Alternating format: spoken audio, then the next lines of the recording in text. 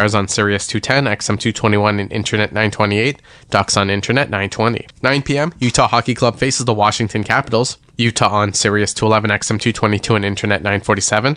Capitals on Internet 950. 10:30 p.m. San Jose Sharks take on the Detroit Red Wings. Sharks on Sirius and XM channels 91, Internet 942. Red Wings on Internet 929. For 24/7 coverage of the NHL season and hockey across the world, keep it locked on SiriusXM NHL Network Radio, Channel 91. I'm Frank Trachtenberg with your SiriusXM NHL schedule for Monday, November the 18th. All times are Eastern, and please remember, all games, times, and channels are subject to change. Check SiriusXM.com for the latest updates. In the NHL, 7 p.m., Boston Bruins taking the Columbus Blue Jackets. Bruins on Sirius 208, XM 219, and Internet 921. Blue Jackets on Internet 927. 7 p.m., Philadelphia Flyers take on the Colorado Avalanche. Flyers on Sirius 209, XM 220, and Internet 940. Avalanche on Internet 926. 7:30 p.m., Montreal Canadiens face the Edmonton Oilers. Canadiens on Sirius and XM channels 91, Internet 934. Oilers on Internet 930. 8 p.m., Dallas Stars face the Anaheim Ducks. Stars on Sirius 210, XM 221, and Internet 928. Ducks on Internet 920. 9 p.m., Utah Hockey Club faces the Washington Capitals. Utah on Sirius 211, XM 222, and Internet 947. Capitals on Internet 950. Hear it all on demand. Your favorite shows, your favorite games. Don't miss a second of your favorite SiriusXM programming on demand with the SiriusXM app. Download it now for free. Former owner of the Colorado Avalanche, Charlie Lyons, had 7 days to figure out how to keep Joe Sakic from joining the New York Rangers back in '97, and he stopped by SiriusXM NHL Network Radio with Steve Koulias to talk about how a little film called Air Force One helped him feel more confident in the face of this chaos and keep Sakic. Okay. Coincident with that, we were releasing Air Force One. I had another company, Beacon Communications, run by two terrific film producers, Armin Bernstein and Mark Abraham. And we had decided to make a big movie. There's no guarantee how those things work out, but everything came together. Wolfgang Peterson, Harrison Ford, terrific script by Andrew Marlowe. And it was pure joy. And it came out and it was one of the most successful movies of all time, leading R-rated release in history. So you're feeling kind of good about things. And what that did was it created some confidence when you get cold-cocked like this. A really successful organization, Jim Cronin, Art Aaron, Tim Romani, who built Kaminsky Park, to sort of huddle and say, okay, what do we do with this? Do we want 5 draft picks? What are we going to do without Joe? Well, that was an idiot test, right? What are you going to do without Joe? You're going to end up in the toilet. And Joe was, somebody that Pierre saw as a potential successor for him when he was no longer interested in being the president of the team. And so there was so much at stake. In essence, what you do, you bang around like a pinball for about 3 days trying to figure out where the restroom is. But then you get your act together and you say, okay, well, let's not waste this crisis. What would we need to do to put ourselves, the company, in the best position to feel smart about matching this offer? And the answer was pretty simple. You're not going to take money from the film company and pay a professional athlete, say, thanks for, you've grown up, Beacon, you've done a great job, and as a prize, we're going to take all your money away and play a hockey player. That wouldn't happen. But what that did is it allowed me to pick up the phone and call the mayor and say, hey, Wellington, look, let's finish the arena deal, because in order to sell to all of our free agents a vision about what Denver sports and Colorado sports can be, we should be in a state-of-the-art venue. And we've got all the pieces in place to do that. Let's finish that deal. That'll send a message. And these things we're haggling over, I need them to pay Joe Sakic and keep the team together. We've got to be able to put a respectable product on the ice. Number 2, great corporate partner, Liberty Media. They're legendary in the media business. And to reach out to them and say, look, now we have the arena. We've got these 2 teams and things are relatively stable. How would you like to invest in a small piece? And not coincidentally, the exact number that we need to match this offer. So I'm padding, our resources. And then the final piece, which was the one we were pretty confident we could get done. We didn't know if we'd get any of it done, but we were confident we might get this last one done, is that Fox wanted to re-up with the Avalanche and the Nuggets. So to cement them for a long period of time and maybe recalibrate the rights payment so we got more up front again, improving. That gave us the strength to then turn around and on day 7 and say, oops, sorry, you stank. The PGA Tour comes to life on SiriusXM. It's your destination for everything on the tour. Hear live hole-by-hole coverage and expert analysis. PGA Tour Radio, SiriusXM 92. I'm Frank Trachtenberg with your SiriusXM NHL schedule for Monday, November the 18th. All times are Eastern, and please remember, all games, times, and channels are subject to change. Check SiriusXM.com for the latest updates. In the NHL, 7 p.m., Boston Bruins taking the Columbus Blue Jackets. Bruins on Sirius 208, XM 219, and Internet 921. Blue Jackets on Internet 927. 7 p.m., Philadelphia Flyers taking the Colorado Avalanche. Flyers on Sirius 209, XM 220, and Internet 940. Avalanche on Internet 926. 7:30 p.m., Montreal Canadiens face the Edmonton Oilers. Canadiens on Sirius and XM channels 91, Internet 934. Oilers on Internet 930. 8 p.m., Dallas Stars face the Anaheim Ducks. Stars on Sirius 210, XM 221, and Internet 928. Ducks on Internet 920. 9 p.m., Utah Hockey Club faces the Washington Capitals. Utah on Sirius 211, XM 222, and Internet 947. Capitals on Internet 950. 10:30 p.m., San Jose Sharks take on the Detroit Red Wings. Sharks on Sirius and XM channels 91, Internet 942. Red Wings on Internet 929. For 24/7 coverage of the NHL season and hockey across the world, keep it locked on SiriusXM NHL Network Radio, Channel 91. I'm Frank Trachtenberg with your SiriusXM NHL schedule for Monday, November the 18th. All times are Eastern, and please remember, all games, times, and channels are subject to change. Check SiriusXM.com for the latest updates. In the NHL, 7 p.m., Boston Bruins taking the Columbus Blue Jackets. Bruins on Sirius 208, XM 219, and Internet 921. Blue Jackets on Internet 927.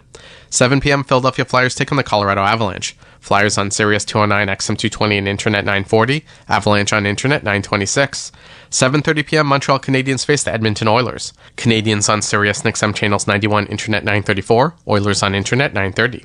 8 p.m., Dallas Stars face the Anaheim Ducks. Stars on Sirius 210, XM 221, and Internet 928. Ducks on Internet 920. 9 p.m., Utah Hockey Club faces the Washington Capitals. Utah on Sirius 211, XM 222, and Internet 947. Capitals on Internet 950. SiriusXM has soccer covered end to end. SiriusXM FC. Hear live play-by-play and talk shows hosted by legends of the game. It's SiriusXM FC on Channel 157. In the summer of 1997, the New York Rangers tried to sign away Joe Sakic from the Colorado Avalanche, and owner of the Avs at that time, Charlie Lyons, had 7 days to figure out how to keep Sakic.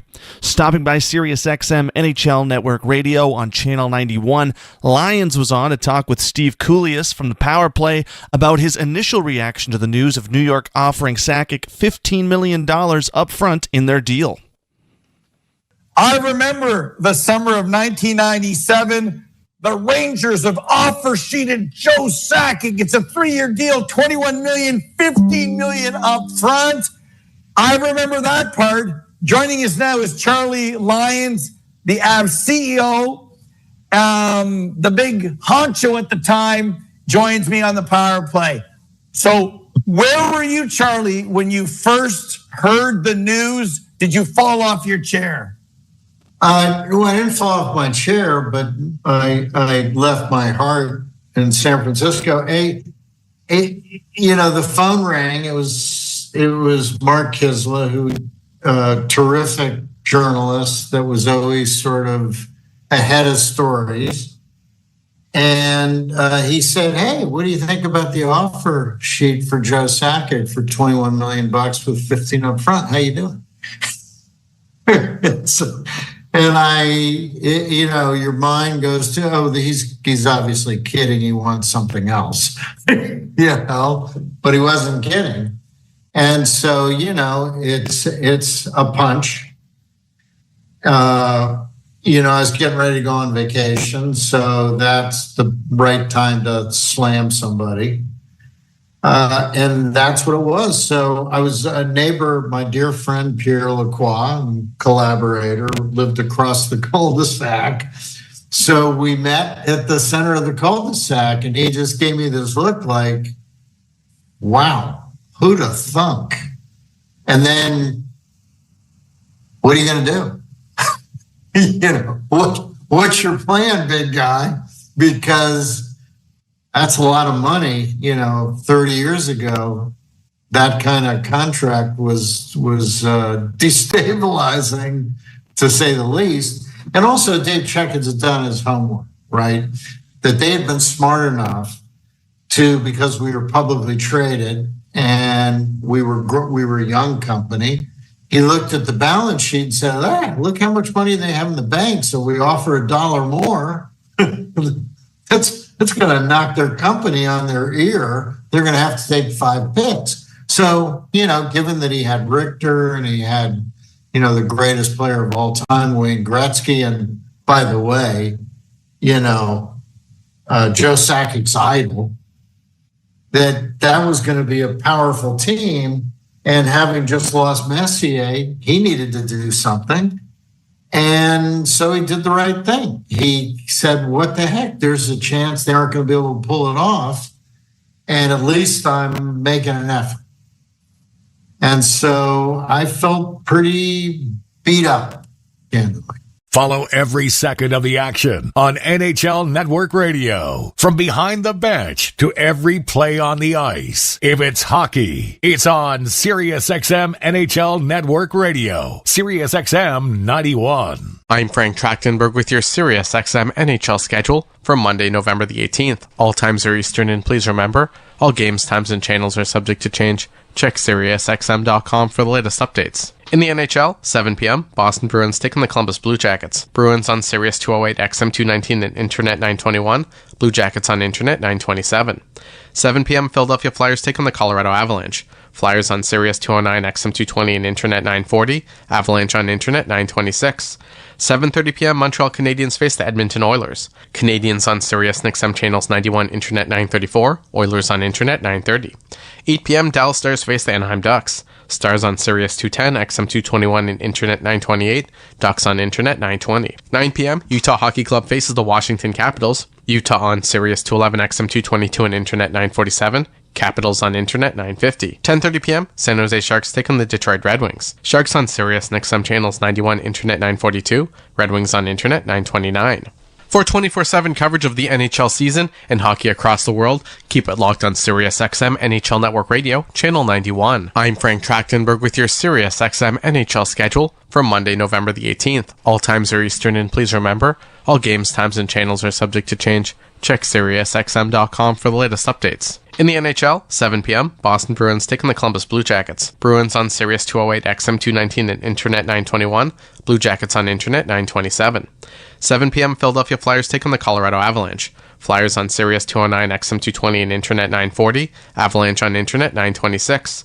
7:30 p.m., Montreal Canadiens face the Edmonton Oilers. Canadiens on Sirius and XM channels 91, Internet 934. Oilers on Internet 930.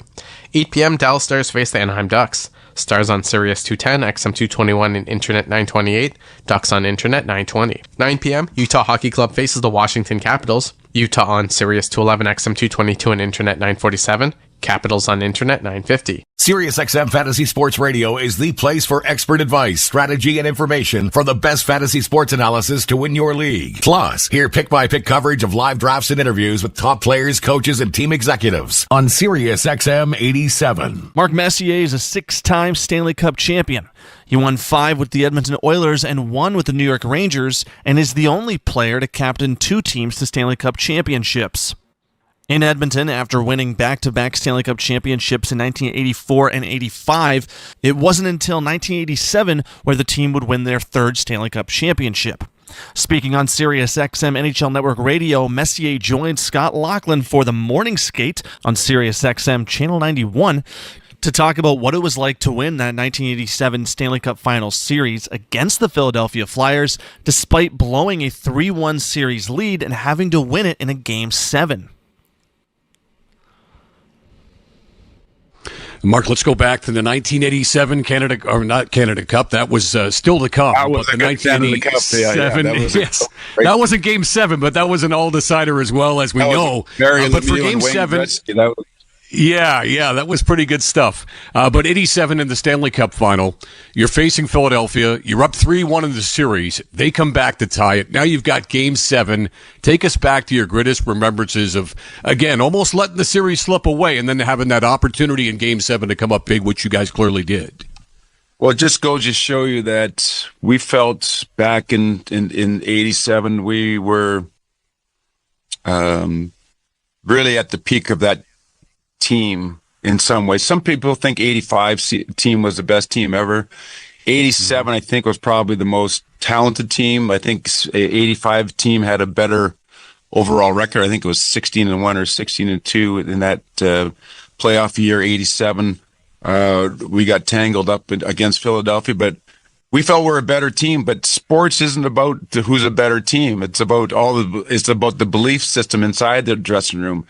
And Philadelphia wouldn't quit. Mike Keenan wouldn't allow the young Philadelphia team to quit. They were kind of banged up. They had some injuries, but they were able to extend the series after what we thought probably should have been maybe at least 4 or 5 game series.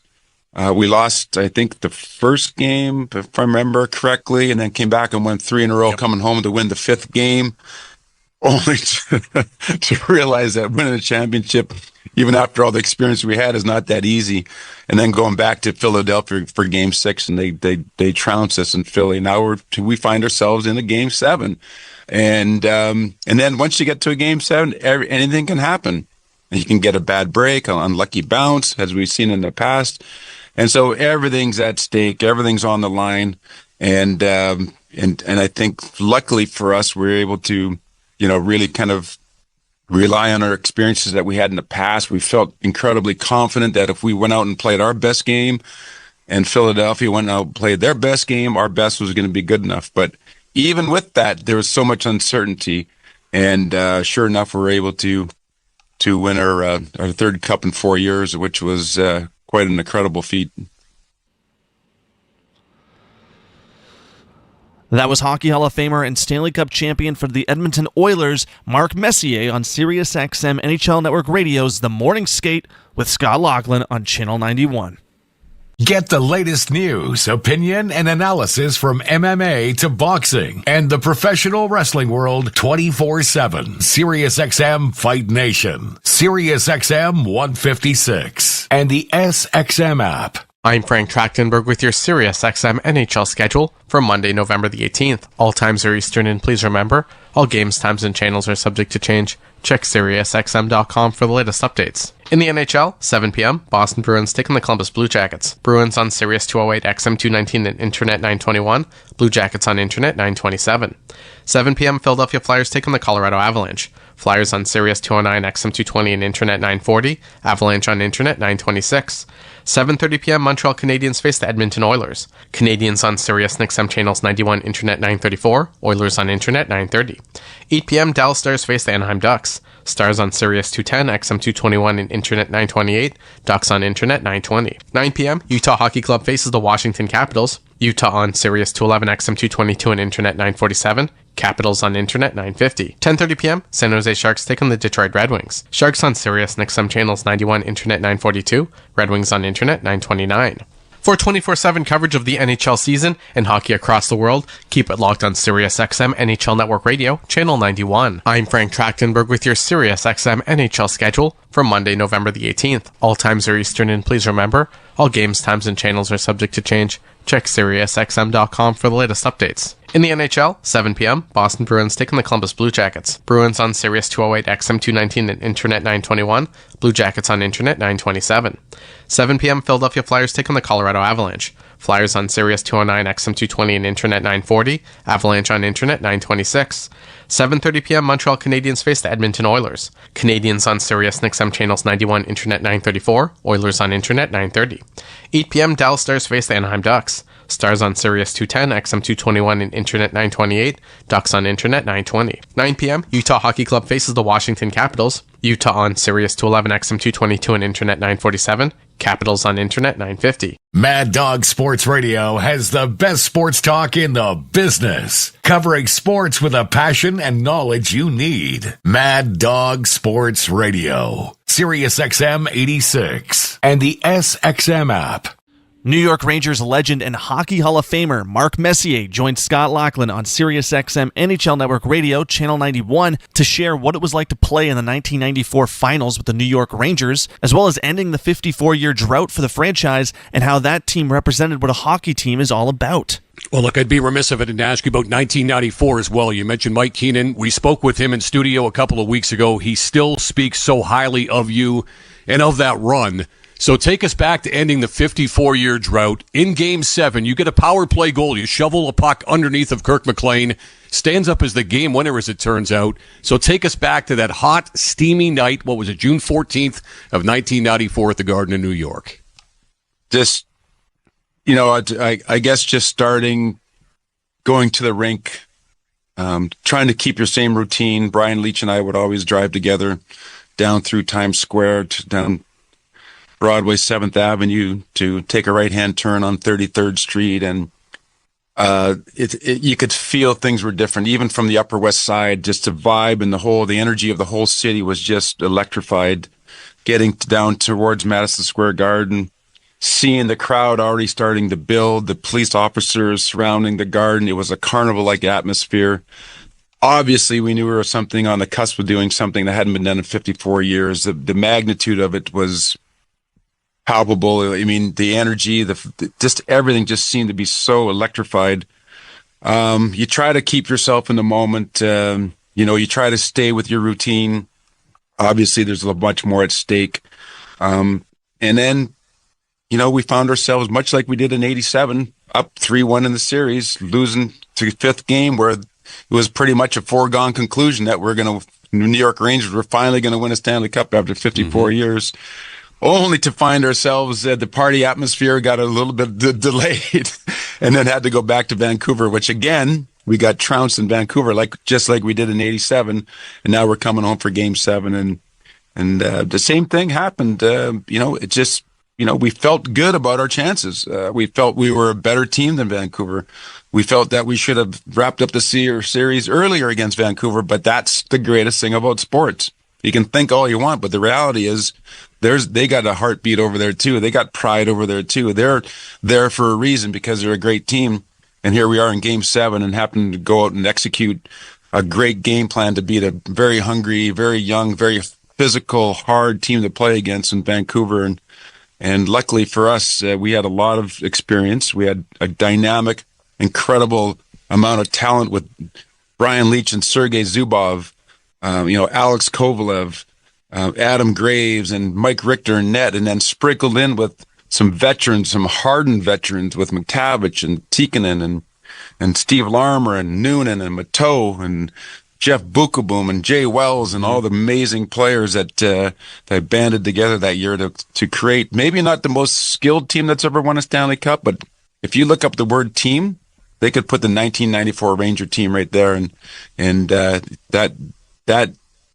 year, that team epitomizes what a team is all about.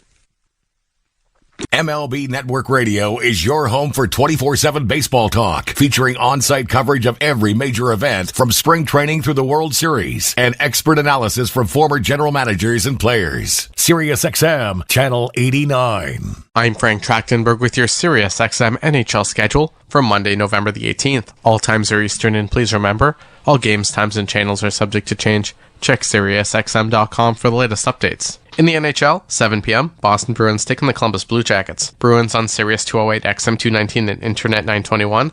Blue Jackets on Internet 927. 7 p.m., Philadelphia Flyers taking the Colorado Avalanche. Flyers on Sirius 209, XM 220, and Internet 940. Avalanche on Internet 926. 7:30 p.m., Montreal Canadiens face the Edmonton Oilers. Canadiens on Sirius and XM channels 91, Internet 934. Oilers on Internet 930. 8 p.m., Dallas Stars face the Anaheim Ducks. Stars on Sirius 210, XM 221, and Internet 928. Ducks on Internet 920. 9 p.m., Utah Hockey Club faces the Washington Capitals. Utah on Sirius 211, XM 222, and Internet 947. Capitals on Internet 950. 10:30 p.m., San Jose Sharks take on the Detroit Red Wings. Sharks on Sirius and XM channels 91, Internet 942. Red Wings on Internet 929. For 24/7 coverage of the NHL season and hockey across the world, keep it locked on SiriusXM NHL Network Radio, Channel 91. I'm Frank Trachtenberg with your SiriusXM NHL schedule for Monday, November the 18th. All times are Eastern, and please remember, all games, times, and channels are subject to change. Check SiriusXM.com for the latest updates. In the NHL, 7 p.m., Boston Bruins taking the Columbus Blue Jackets. Bruins on Sirius 208, XM 219, and Internet 921. Blue Jackets on Internet 927. 7 p.m., Philadelphia Flyers take on the Colorado Avalanche. Flyers on Sirius 209, XM 220 and Internet 940. Avalanche on Internet 926. 7:30 p.m. Montreal Canadiens face the Edmonton Oilers. Canadiens on Sirius and XM channels 91, Internet 934. Oilers on Internet 930. 8 p.m. Dallas Stars face the Anaheim Ducks. Stars on Sirius 210, XM 221 and Internet 928. Ducks on Internet 920. 9 p.m. Utah Hockey Club faces the Washington Capitals. Utah on Sirius 211, XM 222 and Internet 947. Capitals on Internet 950. On the court and off, your home for the NBA is SiriusXM. Follow all the drama as your favorite team vies for it all. SiriusXM NBA Radio. SiriusXM 86. Six-time Stanley Cup champion and Hockey Hall of Famer Mark Messier stopped by SiriusXM NHL Network Radio's The Morning Skate with Scott Laughlin to discuss what Game 7 means to him and what it's like to also lose a Game 7. Well, when you think about the two greatest words in sports, you think about Game 7 for many reasons. Obviously, to get to a Game 7, both teams obviously very evenly matched from the literal sense, the Game 7. You don't have to be a sport fan to understand that something's big at stake and that you will go watch it even if you don't know the teams, you don't know the players, you know the backdrop, because it's the greatest form of reality TV in the world, because there is going to be a winner and a loser. A lot at stake, obviously. But for me personally, it's a lifetime journey to acquire the skill set that's required to be able to perform when the stakes are the highest, under the most scrutinized pressure, when you're expected to perform. And you think about a Game 7 moment or Game 7, that's when you have to perform. It's a winner or go home situation.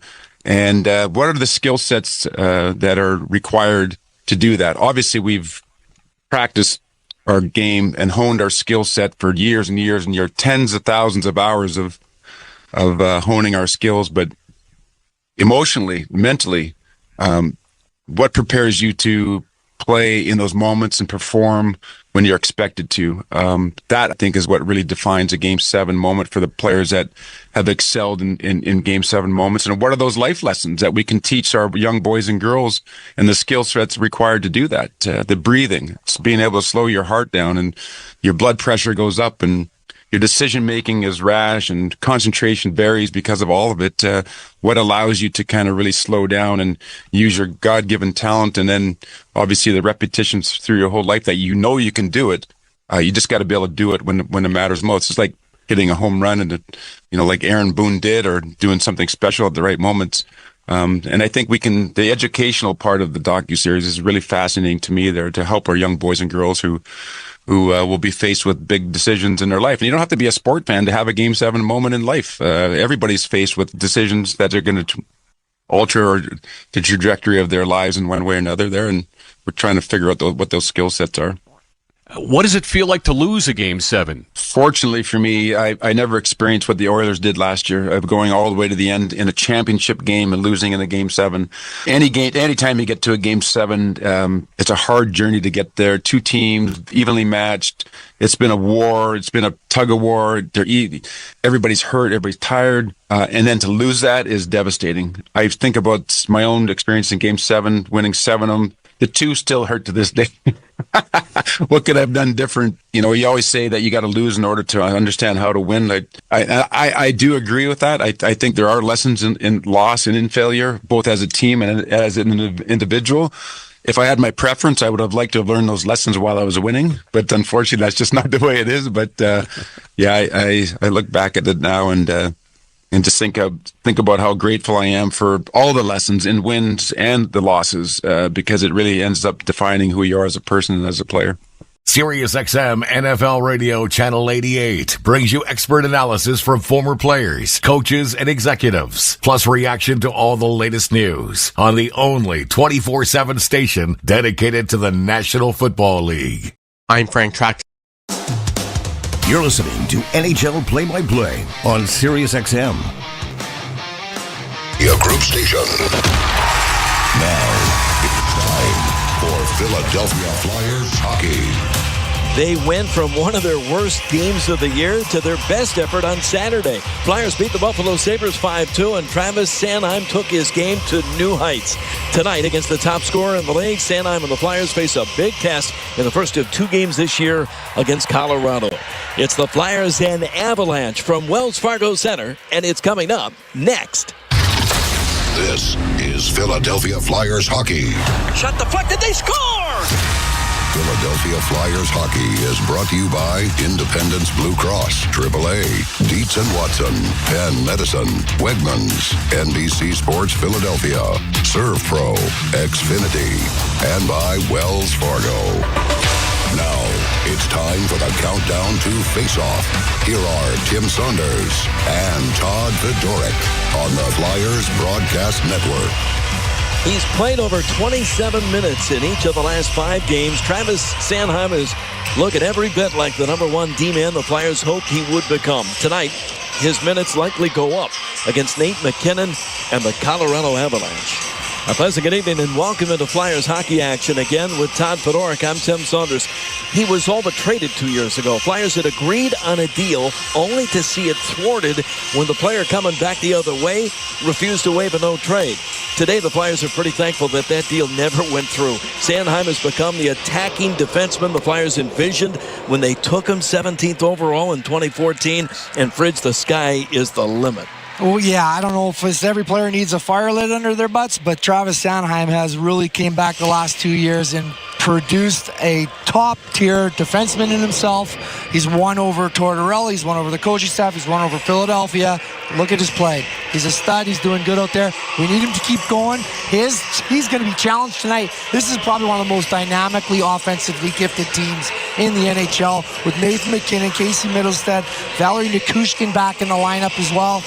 They got some Jonathan, there's names, and then you go to the back end too, so we can go through their whole names. There's a lot of players that are offensively minded. Our defensive core, led by Travis Sanheim, is going to need to be tough tonight. The Flyer blue line suffered another setback Saturday. Emil Andre was hurt, so he's not in the lineup tonight. Enter Helge Grans, who makes his NHL debut. Flyers are going to try, though, to build on what they did the other night, because Saturday's win was probably the closest thing they had to a full 60-minute effort all year. Yeah, and those are really good confidence boosters for any team. You put in the work for 60 minutes and I don't want to say you dominate, you just carry the majority of the play. You go back into the room, you look at the tapes, you know what you did right, you reinstill it, and you repeat.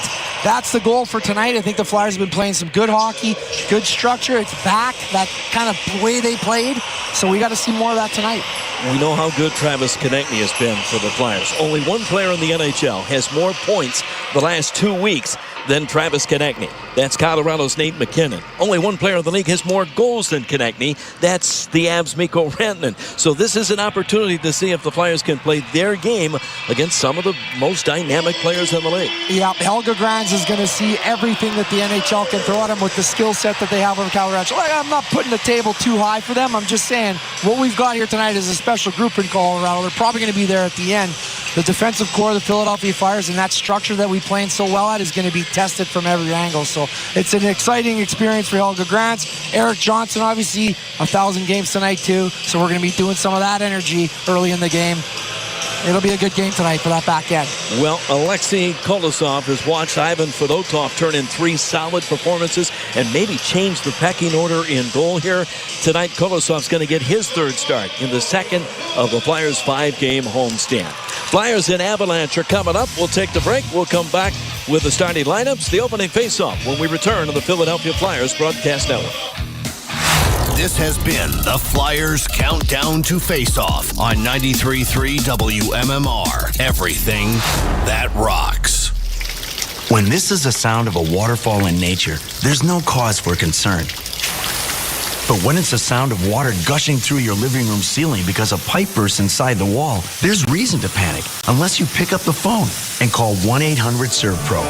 Only the cleanup and restoration specialists at ServPro can help make fire and water damage like it never even happened. So make the call to 1-800-SERVPRO at the first sign of water damage. Franchises are independently owned and operated. At Independence Blue Cross, we take care of the people who take care of you. Everyday heroes like firefighters, teachers, farmers, and healthcare workers. Doctors and hospitals across the region have IBX, and they know what it means to have reliable access to care. So whether you're saving lives or just trying to live a healthier life, count on IBX, the region's #1 health insurer for 85 years. Learn more at IBX.com.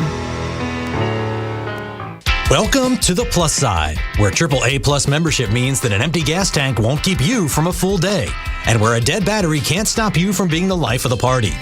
With AAA Plus, tire changes, battery swaps, and emergency fuel are just a tap away. AAA gets to you faster, and if you need a tow, we'll take you further. Become a member today and experience peace of mind on the Plus Side. AAA is a proud partner of the Philadelphia Flyers. Towing is subject to a 7-day waiting period. Terms and conditions apply. Spend your workday with Pierre Robert, 10:30ish to 3 on MMR. With Todd Fedora, Tim Saunders back at Wells Fargo Center. Before the opening faceoff tonight, we're going to recognize, the building is recognizing Eric Johnson, who played Fridge his 1,000th game the other night on Saturday. This really timed out pretty well because he spent parts of 13 years with tonight's opponent. So he's got a lot of former teammates on the other side tonight. He won a cup with the Avs back in the day. So he's got a lot of support in this building for a very special moment that he lived through on Saturday. Yeah, 1,000 games is one of those rare achievements. Not many players get the luxury of that. Obviously, the good ones do. Eric Johnson celebrating that tonight. Congratulations to him, his family, his career. And you know what? Get us to the playoffs with that 1,000 games juice there, bud. It's a special night. He was a first overall draft pick back in the day when he was taken by the St. Louis Blues in 2006. To last 1,000 games, especially at that position, you kind of have to, your game has got to morph into a different thing at the end of the career from what it was at the beginning. That's why he's here, is because he fills a specific role as a veteran guy. They want in that room. Yes, and at a certain point in your career, you have to adapt and adjust, right? It just changes. You get older.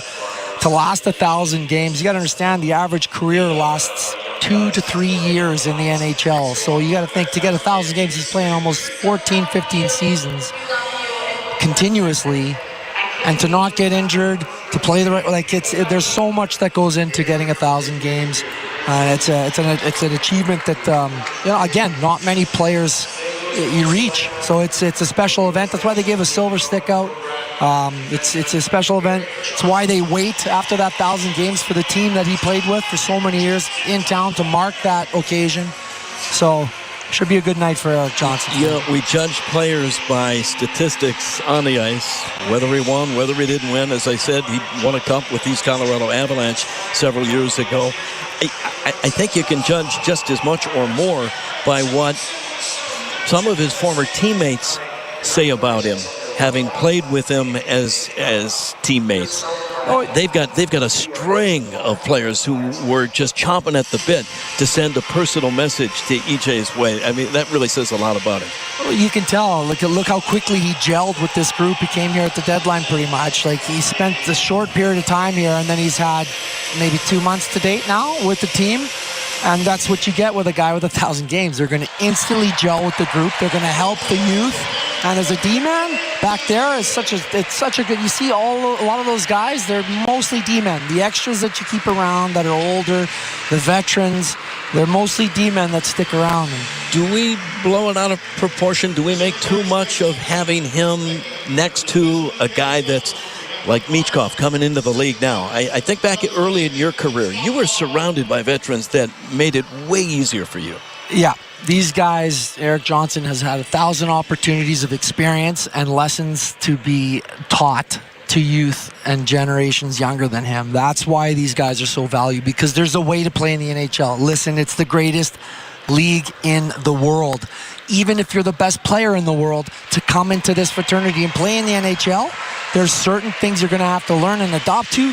Guys like Eric Johnson are the ones that show you those nuances, show you those character things that NHL players have. that's why you keep them around. If they don't carry those things and act in that manner as players and as professionals, they don't last 1,000 games. Who were those veteran guys that took you under their wing?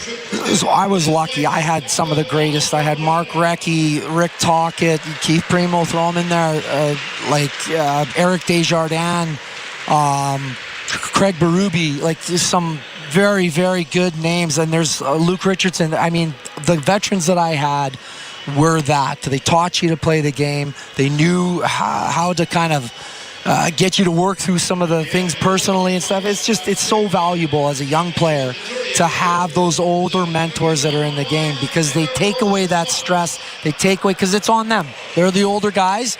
They've got to show us how to play in those situations when a tight game gets tight, and you learn from them as a young player. So, I mean, you can't speak to veterans in the NHL, and the ones like him that get to 1,000 games more. I just can't say enough about guys like him. Well, he is being honored by his teammates, several, including Couturier and Sanheim, over presenting him with specific items. He's got a pretty big bottle that hopefully he doesn't crack into until after the game. Some of these guys do. Let's go over some of his numbers, though. In 1,000 games, he scored 94 goals, 345 points. He's only played 30 games in a Flyer uniform, but he is the 15th player in a Philadelphia uniform to get to that magic 1,000 game mark. 717 of his 1,000 games were played with these Colorado Avalanche. So, as we said, a lot of the guys on the other side were teammates of his and wanted to be part of this celebration. His mom and dad are on the ice along with his wife. And the silver stick, that's part of what you're presented with, right? The token that you'll have forever. Yeah, that's the memento. The 1,000 sticks. It's played in silver. Danny Briere is actually bringing it out to him. A recipient himself, I think.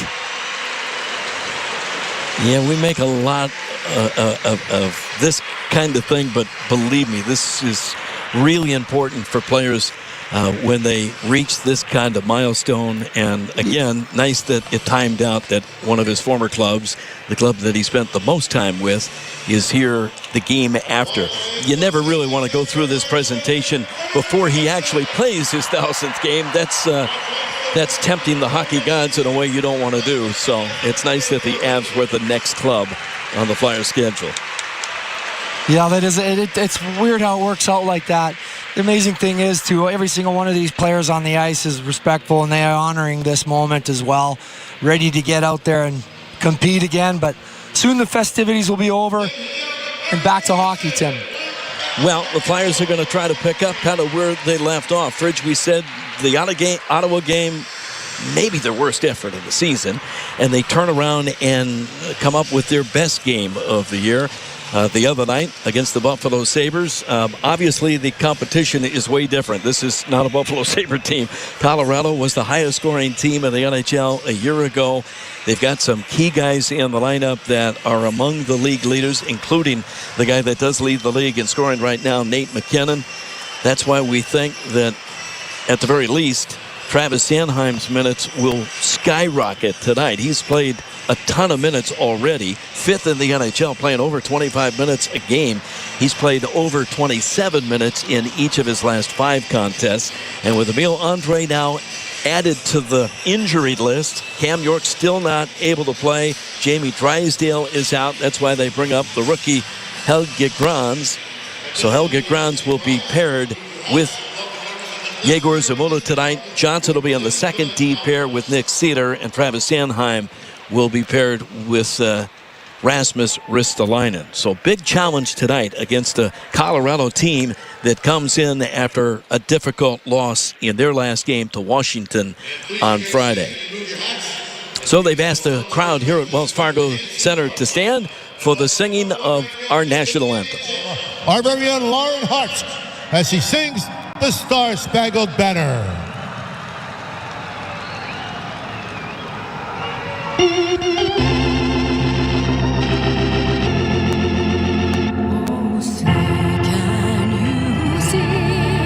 By the dawn's early light, what so proud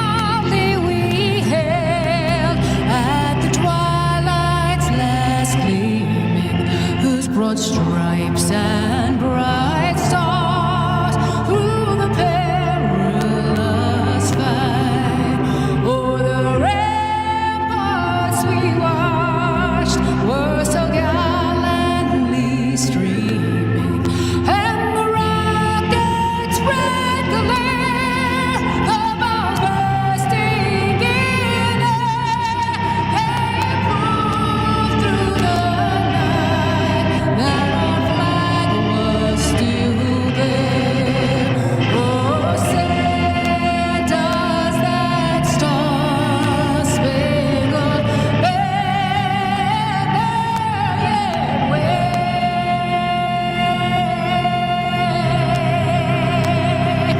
o'er the land of the free and the home of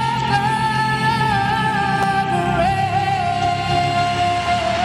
From the Wells Fargo Center, it's the Flyers and the Colorado Avalanche as the two teams meet for the first time this year.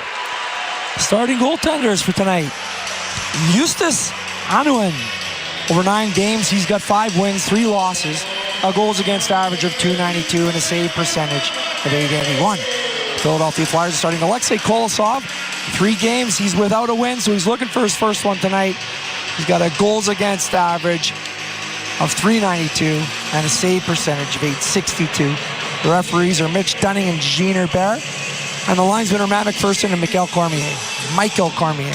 Well, we talked about the Flyers' injury issues that they're dealing with defensively. The Avs have a couple of key guys out of their lineup, most notably their goaltender, Alexander Georgiev. So they're going back to Justus Anunen, who makes his second straight start and 8th start of the year. He was supposed to be the backup all year to Georgiev. Alexei Kolosov will get the call for the Flyers tonight in goal. He'll be backed up by Ivan Fedotov. Flyers are going to keep that one line together. In fact, they really don't make any changes based on the last game. The line that has been pretty effective here in the last couple of weeks. Scott Lawton centering Joel Farabee and Bobby Brink. They're going to start the game that way. Colorado controls the opening faceoff, and the game is underway. Sam Girard bumped it back in deep in behind the Flyer net. To the corner it goes, and Philadelphia had a chance to clear. That was knocked down on the near boards, trying to gain control. Parker Kelly fighting for it. Kelly scored a goal, 1 of 2 for the Avs on Friday. They lost to the Capitals in Colorado 5-2. On a bouncing puck in the air, Philadelphia finally has a chance to lift it up the near wall and back into the Av end. So Parker Kelly goes back for that as Philadelphia will make their first change. Out comes the Konechny line with Owen Tippett and Sean Couturier. They're going to want to try to get Couturier's line out against Nate McKinnon whenever possible. But the problem with the Colorado Avalanche is they've got more than one line that can beat you. Philadelphia's Konechny dishes it through the middle and out to center ice. Cale Makar goes back to get that. One of the great defensemen in the NHL, Cale Makar, out here with Jonathan Drouin up the right wing. Drouin dropped it back to Makar just inside the Flyer blue line on the near wall. Now McKinnon tried to put it into the middle. That's intercepted and cleared by Sean Couturier. McKinnon on their top line with Drouin and Lehkonen. And that's exactly why Sean Couturier is playing against guys like that. His stick is so good. And those skilled players like McKinnon, you want Couturier out there as much as possible. You talked about their depth. Casey Middlestat, Vali Nikushkin, Mikko Rantanen, and that's their second line. So you're going to have more than, you're going to need about 3 Coots tonight to cover the offensive prowess of this team. Casey Middlestat will second Colorado's second line, or center their second line. Mikko Rantanen is on this line with Val Nichushkin, who returned to the lineup for the first time this season on Friday.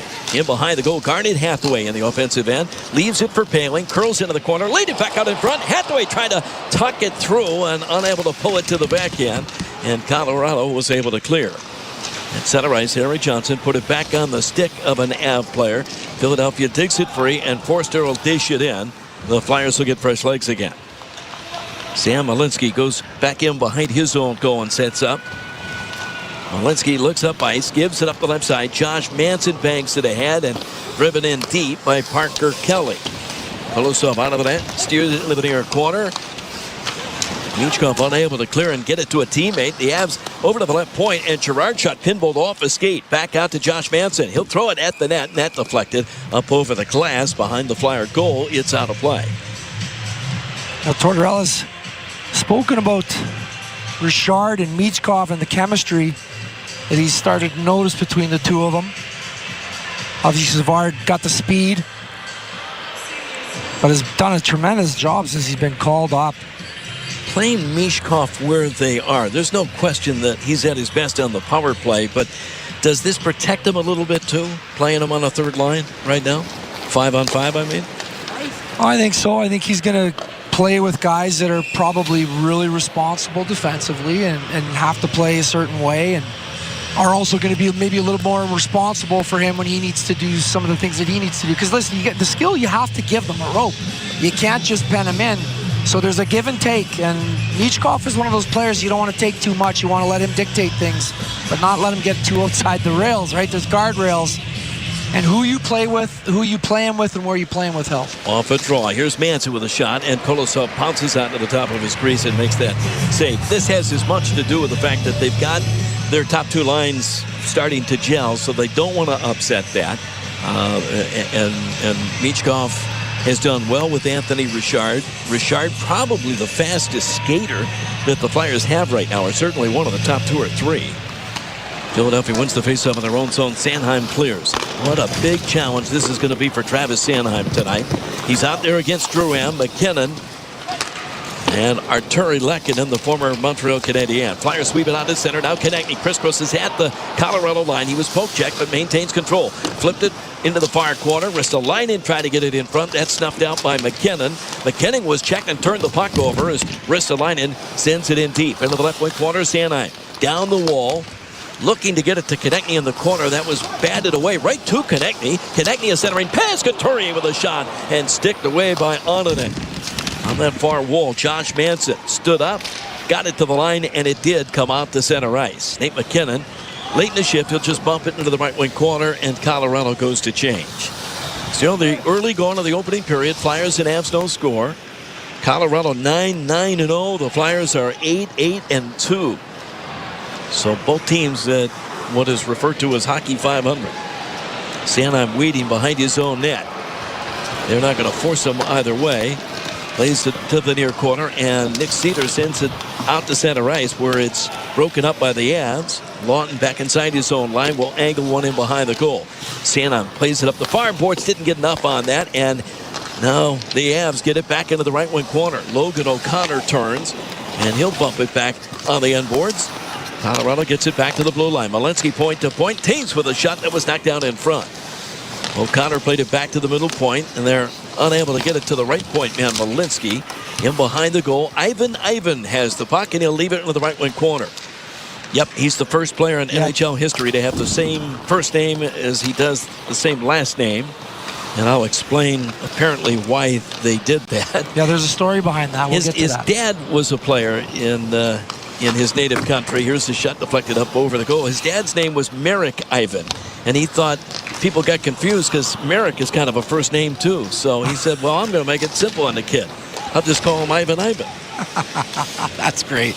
Ivan into the middle, turning with it. They get it back to the line. Shillington with a shot. Oh, he had traffic in front of the net. Val Nichushkin had a stick swinging at that in front and almost deflected it by.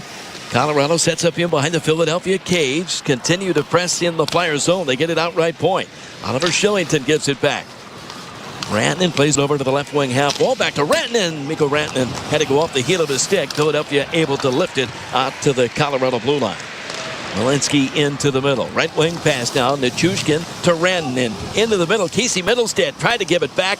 That hit a skate. Came back to the right point man. And Cale Makar sailed one high and wide. Now at the side of the net. Back to Makar. And Kolosov able to make that save. But the Avs are buzzing in the Philadelphia zone. Yeah, you can see the puck possession is high for the Avalanche there. Cale Makar coming down that wing. They're going to have D-men that are going to activate. Cale Makar is one of those. This is a really nice save by Kolosov early on. It's going high over that shoulder. Remember, he doesn't have the height Fedotov has, so that net is there. But he makes a nice save there with blocker side. Very different style than Ivan Fedotov, right? I mean, he's more fluid anyway. not nearly as big. Shot deflected up over the Flyer goal into the right wing corner. Cale Makar trying to hold off a Flyer. Tyson Forster leaning on him. McKinnon will skip it in behind the net. Back there is Arturi Lehkonen. Gives it to Drouin. Back middle point. Makar gets Forster to fall and then took a shot that deflected off a leg and went just wide of the goal. And Philadelphia again in not desperation mode, but they did clear the zone to center. Right back in comes Nate McKinnon. He'll give it up to Makar. Skates in, drags, and takes the shot that deflected up over the goal wide. Into the far corner. Good pressure there by the Avs. Jonathan Drouin has a man tied up. McKinnon wrapped it over to the corner. Finally, Philadelphia gets to it, and here comes Ryan Poehling cutting across center ice. He'll get the red line and dump it in. But the Avs have already had the Flyers pinned in a couple of times, Fridge. Oh, yeah, you can see that they're starting to press a little bit. Offense is starting to be generated. Flyers are keeping it to the perimeter. There's not much coming through the middle. Fourth line out, and we got a hurt referee. And Fridge, I didn't see what he got hit with. I don't know if it was a stick, but it was one of the Avalanche players. Josh Manson is standing over him like he's the most concerned. Did he just collide with Manson's stick? Because the referee went down in a heap. Oh, he skated right behind him and took out the referee. My goodness. That's referee Mitch Dunning, and he is being attended to on the ice by the trainer. So we get a timeout on the ice. 13:37 to go. We're scoreless in the opening period on the Philadelphia Flyers Broadcast Network. This is Flyers Hockey on 93.3 WMMR. What if the last thing a pedestrian or cyclist sees is you, multitasking behind the wheel, texting on your phone, driving while distracted? Now imagine giving these stories a happy ending, simply by slowing down, being alert, and staying focused on driving safely. You say this message has been life-changing. Visit DriveSafelyNJ.com to learn more. Brought to you by the New Jersey Department of Transportation. Get in the zone, AutoZone. Welcome to AutoZone. What are you working on today? I think my battery's dead. With free battery testing and charging, we can help you get back on the road. Get in the zone, AutoZone. So what if I need a new one? We have the right Duralast battery for you, only at AutoZone. Get in the zone, AutoZone. And what about my old battery? We can recycle it right here at America's #1 battery destination. Get in the zone, AutoZone. Restrictions apply. Hi, it's Brian Boucher, and let me tell you about my friend Mario and his team at Great Railing. When your deck or railing project is in crunch time, there's only one place to go. In one trip to Great Railing, you'll find everything for the whole project from start to finish in stock. They have a huge selection of highest quality products at a fraction of the cost. I know firsthand the money you will save on your project. For quality products and everyday great pricing, do what I did and call Mario at Great Railing. Call 856-875-0050 or log on to greatrailing.com. Download the latest WMMR app and take us with you wherever you go. Scoreless in the opening period early on here. Flyers and Colorado Avalanche in a concerning moment on the ice. My goodness. Referee Mitch Dunning collided with an Avs defenseman. Josh Manson kind of got him twisting around and got him in a bad spot, and the referee went down in a heap. They didn't move him for the longest time. They have the stretcher on the ice, and Fridge, they're taking great care with him. Well, rightfully so. Obviously, the training staff, they know what they're doing. They know what to look for when they're assessing guys. And he looked like he was spinning out of the way, and when Manson skated behind him, I think he thought the referee was going one way, and actually he came right into the road of Manson. Manson's a big guy. Oh, yeah. 218 pounds, 6'3". That's going to be a big body to run into. So they've got the board that they'll try to get under him and then lift him onto the stretcher. Ordinarily, there is a standby official in the building. We don't have one listed tonight, so we'll see if they go with one referee and two linesmen when they get Mitch Dunning to the stretcher, and he's undoubtedly headed to a hospital, or will be. Two teams are kind of mingling around their benches. Nobody's really doing a lot of skating yet, but they don't even have him on the stretcher yet, so this is going to take a little bit. And you don't want to move a guy, right, if they are concerned about maybe a spinal injury? Well, if the stretcher's out there, yeah, you don't want to be moving him. going to be careful as much as possible. That's why they got the first responders, the ambulance drivers, trained people in order to do this stuff. I know you've seen some scary moments on the ice. You've probably been involved in a few. I've been in one of those stretchers myself. We were talking earlier in the game, before the game, with the Avs broadcasters. I can remember, and this was like 20 years ago, I can remember like it was yesterday, when Chris Therien hit Trent McCleary in the throat with a slap shot. Oh, yes. And they did a tracheotomy on the ice to save his life. Yeah. Yeah. There's some scary moments, man. I mean, you guys, you're in a caged environment with weapons on your feet and one in your hands, and then you're ripping at a higher velocity of speed and running into each other. Things happen out there. But let's hope this ref's okay. Well, it is a thankless job for sure. They don't have any fans usually in the building no matter where they go. Mitch Dunning is still being attended to really from doctors and trainers from both clubs right now. Fridge, I know you've been on both the receiving end and the other end of some scary moments on the ice. Well, yeah. If you're going to play in the NHL for any amount of time, you're going to be in some bad situations, some good situations. It's part of the game. The refs, they don't usually sign up for that stuff. They don't put their bodies on the line, but they do in some case. Being out there with 100-mile-an-hour projectiles flying around at you. Well, these trainers that are employed by NHL teams are so talented.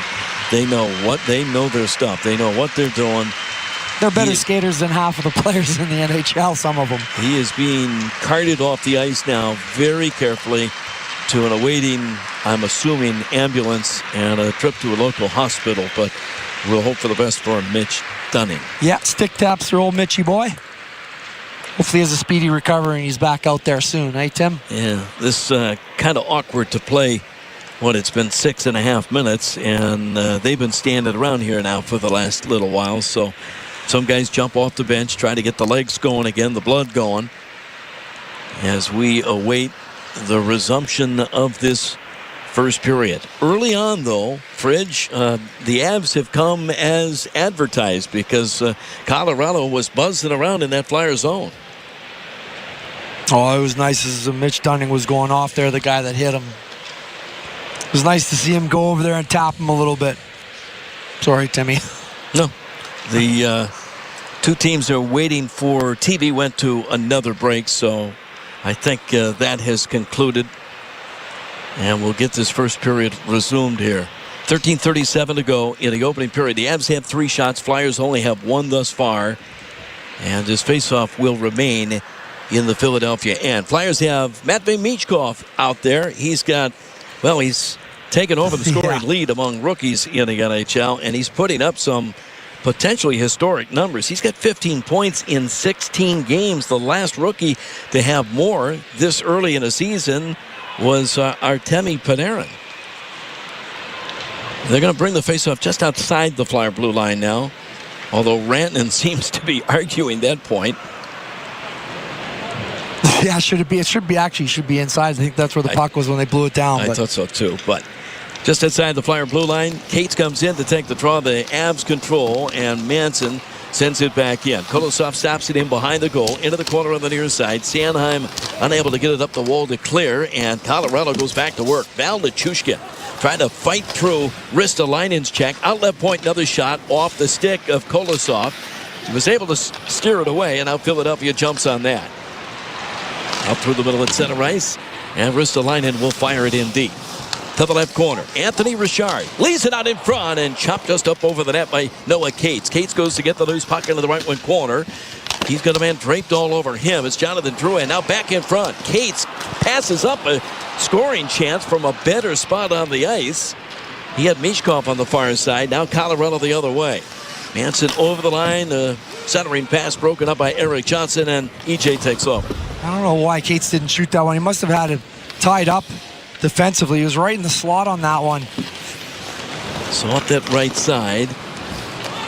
It's into the far corner. Good play by Nick Cedar to sidestep a man, but his clearing attempt knocked down. Here's Logan O'Connor. O'Connor takes a shot with the right circle, and that's up over the net and out of play. So the Flyers kind of run it around their own zone here a little bit as they were pressed into a couple of turnovers. So this faceoff will remain inside the Philadelphia blue line. Deep pairings are new today, too. Yeah, we said Drysdale, it's going to be with Sanheim. Drysdale, York, and Andre. It's a lot of youth coming out of the lineup. Sanheim and Rusto out there right now. Philadelphia wins the draw in their own zone, and Sanheim chips it around the glass, and that'll trickle back into the Colorado end. Devon Taves will go back for that. For Colorado, it's again Nate McKinnon, Arturi Lehkonen, and Jonathan Drouin. And McKinnon is the leading point getter in the NHL right now. Here's a chance by Lehkonen, and kicked away by Kolosov. Into the middle. Arturi Lehkonen got it back out in front. Nate McKinnon gives it up, and a save by Sanheim. Travis Sanheim saves a goal. Man, he is doing everything right now. And this time he thwarts Av's scoring chance, deflecting it up and out of play. Yeah, it's Nate McKinnon who's on the far side. He gets it over. I'm not sure who. Jonathan Drouin was coming down the wing side. And just a kick save and a beauty. Kolosov was down and out because he bit on the move by Nate McKinnon, which was a pretty good move, a good fake.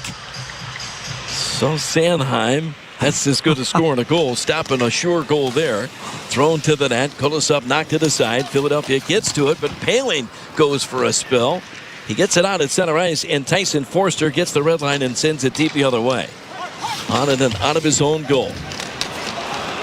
Into the corner, a Flyer collides with a man, went down. That was guarded Hathaway, and the Flyers get to scramble back into their own end.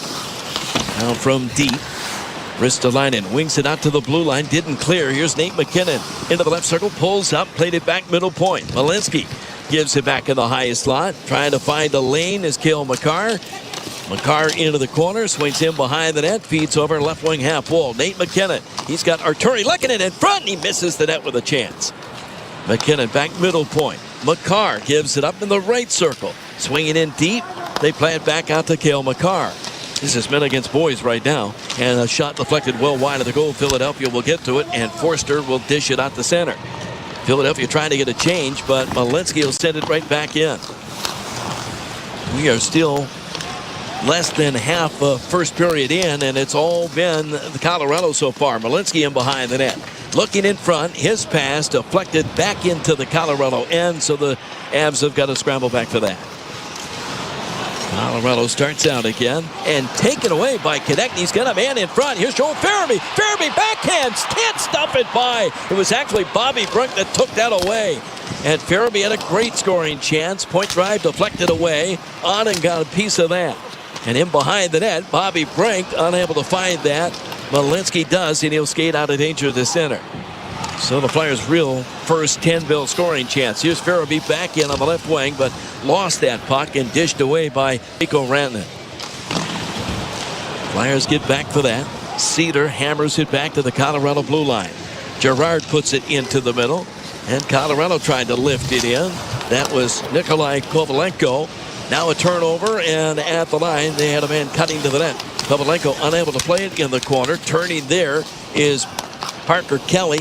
They go out left point, and Gerard shot deflected down, hit a man in front. Still loose in a scramble in the Philadelphia zone. Eric Johnson finally gets it over to Noah Cates, and he'll clear off the glass with a backhand out. But right back in comes Josh Manson. Manson looking at the net. Dropped the pass, a shot deflected right on, and Kolosov's got to make that save on the redirection off of Miles Wood in front. Konechny the other way, dances through center, into the Colorado zone with a backhand shot, and Onen got the glove on that. Manson shovels out. Colorado changing. Here comes Travis Sanheim back in. He's got a man deflected right on by Couturier, and Onen knocked it aside with the blocker. Logan O'Connor will lay it up the right wing and unable to hook up with his intended target. That was Joel Kiviranta. This is icing called against the Avs. A little back and forth of late. Early on, it was all Colorado, and it seems that way, but just when the Flyers get into their defensive structure, the teams are moving on the perimeter. There's not much happening, one or two in the middle, but Boykin and the Avalanche really move around. They use four-man unit, and they go D all the way down behind the net. They'll move all four of those forwards in the offensive zone, just keep one guy centered in the middle. Flyers win a face-off. Forster with a shot, and Onen made that save. And the Avs lifted out into the neutral zone. Clubbed down there by Yegor Zamula. They get it ahead. Here's Ryan Poehling skating back in. Left circle. Forrester back to the point man. Actually, the forward coming in late. Poehling's shot was kicked away by Justus Annunen. Out of the right wing corner, Poehling lost the puck. It's jammed to center and in behind the defense. Here comes Colorado now. From the left circle, a shot deflected high into the air. That was Ivan that had the chance, and Kolosov able to make the save. So with 8:31 left in the opening period, we get a timeout on the ice. No score, Flyers and Avs on the Philadelphia Flyers Broadcast Network. Philadelphia Flyers hockey on 93.3 WMMR. Super Pretzel soft pretzels are America's favorite snack food because they're soft, warm, and delicious. Baked, never fried, and low fat. Super Pretzel soft pretzels are the perfect treat for kids of all ages. Top them with salt, dip them in cheese, or dunk them in mustard for super snacking anytime, anywhere. Like Super Pretzel on Facebook for cool product news, promotions, and coupons. Super Pretzel soft pretzels always hit the spot. Run to your nearest concession stand to enjoy one now, or grab them from your grocer's freezer to enjoy at home. Stick check. It's snack time, Flyers fans. So ditch those tiny, bland, boring mozzarella sticks and level up with Big Mozz. Made with 100% whole milk mozzarella and real fresh ingredients. We've raised the bar on flavor. So whether you're at the arena for the game or making a pit stop at Wegmans, Big Mozz sticks deliver the crispy, cheesy perfection you need. Stick check. Pick up Big Mozz at the Flyers game or make a pit stop at Wegmans and taste what you've been missing. Welcome to the Plus Side, where AAA Plus membership means that an empty gas tank won't keep you from a full day, and where a dead battery can't stop you from being the life of the party. With AAA Plus, tire changes, battery swaps, and emergency fuel are just a tap away. AAA gets to you faster, and if you need a tow, we'll take you further. Become a member today and experience peace of mind on the Plus Side. AAA is a proud partner of the Philadelphia Flyers. Towing is subject to a 7-day waiting period. Terms and conditions apply. WMMR.com, your online home for everything that rocks. This season, the Flyers are teaming up with Penn Medicine for the Penn Medicine Assist. For every Flyers assist this season, Penn Medicine and Flyers will be donating 30 pounds of food to local communities in need. Well, shots on goal 7-6 in favor of the Avs. That really doesn't tell the story, does it? Because the ice has been tilted so far. Yeah, the Flyers have been playing in their own end. And it's funny to watch Avalanche. They just put a guy in the front, and with the defensive prowess that they have, the guys, Cale Makar, those guys can just wheel around. And then Nathan Kamenin, they like to move a lot in the offensive zone. It's almost like everyone's a forward on the line. Unable to win the faceoff was Mikko Rantanen. On the loose puck, Colorado keeps into the Flyer blue line. Malinsky took a shot, and from the top of the right circle, he snapped that wide of the net. Philadelphia gets to it. Konechny leads it ahead to center ice and almost got that ahead to Sanheim, who would have been in at the Colorado line. Couturier off the glass to center. Rantanen pinballed it off the man, and it will bounce right back to Ristolainen. Philadelphia takes over. Colorado is changing. Here comes Travis Sanheim. He'll skate the center, goes by a man, and try to get it in deep. And he's checked. That's going to be actually a Colorado penalty. It's going to be Mikko Rantanen that'll go in. And Philadelphia is going to get the first power play chance of the game. Yeah, this is going to be a slash. I thought it was going to be interference. He was running there on the blue line, but he actually swung his stick as Sanheim got by him. Oh, this could have been a hook too, Tim. Anyways, it's the right call either way it goes. You get that stick right on the hands, you're going to get that call. 12:03, time of the penalty. Mikko Rantanen for slashing. So Sanheim's done it all already. He saved a goal. Now he draws a power play for the Flyers. And Philadelphia will send out Michkov with Travis Konechny, Tyson Forster, Joel Farabee, and Sanheim at the left point. Travis Sanheim knocked down a clearing attempt. Gets it over to the far side. Farabee, and it tipped away from Sanheim. And it's back to the Philadelphia line where the Flyers have to hurry back to get there. And now we got another hurt player behind the play. Back in the Colorado zone, Devon Taves is shaken up. And that happened so far behind the play, I don't know how he got it. Well, something in the face. Yeah, there is no penalty on the play, so I think he just took an errant stick, I'm assuming. They are going, by the way, with one referee and two linesmen after referee Mitch Dunning left the ice on a stretcher. And there is a penalty. Minor penalty, high sticking. It's Forster for high sticking, so much for the Flyers' first power play. Well, maybe one of the linesmen picked this one up. Play was all the way down the other end. We haven't been able to see anything on a replay here. 12:17 is going to be the time of this penalty, and Taves is on the bench being attended to. So we'll go 4-on-4 here. Scoreless in the first period. Flyers still being outshot 7-6. The Flyer chances have come here and there. They've had a couple of good opportunities, but nothing like the possession time that the Avs have had so far. Philadelphia have outscored teams 6-1 the last 4 games in first periods. Now here's a chance. McKinnon in front, and that was deflected away by Travis Sanheim. Got a piece of that. Here's Konechny into the middle, turned the puck over, going to the net. McKinnon with a backhand, and he shoveled it wide of the goal. He comes back in front and stuffs it through the crease. Boy, the Avs have had some glorious chances, and most of them have been after Flyer turnovers. Here's Ristolainen behind his own net. Risto waits as Konechny swings in behind the goal and takes the puck from him. At center ice, left wing pass. Lawton over the line. Goes over to the near half wall. Flipped it into the circle. Konechny forced to turn around. It was batted away by Girard. At the lines, Sealer will skip one into the right wing corner. Lawton gets to it first. 4-on-4 continues for another minute. As Onanen comes out of the net, leaves it for his defense, and Philadelphia will change up. Under 7 minutes to play in a scoreless first period. But here come the Avs. Val Nichushkin up the right wing. Watched by Michkov. Turned away from him. Kind of flubbed a pass back to the blue line, and Philadelphia will take over. Nick Sealer into the middle. Now Owen Tippett looking for skating room. Up the left wing. He is stood up by Malinsky. Got it in deep, though. Michkov unable to get to it behind the net, and the Avs break up ice. Malinsky at the red line. He got it into the zone. Arturi Lehkonen got it back to him. He'll go across to the far side, and Josh Manson looking for skating room into the left wing circle.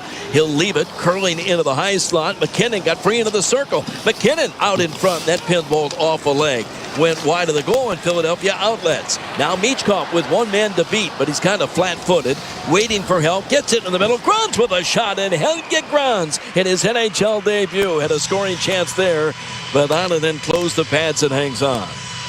A couple plays developed coming up ice. Michkov, eyes on the back of his head. He just seems to make so many plays. Backhand inside that blue line to Helge Grunz right there on entry. And I like this play by Grunz. You know, keep it simple, get that shot on net. Paling was going back door. Grunz 1 goal and 3 points in 14 games with Lehigh before he was recalled this morning, technically. I think he got word yesterday. Ryan Paling will turn it in behind the net, and Devon Taves starts out for the Avs. He'll turn it back in behind the goal to Makar. Cale Makar, 25 points. He leads all NHL defensemen in goals, in assists, in points, in power play points. He's got it at the left point. Gives it up into the middle. McKinnon with a shot. That'll be off the glove of Kolosov, and Colorado unable to complete a pass back out in front. It's controlled by Tyson Forster. He'll lift it in behind his own net, but the Flyers going the wrong way as Colorado gets to it, and they scrum for it to the right wing corner. The Avs on the near boards trying to keep it alive in the Philadelphia end. Now Hathaway will lay it back to Travis Sanheim, and Sanheim outlets. Forster in the neutral zone. Hathaway bats it in over the line and just out of the reach of Ryan Paling. So the Avs will take it in behind their own net again. Just 5:10 to go in this opening period. Shots are even at 8 aside, but it's hardly been an even period. Here's Nick Sealer. Sealer leaves it across to Eric Johnson. Johnson plays it up the far side. Turned it over at center ice, but it comes right back to him. And he gets it to Nick Sealer. Sealer into the middle, deflected ahead by Lawton, back into the Colorado end, on and out of the goal. Scoops it around and all the way out to center ice. Eric Johnson backs to the neutral zone. He'll send it off the glass, left side in deep again. Back behind the net. Bobby Brink trying to pull it off the end wall. He was upended back there. And Colorado with a chance to skate away. Sam Girard skates up the near side, gets the red line, backhands it in. He actually hit the linesman with that. And Philadelphia will take over. Scott Lawton turned into traffic, but Farabee picks it up at the red line and wheels it in. Philadelphia wants a change. Avs go back for that as Colorado sets up. Sam Girard will leave it for Josh Manson. Girard goes to the bench as Colorado completes their change. Now Manson headbanding up that left wing into the zone, trying to cut into the middle was Kovalenko. Jammed on the half wall. Parker got it back to the point. Malinsky threw it to the net. That hit a Flyer in front of the goal and then went wide. Anthony Richard in the far corner, scooped it up the right wing, and Michkov gains center ice and drives it in deep. Out of the net, on and plays it over the head of Bobby Brink. That'll go all the way back to center ice, and Colorado gets to that, throwing on goal, and Kolosov swallows that up. We get a timeout on the ice. 3:32 to go here in this opening period. We're still scoreless on the Philadelphia Flyers Broadcast Network. Flyers hockey rocks on 93.3 WMMR. Craving pizza? Head to Chef Mark Vetri's newest restaurant, Pizzeria Salvi, located in the Comcast Technology Center at 18th and Arch Streets in Center City, Philadelphia. Pizzeria Salvi borrows its name from Mark's beloved father, Sal. On the menu, you'll find a selection of pizzas, specialty slices, salads, seasonal vegetables, and of course, Sal's meatballs. Visit their website at pizzeriasalvi.com. That's pizzeriasalvy.com to learn more and book your reservations. See you at Pizzeria Salvi. At Independence Blue Cross, we take care of the people who take care of you. Everyday heroes like firefighters, teachers, farmers, and healthcare workers. Doctors and hospitals across the region have IBX, and they know what it means to have reliable access to care. So whether you're saving lives or just trying to live a healthier life, count on IBX, the region's #1 health insurer for 85 years. Learn more at IBX.com. When this is the sound of a waterfall in nature, there's no cause for concern. But when it's the sound of water gushing through your living room ceiling because a pipe bursts inside the wall, there's reason to panic unless you pick up the phone and call 1-800-SERVPRO. Only the cleanup and restoration specialists at ServPro can help make fire and water damage like it never even happened. So make the call to 1-800-SERVPRO at the first sign of water damage. Franchises are independently owned and operated. Stream Jackie Bam Bam weeknights on your smart speaker. Just say, play MMR. Get your tickets to watch the Flyers face off against the Hurricanes on Wednesday at 7:30, only at PhiladelphiaFlyers.com. Well, we're still scoreless, 3:32 left in this opening period, and that would suggest that the Flyers are hanging tough with a really good Colorado team, but there are some caveats. The Flyers have given the puck up 7 times. That's turned into chances for the Avs. Philadelphia, though, Bridge, have blocked 11 shots already. Yeah, and that's the thing. Their game is going to have high block shots, a lot of opportunities in their own end. They can't be giving it away. They got to limit those turnovers to have some success. They got to spend a little bit more time in the offensive zone, right? Yeah, lately their game has been a lot in the defensive zone. Couturier trying to get it in front to Owen Tippett. Tippett stuffs it into the corner. Here's Konechny. Now the Flyers trying to create offensively, and Konechny hauled down. He goes down in a heap. And I don't know if he took a stick up, but there was no penalty. Couturier scrumming for it into the corner. McCarr's pass intercepted, and Couturier will feed out right point. Ristolainen winds it back in on the end wall. Off the stick of Couturier. McCarr can't play it away. Konechny picks it up. Feeds out to Sanheim at the blue line. He'll go point to point. Philadelphia keeps it in. Ristolainen winds it in behind the net. Now Konechny out of the left wing corner. Flyers trying to get bodies in front of the goal. Konechny dances free of a man in the corner. Pushed off the puck by Nate McKinnon, though, and it's going to be a holding penalty as Philadelphia will get their second power play chance of this game. McKinnon will go in. 29 minor penalty holding. It looked like a push. I'm not sure where the holding was unless he had him by the jersey. Konechny kind of roasted him down in the corner there with a nice little move.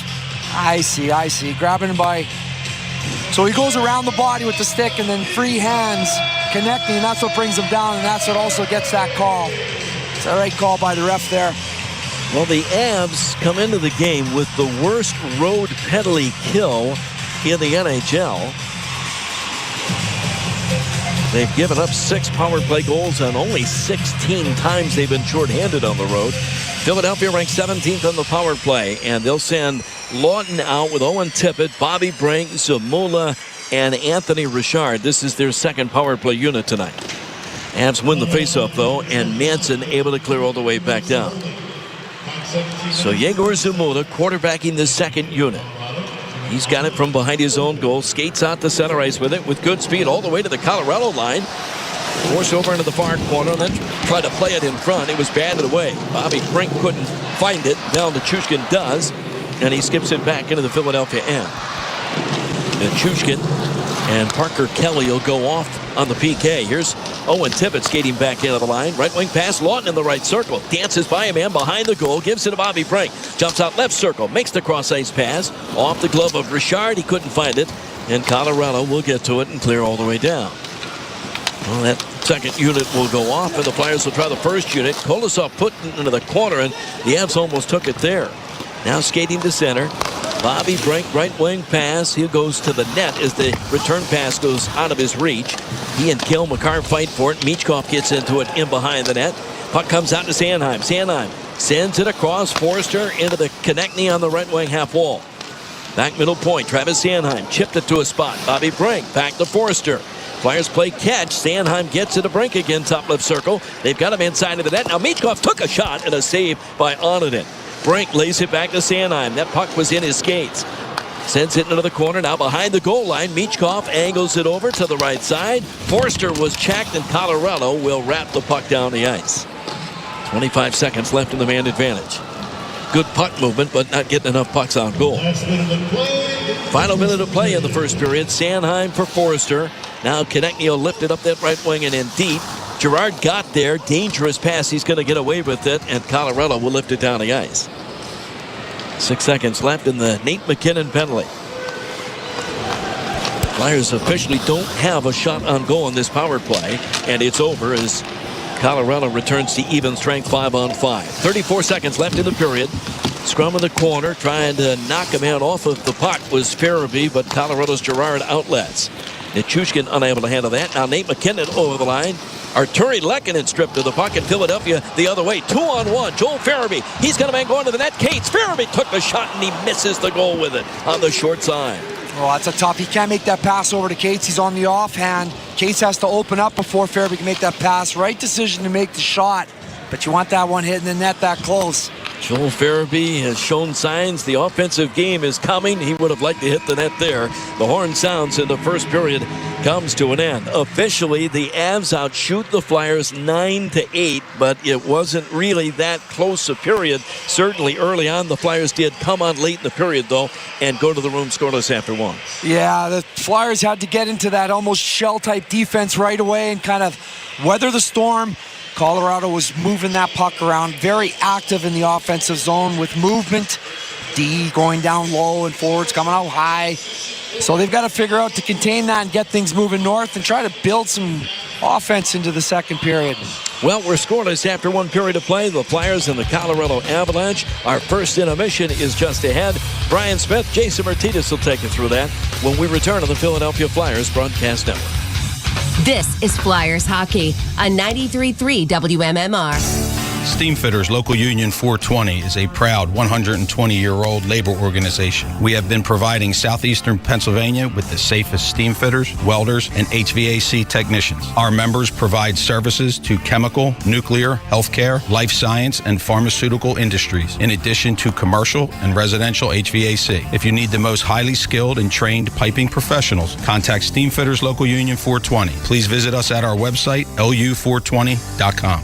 It's Flyers season, Philly, and when the puck drops, nobody feeds die-hard Flyers fans like Dietz & Watson. They've been making premium meats and artisan cheeses the right way for over 80 years. Like Dietz Dogs, fan favorites that are made the old-school way. Uncured, hand-trimmed, and spiced just right with no artificial flavors, fillers, or funny stuff. So go top shelf and score before the game even starts with Dietz & Watson Dietz Dogs, the official Franks of the Philadelphia Flyers. Dietz & Watson, it's a family thing since 1939. Why do the Flyers trust Penn Orthopedics? The same reasons why all our patients do. It's our experience, our expertise, and our focus on overcoming injuries of all kinds, beyond what some may think is possible. The specialists at Penn Orthopedics will stop at nothing to get you back to being you. There's orthopedic care, and then there's Penn Orthopedics Care, the official orthopedic provider of the Philadelphia Flyers. Schedule an appointment online at one of our locations near you at pennmedicine.org/ortho.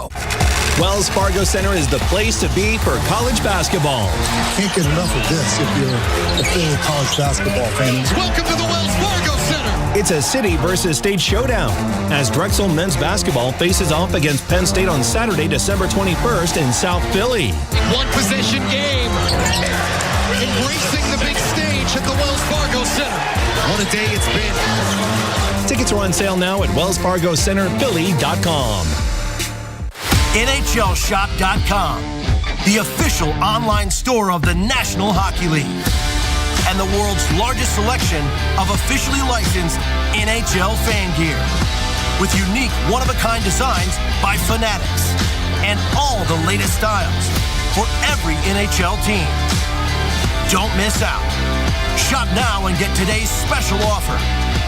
NHLShop.com, a Fanatics experience. Flyers fans, stream your team when you're on the go. Never miss a big hit, save, or goal from the orange and black with the NBC Sports app. Download now. Now, back to the Flyers intermission report. Here's Jason Martinez and Brian Smith. Flyers and the Colorado Avalanche, are scoreless after one period of play here at Wells Fargo Center. The Flyers in the middle of a 5-game homestand here tonight. They've got 3 more left in it. Carolina is next. They are coming here on Wednesday night. And then it'll be the Chicago Blackhawks on Saturday. The Vegas Golden Knights next Monday to wrap up the homestand. Tickets for the entire thing are available right now at PhiladelphiaFlyers.com. What a weird first period, Jason. It was just, some events we don't normally see, including the injury to referee Mitch Dunning, which we hardly ever see, and our best to him, whatever the issue might be. And it certainly took a lot of care in getting him off the ice. And it was a lengthy interruption, about 7 minutes. Really, I think, kind of disrupted the flow of the period. So I'm not too concerned with what we saw from the Flyers there in that first period. I think kind of everybody just needed an intermission here to reset and get things going again. Yeah, kind of get back into a rhythm, because that came about, 7 minutes into the game. And after a delayed start with the 1,000th game for Eric Johnson and the ceremonies, I think I looked when that kind of wrapped up at about 7:13, and still with the anthem to come and to get the puck dropped on the game. So it's been a bit of a kind of a delay start and pause and play some more period for the Flyers. Obviously, in the beginning part of that period, especially leading into the delay with the Mitch Dunning injury of the referee, Colorado had the Flyers under a lot of pressure. But, even though they were under pressure, I thought they did a good job of still not giving up a ton of quality, with the exception of probably our save of the game from Travis Sanheim on an unbelievable play on Jonathan Drouin. So, but the Flyers started to tilt the ice back in their favor a little bit later in the period. Got themselves on the power play a couple of times, and usually when you get yourself on the power play, it's a result of you possessing the puck and doing things right. And they started to do that, so they got to build on that. And the good news is they come out of it, no scratch, no blood.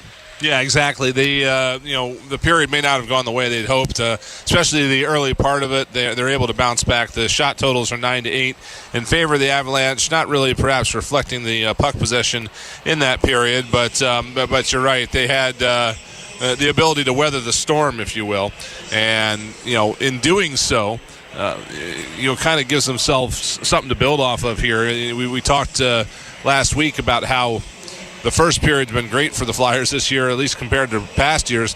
The second periods haven't been very good at all, at least not up until this past Saturday against Buffalo. But they've got the certainly the confidence now, I think, to know that they can weather a storm in a given period and just come back out and take care of it the next one.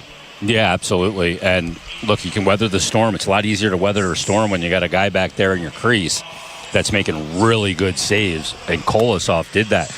Remember, we haven't seen him for a while now. It's been a couple of weeks, pretty much, because he went down on the morning skate on that Thursday of the Tampa Bay game when the Flyers went to Carolina, Tampa, and then Florida. So it's been a little while. He was out with an injury. How is he going to come back and get back into it? Well, you're facing one of the best offensive teams in the league, and you're down a few of your D-men. So that's a tough situation for a goalie. Got to be on his game.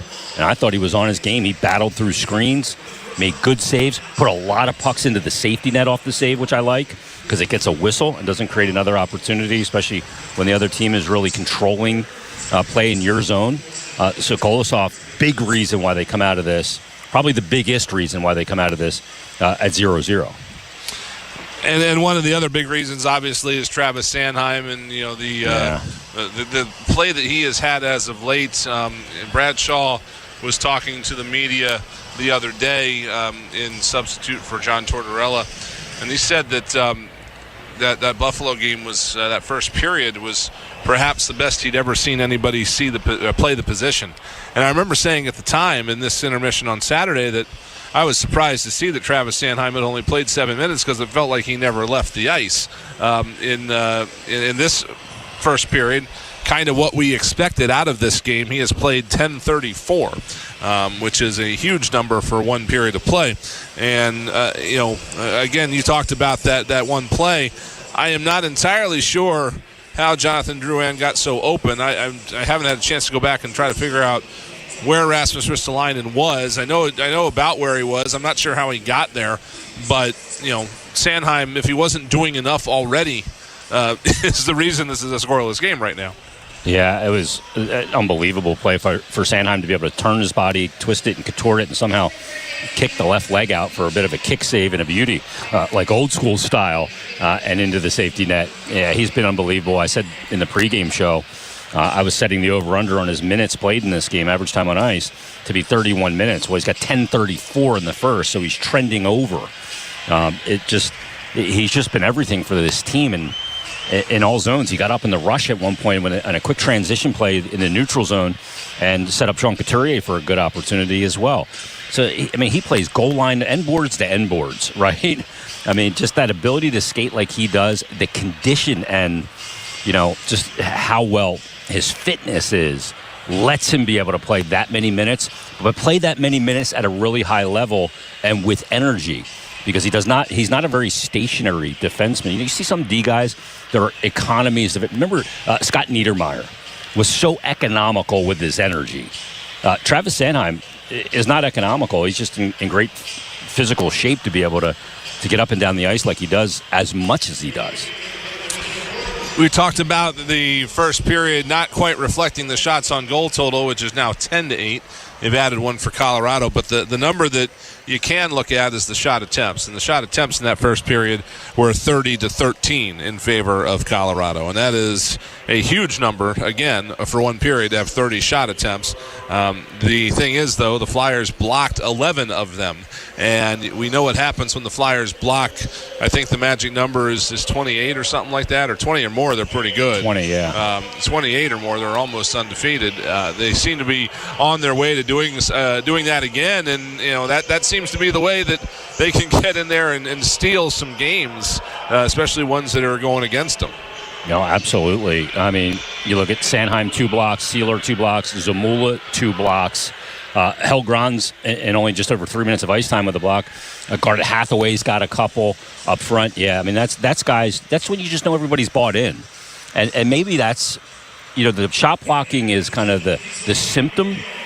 But kind of the theory is if everybody's doing that, then they're all bought in, and maybe that's the number you can measure that with, because it's hard to measure buy-in, right? It's non-tangible, but the shot blocking maybe is the byproduct of knowing you got your team bought in to do what it takes, sacrifice to try and get a win. Bobby Brink also had a pretty good first period in certain aspects of the game. He had a takeaway that resulted in a really good scoring chance for the Flyers, and it was a completely solo effort about it. He was F1 and coming in on a play that really the Avalanche shouldn't have had any problem beating him out of the zone, but he just went right to the defenseman, stick on puck, took it away, and again, these little aspects of his game that are coming out, it seems like, in this, what I believe is his third season up here full time. You can see his game maturing, and that's going to do nothing but help him. Yeah, and when you get rewarded for back pressure and back checking and staying with it, and you create a great scoring chance, it's going to just make you do it more because you realize the payoff from doing it. After that shift in particular, he had a couple really good plays. Another play just after that steal and opportunity in the neutral zone, I turned to Bill Meltzer and said, boy, he's got some jump tonight. Really skating well. And he's got much more burst in his initial steps than he ever had. It just looks like he's moving so much better on the ice. And, I thought he had a good period as well. They need to try and play in Colorado's zone a little bit more here in the second, and put some pressure on them because they are a team that'll give up goals.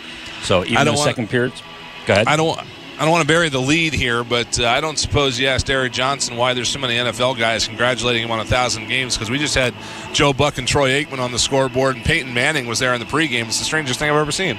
Yeah, I'm not sure why. I did not ask him that. We'll get to the bottom of it.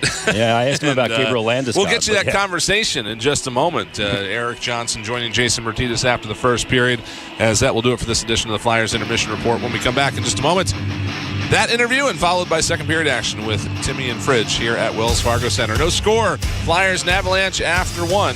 Back after this here on the Philadelphia Flyers Broadcast Network. Philadelphia Flyers hockey on 93.3 WMMR. At Independence Blue Cross, we take care of the people who take care of you. Everyday heroes like firefighters, teachers, farmers, and healthcare workers. Doctors and hospitals across the region have IBX, and they know what it means to have reliable access to care. So whether you're saving lives or just trying to live a healthier life, count on IBX, the region's #1 health insurer for 85 years. Learn more at IBX.com. Welcome to the Plus Side, where AAA Plus membership means that an empty gas tank won't keep you from a full day, and where a dead battery can't stop you from being the life of the party. With AAA Plus, tire changes, battery swaps, and emergency fuel are just a tap away. AAA gets to you faster, and if you need a tow, we'll take you further. Become a member today and experience peace of mind on the Plus Side. AAA is a proud partner of the Philadelphia Flyers. Towing is subject to a 7-day waiting period. Terms and conditions apply. Fans, discover the Legacy Club in Cherry Hill, New Jersey, where every day is a chance to create lasting memories. From its stunning golf course to distinctive dining options and family-friendly amenities, the Legacy Club offers something for everyone. Whether you're perfecting your golf game, enjoying a gourmet meal, or attending their exciting social or family events, the Legacy Club is your happy place. Ask about their fall membership promotion today. For details, visit thelegacyclub.com. That's thelegacyclub.com. Get the official NHL app to watch, read, and listen to all the deets. All I can say is absolutely wow. All the sauce. All the saves. Stop from Vasilevsky. All the hits. All the snipes. All the sellies. He scores! Unbelievable! All the hockey. If it's hockey, it's here. Listen to every NHL game for free, now with Apple CarPlay and Android Auto. Download the official NHL app now. Interviews, insight, and in-depth analysis. Join former Flyer Scott Hartnell and Hall of Fame writer Al Morganti for Flyers pre- and post-game live, before and after every game, only on NBC Sports Philadelphia and streaming on the NBC Sports app. This is Flyers hockey on 93.3 WMMR Philadelphia. Everything that rocks. Scoreless after 1 period of play. Flyers defenseman Eric Johnson joins us right now. First of all, congratulations on 1,000. I know it probably meant a lot to you for this 1,001 game to be against your former team, and particularly when Gabriel Landeskog came out. I think he surprised you. Yeah, it was super cool. I mean, spent a lot of great years in Colorado. A lot of games, won a cup, so super special to be able to share with those guys, and also super grateful to the full Flyers organization for allowing me the opportunity to, reach that 1,000th game and do it with such a great organization like the Flyers. Means a lot. How's it to try and snap back, get right back into game mode and take this game forward? Yeah, kind of tough, actually. You got to shake off the cobwebs from the ceremony, get ready to play. We were put on our heels a little bit there, first 10 minutes of the first, and, you look at the shots on goal, and it's only 9-8 for them, I think, and it feels like a lot more. They had a lot more zone time than we did, but second half of the period tilted the ice a little bit more in our favor, and they buzz like that and they get momentum, and we have to find a way to slow it down there and generate some more for ourselves. You got some young guys on the blue line with some injuries and them working their way in. You can help them out on the bench during a game as well and in the locker room. Yeah, they look great. I mean, Helge's first game, obviously, so looks comfortable, so happy for him to get the first one. And, we have, a little bit of a younger decor, but we have some experienced guys too, so I think we have a balance, and hopefully we can play well, and I'd love to get a win here on a great night like tonight.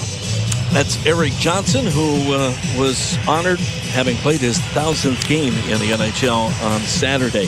He is right, though, Fridge, that was a tale of two different periods. Colorado really took it to the Flyers, especially early in the first period. Flyers seemed to stem the tide a little bit. Better second half of that period. Yeah, when they got opportunities, they were big opportunities, the Philadelphia Flyers offensively. All right, Bobby Brink, I think, is a guy that's going to start pumping that puck in the net. He seems to just have an extra step tonight, but defensively, they're looking okay. I guess Colorado, they're doing a lot offensively in the offensive zone. But again, the Flyers, I think we're just going to see that style of play where they turtle into that 5-man unit. They'll absorb shots. They'll absorb offense. They're good at it if they stick together and they execute it. And then they can generate offense off the chances that they can get when they get them. So it's a patient style they got to play.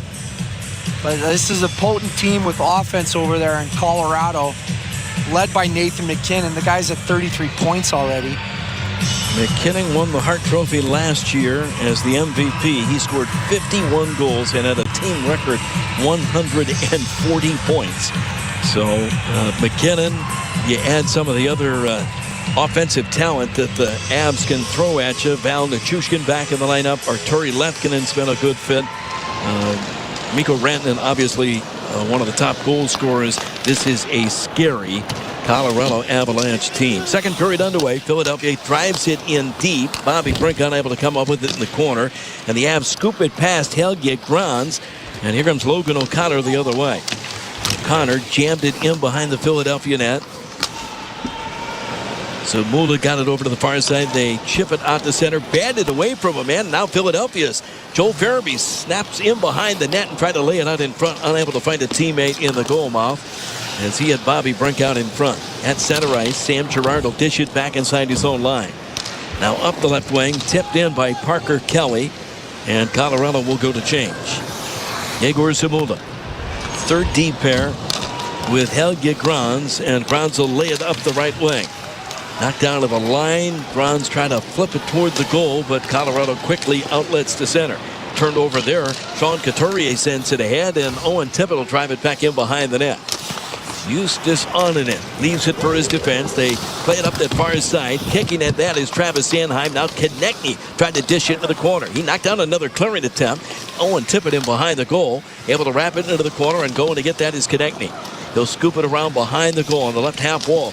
Sanheim back to the point, and Couturier couldn't get that shot through. Look out. Here comes Jonathan Drouin the other way. Drouin's got a man jumping in. Off the skate of Devon Taves. It's laid in behind the Philadelphia goal. Lehkonen unable to find a teammate with that. Now Philadelphia Sanheim leads the charge the other way.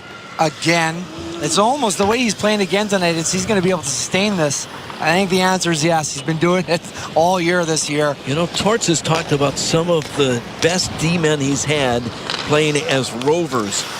Here's Colorado in on the attack. I don't really think of Sanheim that way, but boy, he's playing like that the last couple of games. Yeah, he jumps up, but Sanheim's a rush guy. He's in and out. He'll make one play. That rover style, that's the guy that's got to stay in there, stay low. Here's Colorado on the attack. Malinsky up the left wing. Val Nichushkin gives it back to him. Took a shot that was partially blocked and trickled to the net. Alexei Kolosov on his hands and knees will cover it. Well, Travis Sanheim's numbers, he's got 5 goals. That's second, tied for second among all defensemen in the league.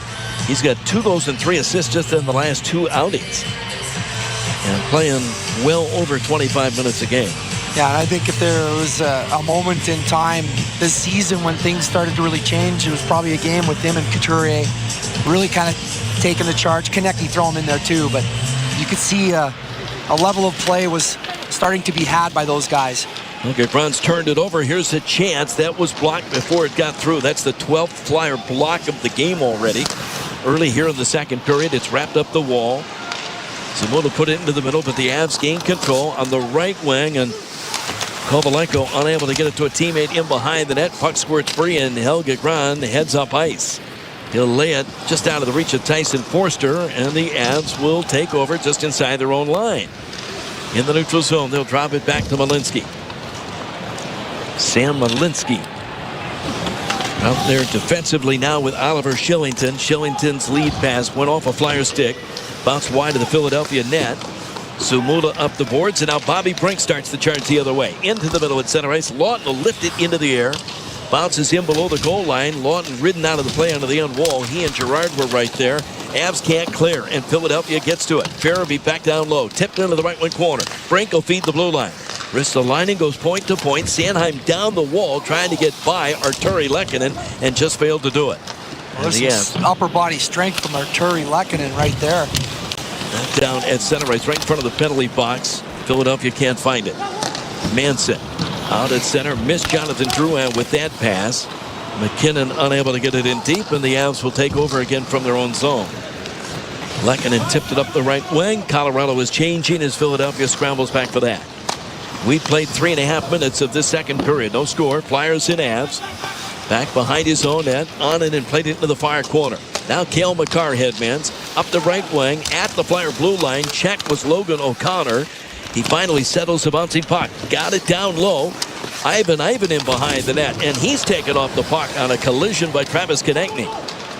And here comes Konechny dancing out through center ice. Konechny on the move, unable to get by Devon Taves. That's broken up, and the Avs right back the other way. Ivan into the left circle, pulled the brakes on.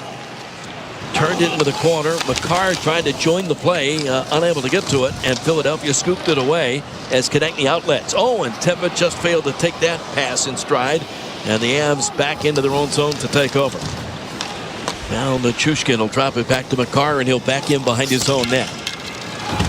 Up that right wing, Mikko Rantanen trying to sidestep, hold off.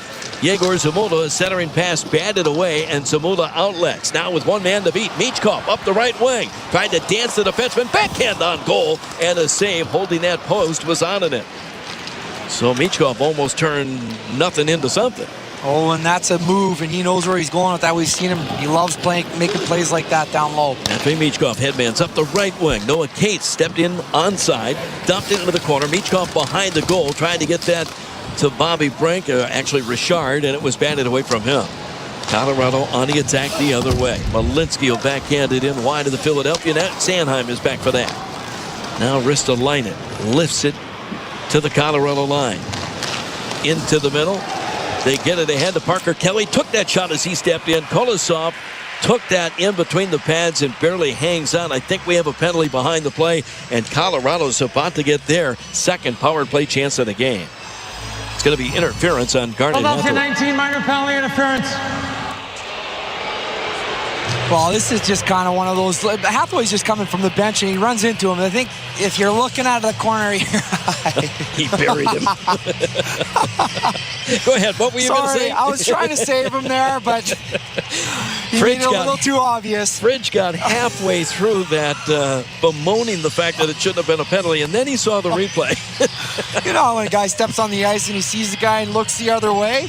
Yeah, I didn't bite just like the ref didn't bite on that one by Hathaway. But, well, he Hathawayed him there in the middle of the ice, that's for sure. Yes, he did, and he got Kovalenko pretty good, who did not expect to get hit there.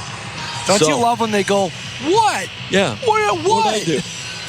But you were famous for that too, weren't you? No, I knew what I did was wrong. Yeah, okay.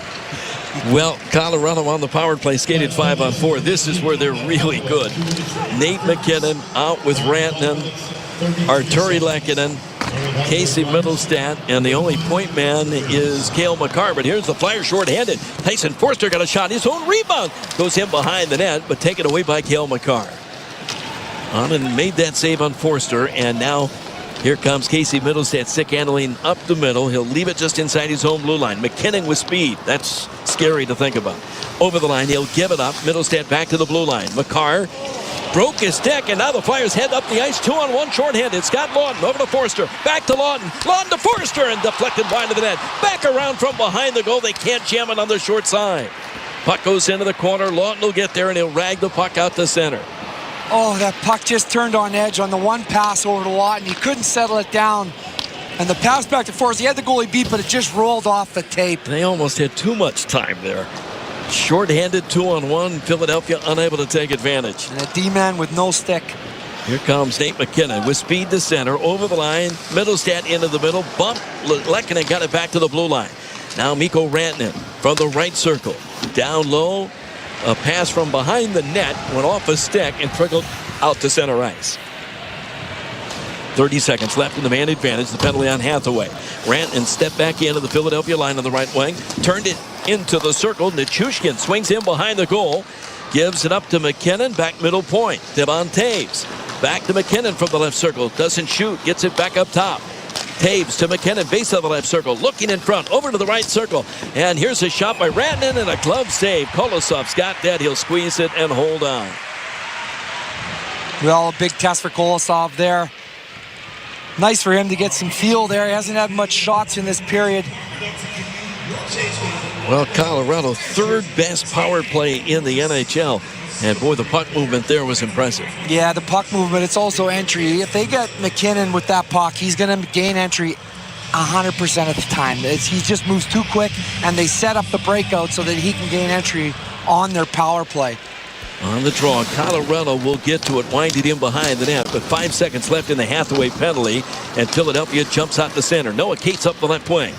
Cates shovels it in deep. Philadelphia's Hathaway's out of the box, and the Flyers kill it off. Colorado 0 for 2 with the man advantage. Now here come the Avs again, all the way up that right wing. Drouin cut into the middle, dropped the pass, a shot knocked down and kicked away by Kolosov. That rebound, the Avs were unable to corral that. Great opportunity by Ivan, but it went over his stick, and Philadelphia will take an icing here. Yeah, Ivan pulls it to the middle of the ice. Ivan takes a shot, and Ivan gets denied by Kolosov. A nice play, though. They love him so much, they named him twice. Ivan. A 22-year-old rookie from the Czech Republic. He said his dad, Marek Ivan, struggled his whole life because people didn't know if he was Ivan Marek or Marek Ivan, so he figured, I know how to solve that. Here's his shot, and Kolosov's got this one and hangs on. I wonder if he's Russian. We get a timeout on the ice. Ivan is from Czech Republic. A scoreless tie here in the opening, or in the second period. Flyers and the Colorado Avalanche on the Philadelphia Flyers broadcast network. Flyers hockey rocks on 93.3 WMMR. Lowe's honors our military community this Veterans Day and every day. To say thank you, verified military members, veterans, and their spouses get 10% off everyday purchases, plus free silver key status with My Lowe's Rewards. It's our way of showing our gratitude to the brave people who have and continue to serve our country. Learn more now at Lowes.com/military. 10% discount can't be combined with another offer. Exclusions, terms, and conditions apply. Loyalty program subject to terms and conditions. Details at Lowes.com/terms. Subject to change. Febreze. So my home is also my office, and before I can focus, every room's gotta be clean. That means tidying up and spraying my Febreze Air Mist. Ooh, that's fresh. Febreze Air Mist scents are all high quality. They fight any weird funk, and they give my air an instant boost of freshness. So not only does my home smell good, I feel good too. After I Febreze, it's time to start my day. Breathe happy, Febreze, la la la la la. When you're hiring, ZipRecruiter's technology makes finding qualified candidates for your job easy. What if the rest of the world was as easy as ZipRecruiter? Math problems wouldn't be so problematic. K equals 42. And summiting Everest would be a walk in the park. In the meantime, if you want to make your hiring easier, use ZipRecruiter. And right now, you can try it for free at ZipRecruiter.com/free. ZipRecruiter.com/free. Get all your area concert information, dates, tickets, and more right now at WMMR.com. Be here to watch the Flyers face off against the Blackhawks during a matinee matchup on Saturday at 1 p.m. Get your tickets at PhiladelphiaFlyers.com. During the TV timeout, they salute a military member, our hometown hero here at Wells Fargo Center. Speaking of the military, the Flyers coaching staff continues to make a fashion statement. This is the fourth game in a row that they've worn those military hoodies that looked warm and comfortable, and the coaches love them. The Flyers are 3-0 when they've worn those. That's why they're still wearing them. Yeah, I think that's exactly why they're wearing them. A little superstition. Shot from the left point was blocked before it got through. Colorado right back to work in front. Jonathan Drouin fanned at that, and Couturier jumps the other way to center. He was caught from behind. Ristolainen jumps on a bouncing puck, forces it in at the Av blue line, but Colorado will take over. Mikko Rantanen stops and then puts it into the middle to Taves with speed, carried in over the line. They'll give it to McKinnon. McKinnon spins it into the middle. Here's Makar with a shot, and he scores. Cale Makar snaps in his 7th goal of the year. It was just a matter of time. They've had some great looks. And Makar beats Kolosov on the glove side for his 7th of the year. Colorado takes the 1-0 lead. Yeah, Kale Makar's got a deadly shot. This is obviously not a guy you want shooting from that area of the ice. A little breakdown defensively. And it's not Sanheim or Ristolainen. Ristolainen has to hold the ground here. He's in the shot lane. This is a good shot, and it just beats him. Beats Kolosov over the glove. Cale Makar doesn't mitch many times from there. It's a nice goal. It's a 1-goal game. That'll be the 27th assist for Nate McKinnon and his 34th point. Cale Makar, his 26th point of the game. And Makar now has 4 goals in his last 9 games. 1-0, Avs with the lead. Anthony Richard the other way up the left wing, and Michkov unable to handle that. Avs clean house in their own zone. Scooped into the middle. Miles Wood missed his defenseman with that pass. Back in behind the goal. Michkov stuffs it in front, and unable to get to that was Noah Cates. Avs run into Cates as Philadelphia trying to drag it free. Cates got it into the corner behind the goal line, now behind the net.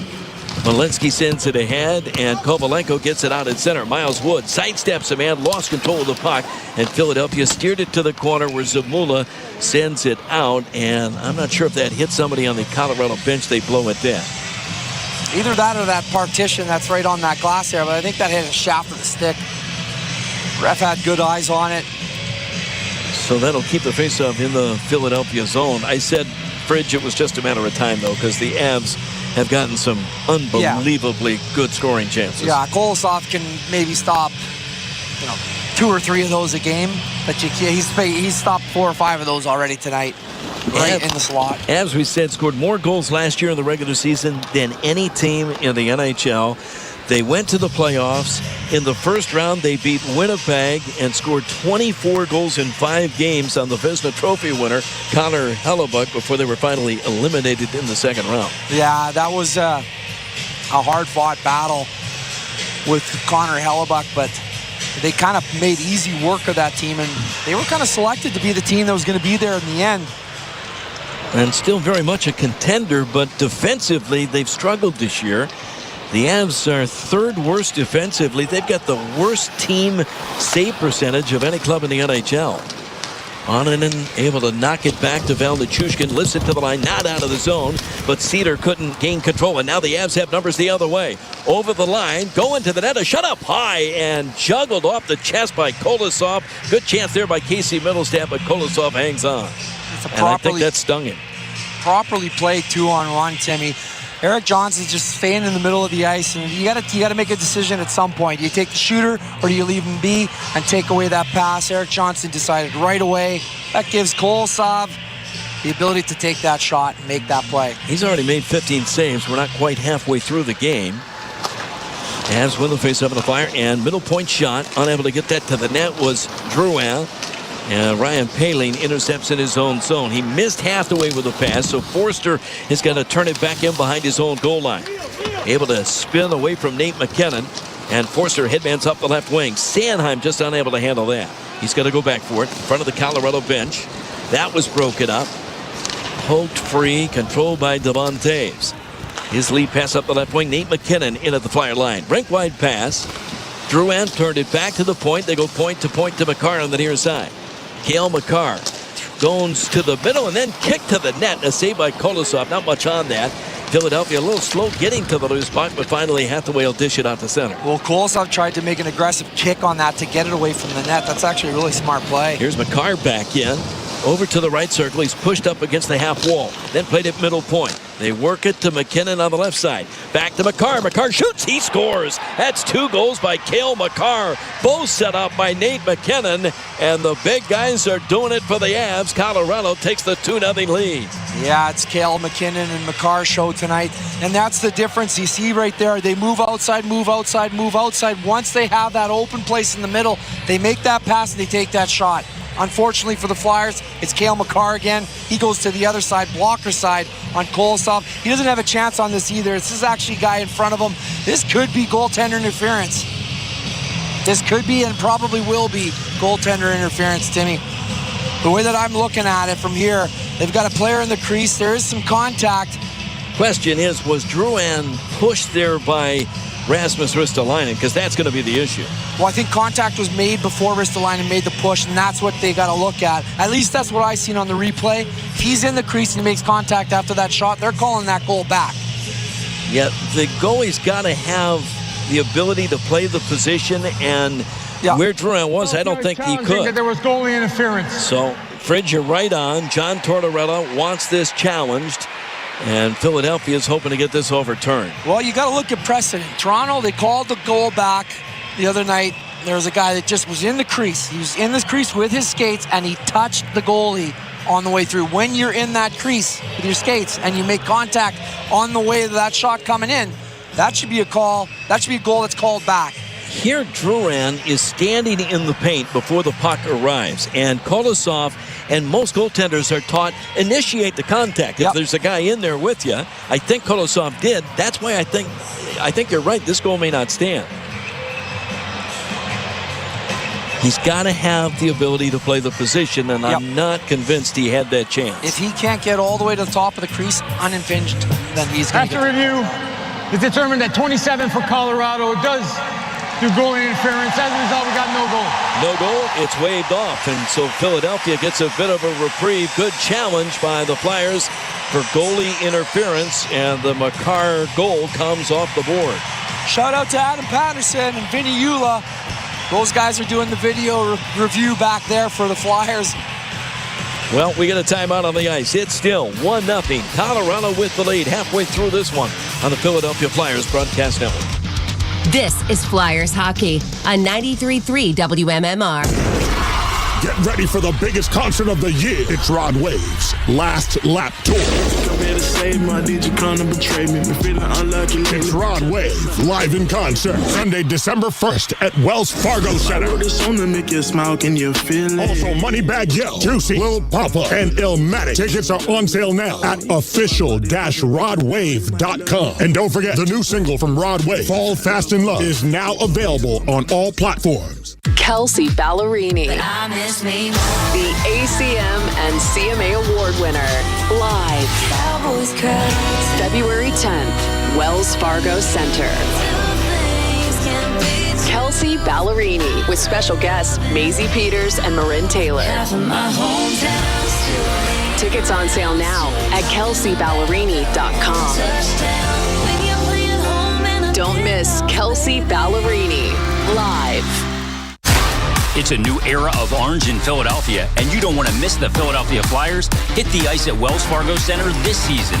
On that far half wall, Flyers get it back in front. Forster, another shot. He scores! Tyson Forster with his second of the year. Be here when the Flyers take on the Carolina Hurricanes on November 20th at 7:30. Michkov into the right wing corner. Couturier back to Michkov. Gains control of the high slot. Now took the shot. He scores! Get your tickets now. Only at PhiladelphiaFlyers.com. Join in the conversation and follow us on Twitter, Instagram, and Facebook. 93.3 WMMR. Get exclusive early access to the Flyers Black Friday offer. Text hockey to 61259 to sign up for Flyers text messages and keep an eye out for your early access text.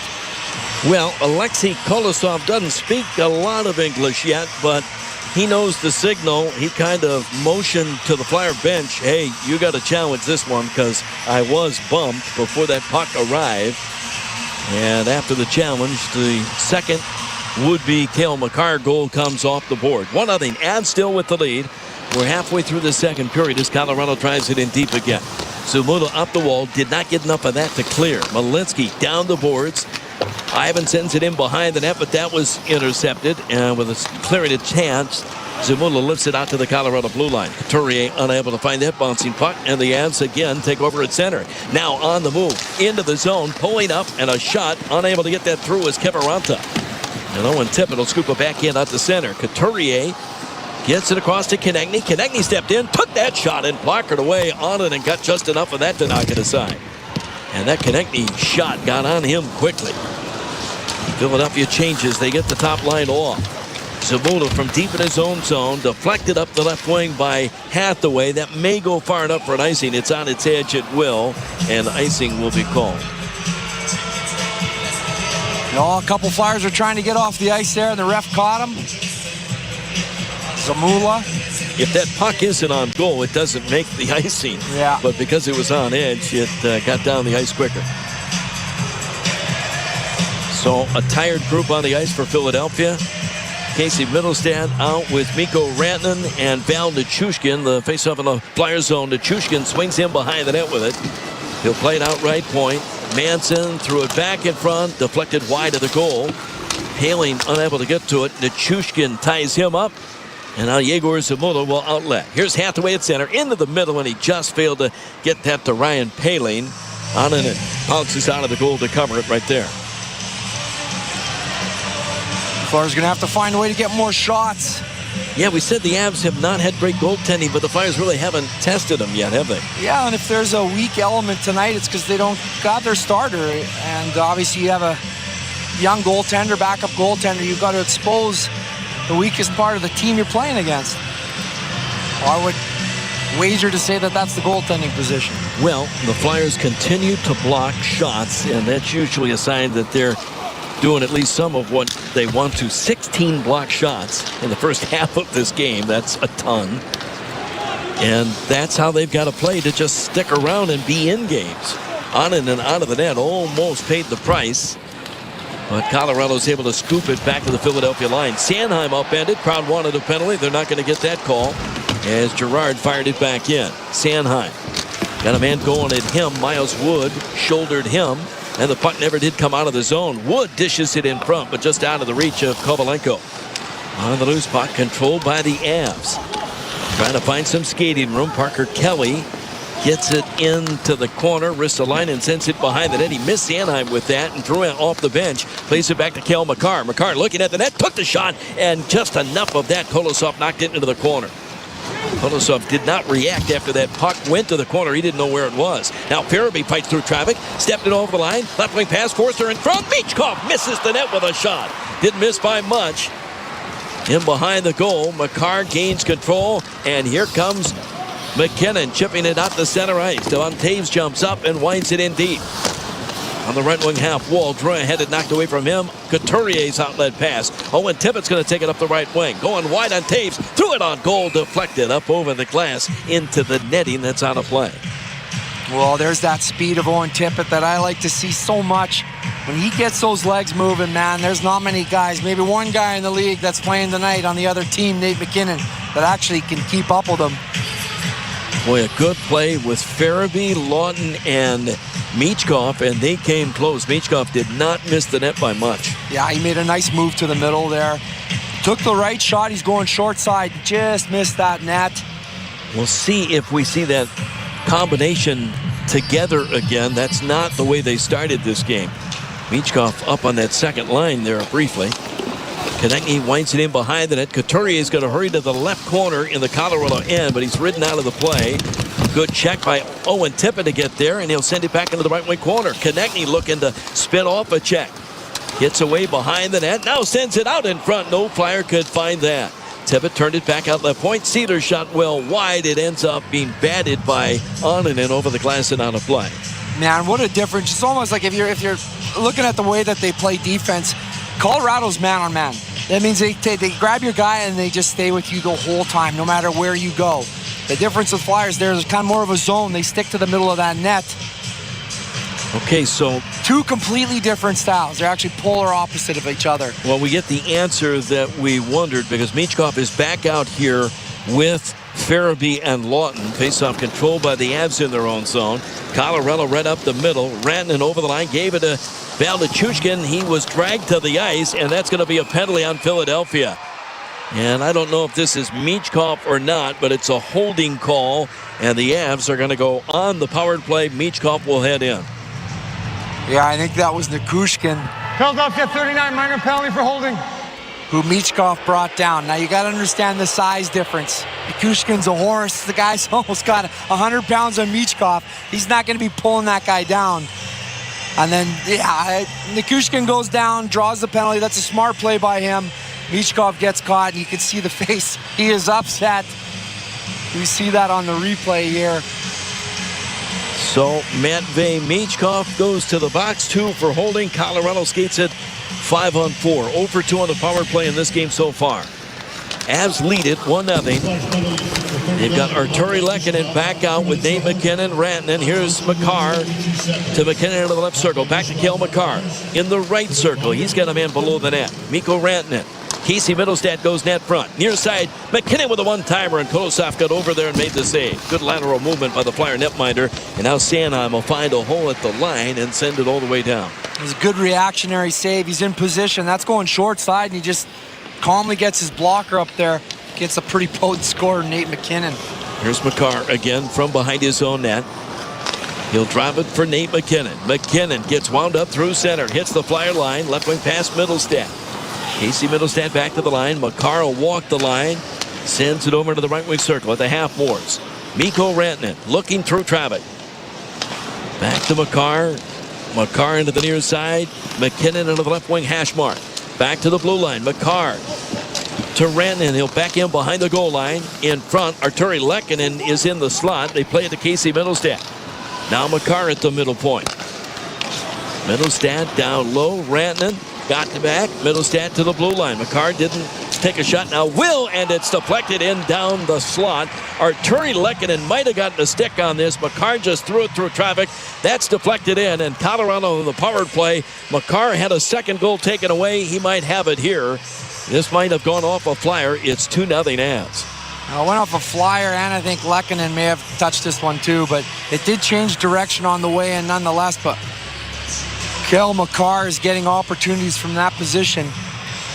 And you know, he's shooting right down the pike, and there's bodies in front of Kolosov. That puck is changing direction on the way in. But it changes once, it actually hits Cates on the way in. I don't think Lehkonen ever touched it. Yeah, I'm not sure if Lehkonen got a piece of it. That one hit Cates' foot right by Lehkonen's stick. So this is going to be Cale Makar's goal for sure. But so the power play goal for Cale Makar gives him 2 on the night. And this one will hold up. Avs with a 2-goal lead. They've outshot the Flyers 20-11 at this point of the contest. At center ice, Mile Wood sends it ahead. Kovalenko through traffic, rolls it in behind the net, just off the stick of Parker Kelly. And Philadelphia the other way. Konechny into the middle. Zamula gives it Owen Tippett. Tippett angles one in behind the goal. Couturier on the far side. Back hard around. Konechny below the net. Konechny angles it off the far wall to the left point. Zamula for Couturier. Back to Yegor Zamula. He's going to go point to point. Helge Grans out by the line. He'll just bump it in behind the net. Couturier turns away from a check. Pushes it to the right wing corner. Tippett back in behind the net. Now Konechny takes that pass. Curls into the high slot with a man on him. Back to the line. Zamula shot. Rebound. Oh, and stopped at point blank range was the Flyer Helge Grans, who would have had his first goal in his first NHL game. That would have been nice. A good read by him to get down to that far post and play that rebound. That's probably the best scoring chance the Flyers have had. Helge Grans in tight and just unable to beat Justus Annunen. It's back in behind the Philadelphia cage. Well, that would have been a big goal for the Flyers to respond quickly. Cates rolls it up the right wing. Bobby Brink now in behind the net. Brink, Richard, and Cates from the point. Here's Sanheim spinning free side of the net. Leaves it for Bobby Brink. He'll play it out right point. Ristolainen fanned on a shot attempt. He was just trying to dish it back out in front. And the Avs take over an outlet. That lead pass missed the mark. Philadelphia right back in. Looking for it is Anthony Richard, but the Avs unable to clear. At the line, Richard in the high slot with a shot just wide of the goal.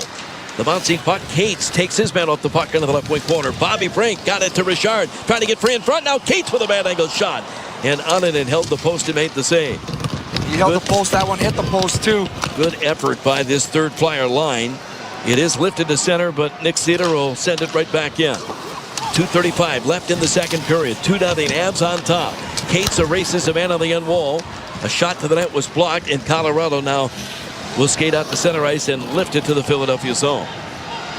Eric Johnson takes over as Colorado is changing. Up through the middle, in behind the defense. That just tipped away from Michkov. He goes in behind the goal. Michkov into the right wing corner. He's erased there. Lawton comes over to help out. Now Farabee intercepts. Farabee unable to do anything with that, and Colorado picks it up and clears.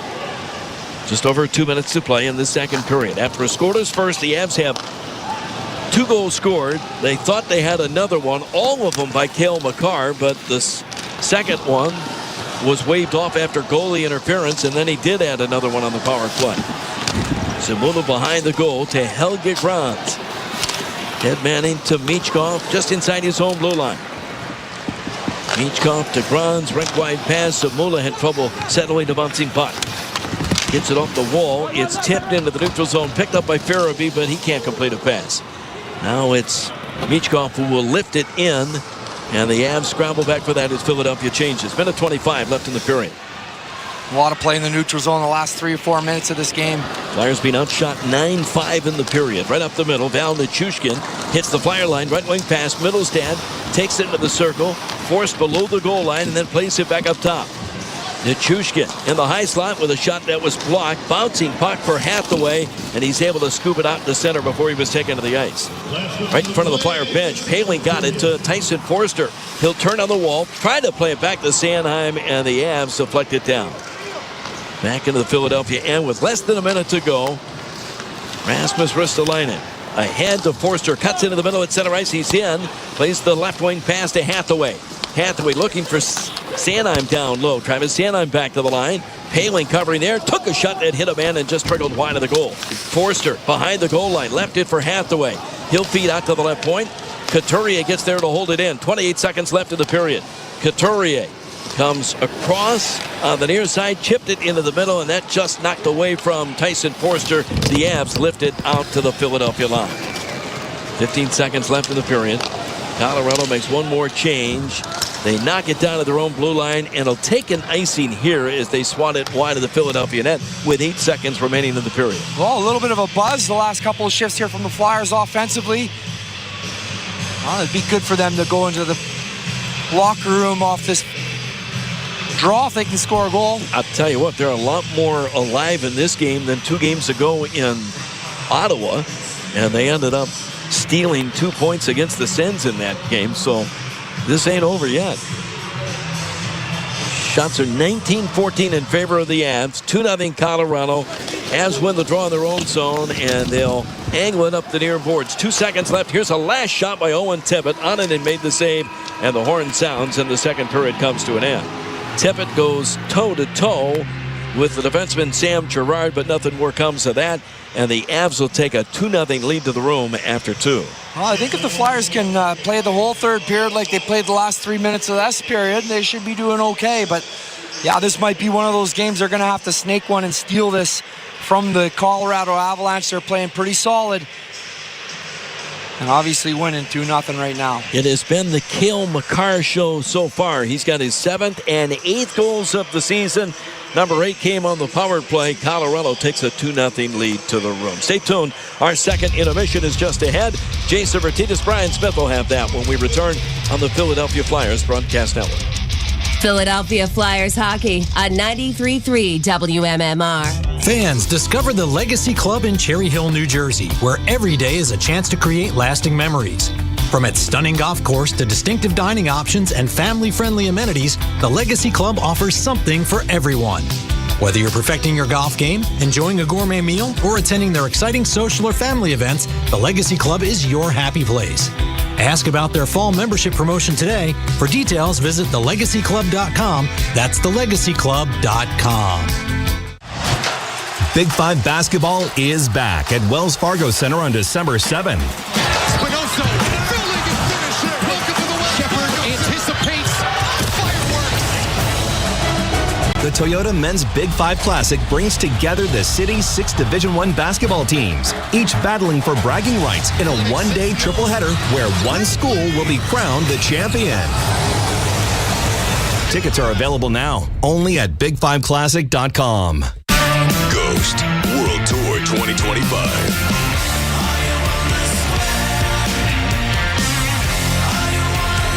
Ghost, theatrical, heavy metal, arena rock. Saturday, July 19th at Wells Fargo Center. Tickets on sale now at Ticketmaster.com. Don't miss Ghost. It's a new era era of orange in Philadelphia, and you don't want to miss the Philadelphia Flyers hit the ice at Wells Fargo Center this season. Connecting out into the slot.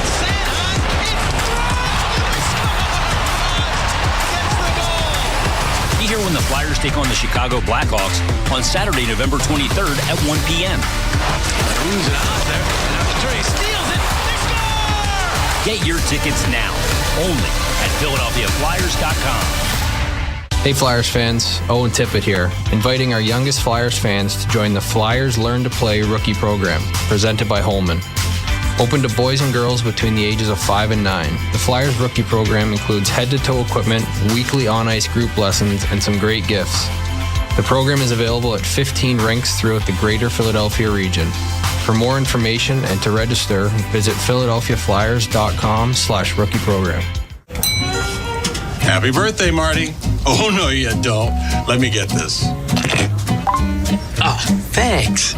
You're too kind. I've heard that. Unlimited 2% cash back. The Wells Fargo Active Cash Credit Card. Sometimes I struggle to get to sleep. My body stopped for the day, but my mind is still running. So I take ZQuil. ZQuil, the world's #1 sleep aid brand, has a range of non-habit-forming products to fit you and your family's needs. Invest in a great night's sleep for the best you tomorrow. I'm awake and ready to take on anything. Better days start with ZQuil nights. Explore our products at ZQuil.com. Use as directed. Keep out of reach of children. Okay, I have to tell you, I was just looking on eBay where I go for all kinds of things I love, and there it was. That hologram trading card. One of the rarest. The last one I needed for my set. Shiny like the designer handbag of my dreams. One of a kind. eBay had it, and now everyone's asking, ooh, where'd you get your windshield wipers? eBay has all the parts that fit my car. No more annoying. Just beautiful. Whatever you love, find it on eBay. eBay. Things people love. Now, back to the Flyers intermission report. Here's Jason Martinez and Brian Smith. Flyers trail the Colorado Avalanche 2-0 after 2 periods of play here at Wells Fargo Center. Game number 2 of this 5-game homestand that continues Wednesday night against the Carolina Hurricanes. Chicago Blackhawks are here for matinee hockey on Saturday afternoon at 1 o'clock. And then the Vegas Golden Knights are here a week from tonight. And tickets for that entire homestand and the rest of the season available right now at PhiladelphiaFlyers.com. Well, 3 goals for Cale Makar in that period. 2 of them counted. And that's where we get our 2-0 deficit here for the Flyers in that second period. Again, lots of weapons on this Colorado side, Jason, and we knew this was coming. Flyers certainly have had their chances, but again, a little bit snake-bitten here tonight. Have not been able to finish any of them as of yet, but still within striking distance here with 20 minutes to play. Yeah, Justus Noonan made an unbelievable save with the left pad late in that period on a great chance by the Flyers to get the lead at least cut in half. Big hill to climb against this team right now. And, I mean, where they got to start is in the faceoff circle. They got to win more draws to get more possession, to not have Colorado just start with possession after every draw. Flyers have not been good in the dot in this game tonight, so they're going to have to improve there. Noah Cates in particular has struggled in the faceoff circle, as has Ryan Poehling. So that's a little small area that they could use to try and mount a comeback here, get some possession, and get some good opportunities. But the one thing we know about this Flyers team already, Bri, is that there's no quit in them. They were down 2 goals in the game the other night in Ottawa, 10 minutes into the third, just past the 10-minute mark, and in a game that they were playing horribly in, but they still battled back, got it tied, and then won it in overtime on that Mishkov shot that beat Linus Ullmark. So I have no doubt that they're going to push like crazy in this period. Will they be able to come back? We'll see. But it starts with 1. Don't try and score 2 on 1 shot. Yeah, there's no question about that. So let's get to the second period highlights for you. The first goal from Cale Makar coming at the 8.5-minute mark, and all these goals kind of looked identical except for the third one, the second one that counted, deflected on the way in, but all coming from the same spot in the medium to high slot. Makar's first of the night was his 7th of the year, and it made it 1-0. Stops and then puts it into the middle to Taves with speed, carried in over the line. They'll give it to McKinnon. McKinnon spins it into the middle. Here's Makar with a shot, and he scores. Cale Makar snaps in his 7th goal of the year. It was just a matter of time. They've had some great looks. And Makar beats Kolosov on the glove side for his 7th of the year. Colorado takes the 1-0 lead. McCarr from McKinnon and Tays at 8:30 of the second period.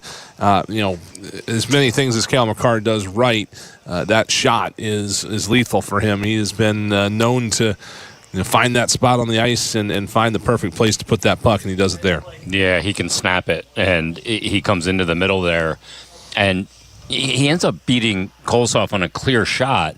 And I wonder if Kolosov had to consider some other options that he had being in the middle of the ice there.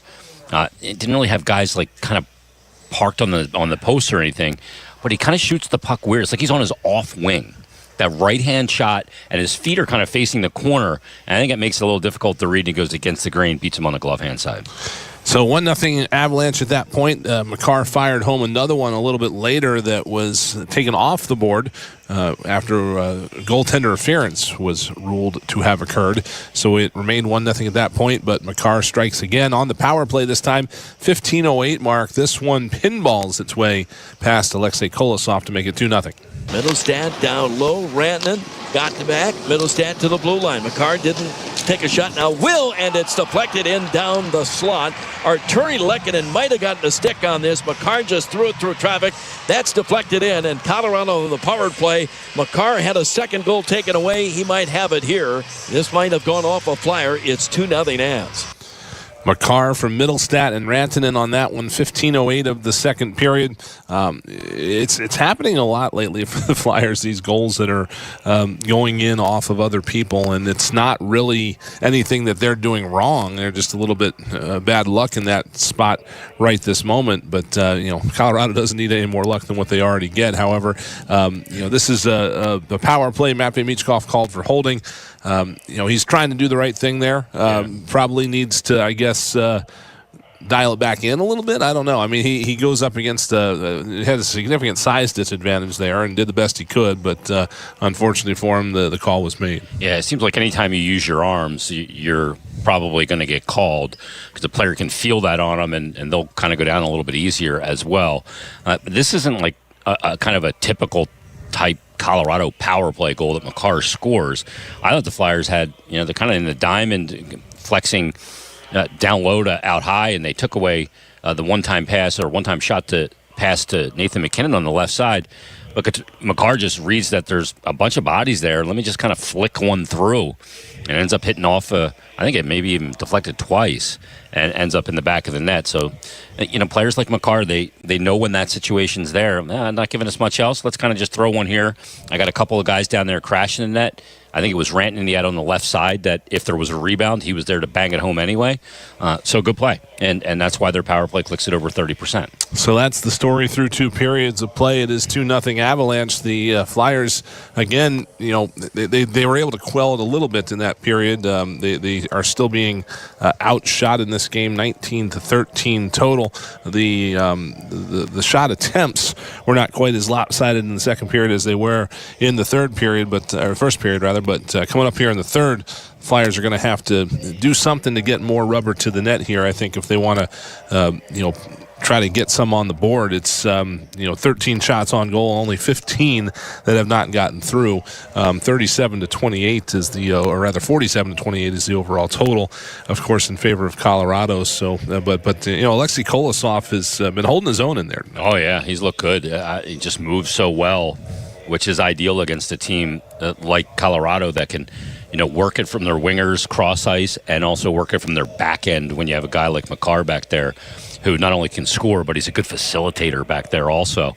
And the way he moves in his crease has certainly helped him tonight. He's been good in the game. You need run support as a goalie. He's going to have to get it. And frankly, they need more zone time, the Flyers, in the offensive zone to be able to. That's why Colorado has so many more attempts. They've just been in the Flyers zone much more than the Flyers have been in their zone. So, but look, you're down 2. It's not insurmountable. Come out in the third period. Try and get one early, and then go from there and see if you can tighten them up a little bit here on the road. Yeah, when you look at just some of the individual lines here, some of the usual suspects for the Flyers are not getting quite the looks that they have in earlier games. Owen Tippett only has 2 shot attempts tonight, 1 on goal, 1 that was blocked. Usually, he's had a little bit of trouble hitting the net, but usually he's got a lot of big numbers there in the attempts blocked and missed column. Matt Bamichkov has a couple of shots on goal. Travis Konechny's got 2, but that's really about it. And that's going to be a little bit of credit to Colorado. They're certainly doing everything they can to limit the Flyers' opportunities here. Yeah, I'd like to see the Flyers get more shots through from the point, frankly. They only have 1 shot from the point. That was in the first period from Helge Grans in his first NHL game. He had that great scoring chance in the second period, but that was down by the crease. So those are the only 2 shots on goal from defensemen in this game. So I'd like to see them, work that, get shots down through, and get a lot of traffic around the net. When you're struggling to score, that's always a good anecdote.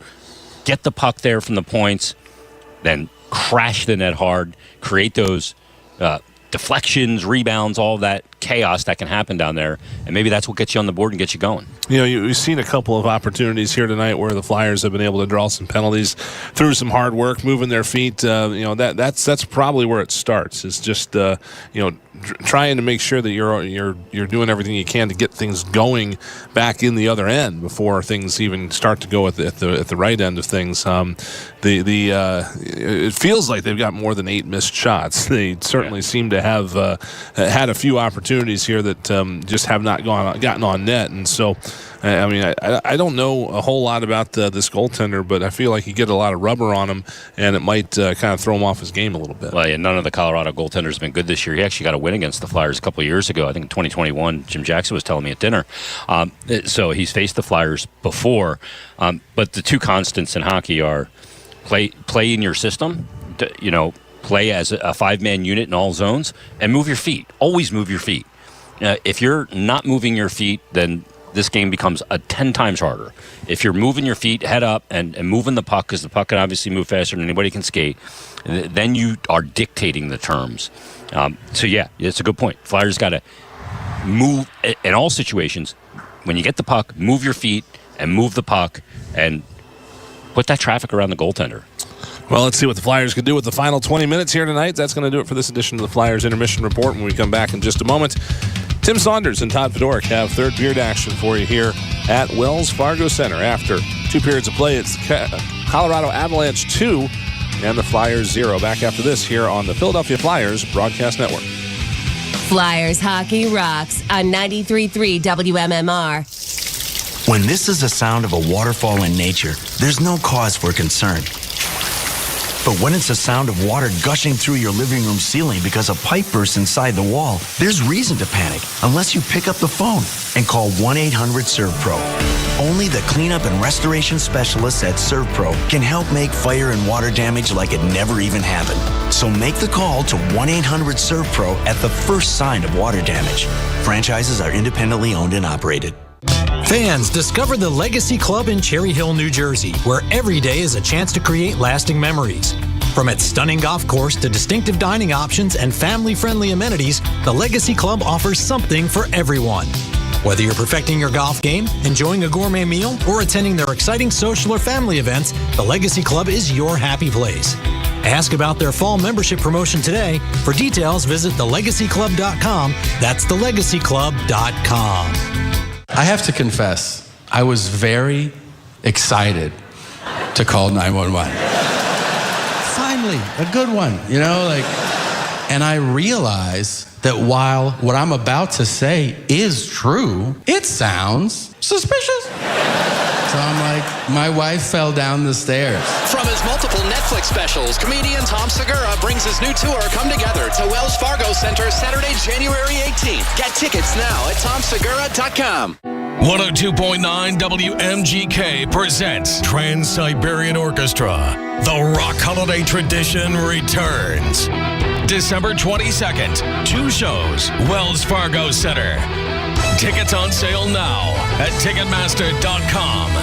Soaring guitars, dazzling lasers, and enough pyro to keep you warm all season. Trans-Siberian Orchestra, produced by Live Nation. The Harlem Globetrotters 2025 World Tour is here, and we're loving hearing from our fans that you love seeing us play.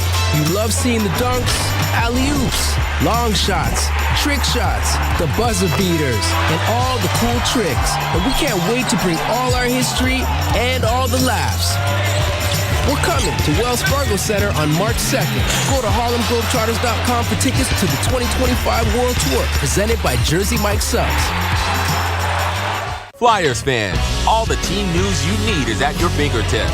Get game recaps, injury updates, podcasts, exclusive video, and so much more. You're always game day ready with the NBC Sports Philadelphia app. Download now.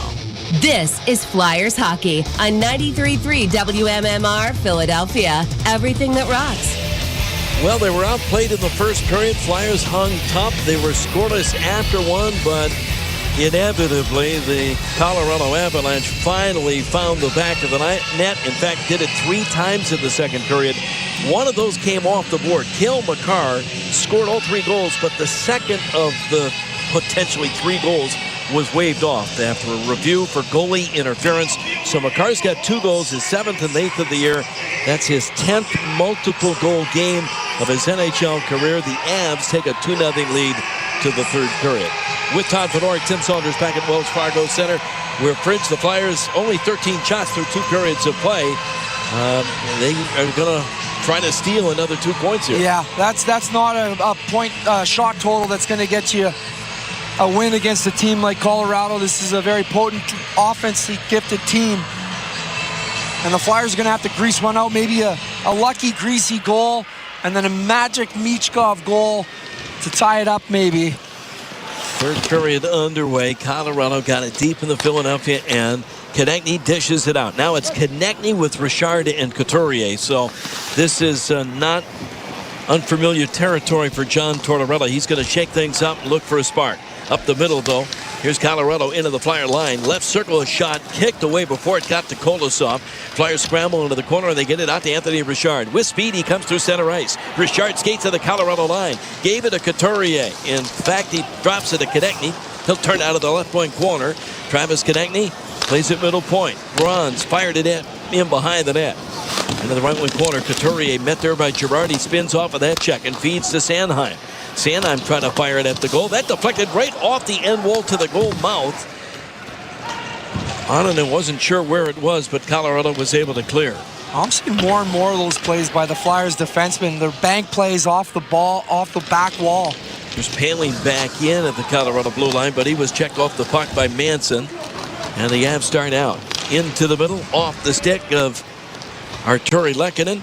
And the Flyers chase it down back at the Colorado line. Tyson Forster into the left wing corner. Forster trying to protect the puck there.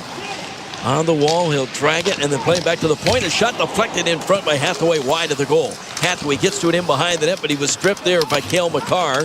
Paling looking to keep it alive. Puck squirts over to the far corner, and Drouin gets it ahead. Manson gains center ice and drives it in deep, and both teams will make a change. Just about 2 minutes gone in this third period. A lead pass. Farabee up the left wing. Put it into the middle. Here's Scott Lawton. He's got Michkov in front. Unable to find it with that pass. Michkov upended, and Colorado dishes it to center. Down to Chushkin. Into the Flyer line. He's got a man coming late, and fanning on that shot was Oliver Shillington. He's standing over Sanheim as he went down. In front of the net. Intercepted by Lawton, and Lawton will get it ahead. Michkov unable to clear, so Eric Johnson goes in behind his own net. Up the right wing, here's Joel Farabee. He's got Michkov driving the front of the net. Into the slot, here's Lawton, shoots one, and a save by Onanen. Good opportunity there set up for Scott Lawton. Michkov on the right wing half wall. Curls out with the blue line, then tried to throw it down the slot. It was off the stick, and Colorado clears. Philadelphia scrambles back into their own zone as the Avs change up. Grounds up the left wing. Owen Tippett looking at the net. Couldn't get a shot to the goal. Deflected away. Makar got a piece of that. In the corner, Noah Cates dishes it back to the line. Sanheim shot was gloved, and Justus Owanen has it in the glove, and we get sticks up high in front now, and we may see penalties here as Owen Tippett gets involved. Miles Wood is in his grill. Owen Tippett didn't do anything there. He got a little cross check from behind. Devin Toes. I think they're both getting penalties. Tippett and Woods. It's a terrible trade-off for the Flyers. Philadelphia 74, Colorado 28, 2 minutes each for roughing, 4-on-4. Roughing the call, and that'll set up a 4-on-4. at the 2:49 mark of this third period. See, on this one here, you got the fourth line against top scoring guys, right? You got to read the room. Read the room. Who's getting the extra shots in here? Make the right call. I guess it's a good coincidental where both guys go. But that's why it's a bad trade-off. You want Owen Tippett on the ice. You want Miles Wood on the ice, too, when Owen Tippett's on the ice, because you'll get the opportunities. Well, you're right. You need offense. Trying to get back from 2 goals down, you want Owen Tippett on the ice for sure. So the Flyers will send Konechny back out with Michkov, and they're letting Michkov take more and more faceoffs just because his numbers are actually pretty good. He wins this one. Sanheim turned it to Konechny at the right point. Runs in front to Sanheim. Sanheim trying to tuck a backhand, and a good save by Onnen, and maybe his best of the game. It's cleared down.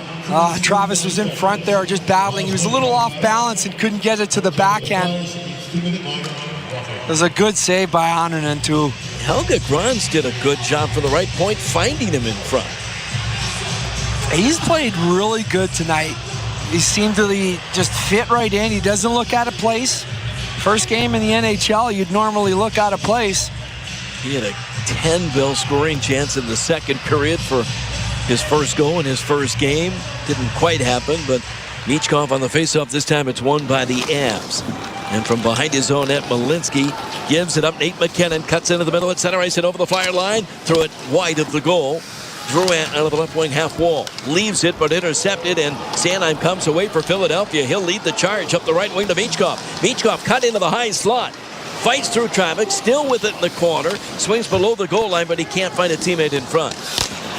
Sanheim unable to get it back to him. Sanheim knocked down a clearing attempt. Now he picks it up in front. He had Konechny. Konechny run out of real estate. Pushed to the corner and off the puck. Crowd wanted a penalty, but no call. Look out, torn one the other way. Nate McKinnon walking right in with a shot. Kolosov's got it pinned up against his body with the arm and hangs on to keep Colorado from taking a 3-goal lead. Yeah, Nate McKinnon is a dangerous shooter. He changes the actual momentum of this shot with his windup and tricks Kolosov. Kolosov's actually looking at him and think he's going short side, but the way that he shifts his body, he goes to the far side. Kolosov has to adjust and close that with his blocker side.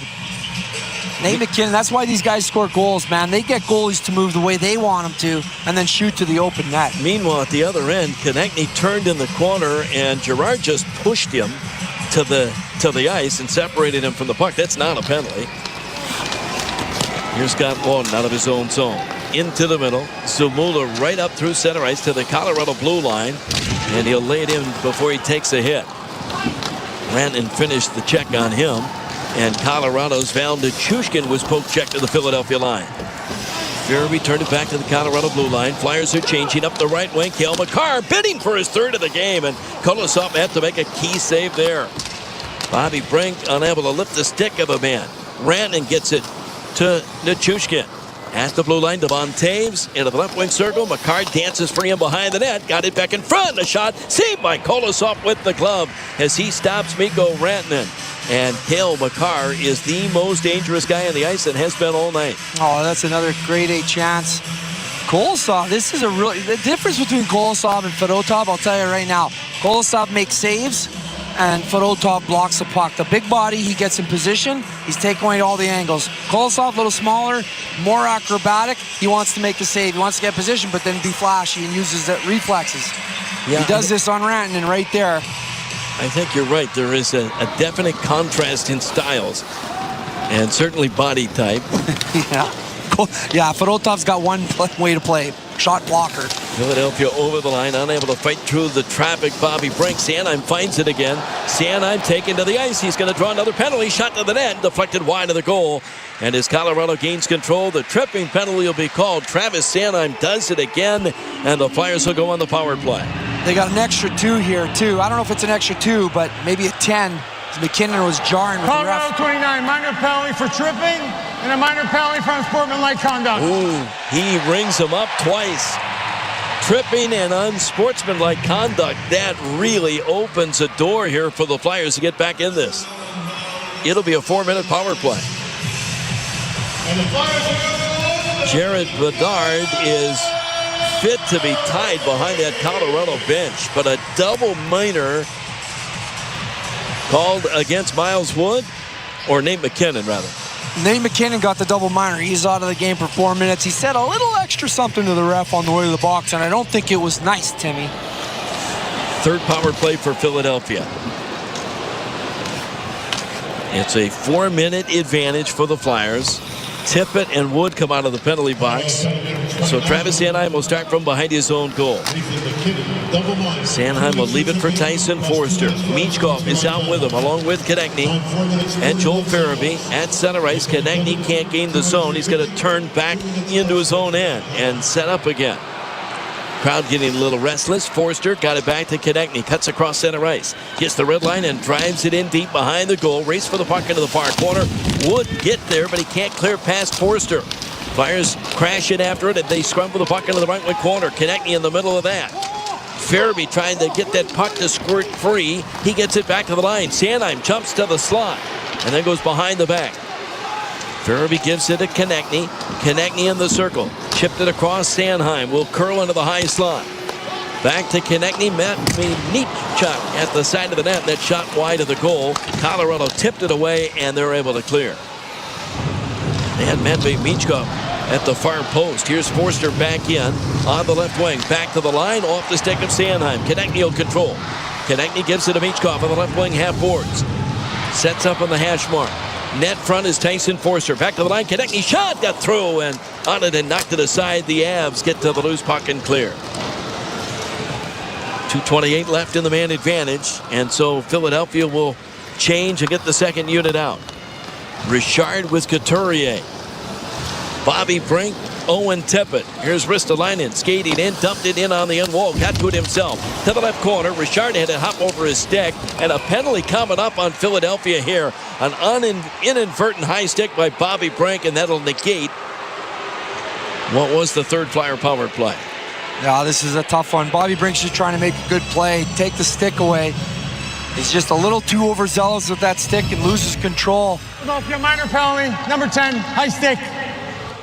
That one hurts. Yeah, I think this one, it was Mikko Rantanen that he got.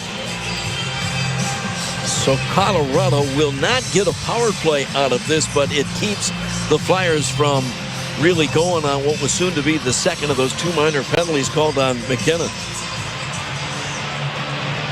Yeah, that's a kick in the butt.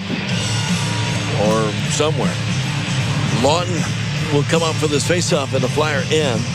Boy, Travis Sanheim has picked up right where he left off. He's been so good these last 3 games. Yeah, I can agree with that.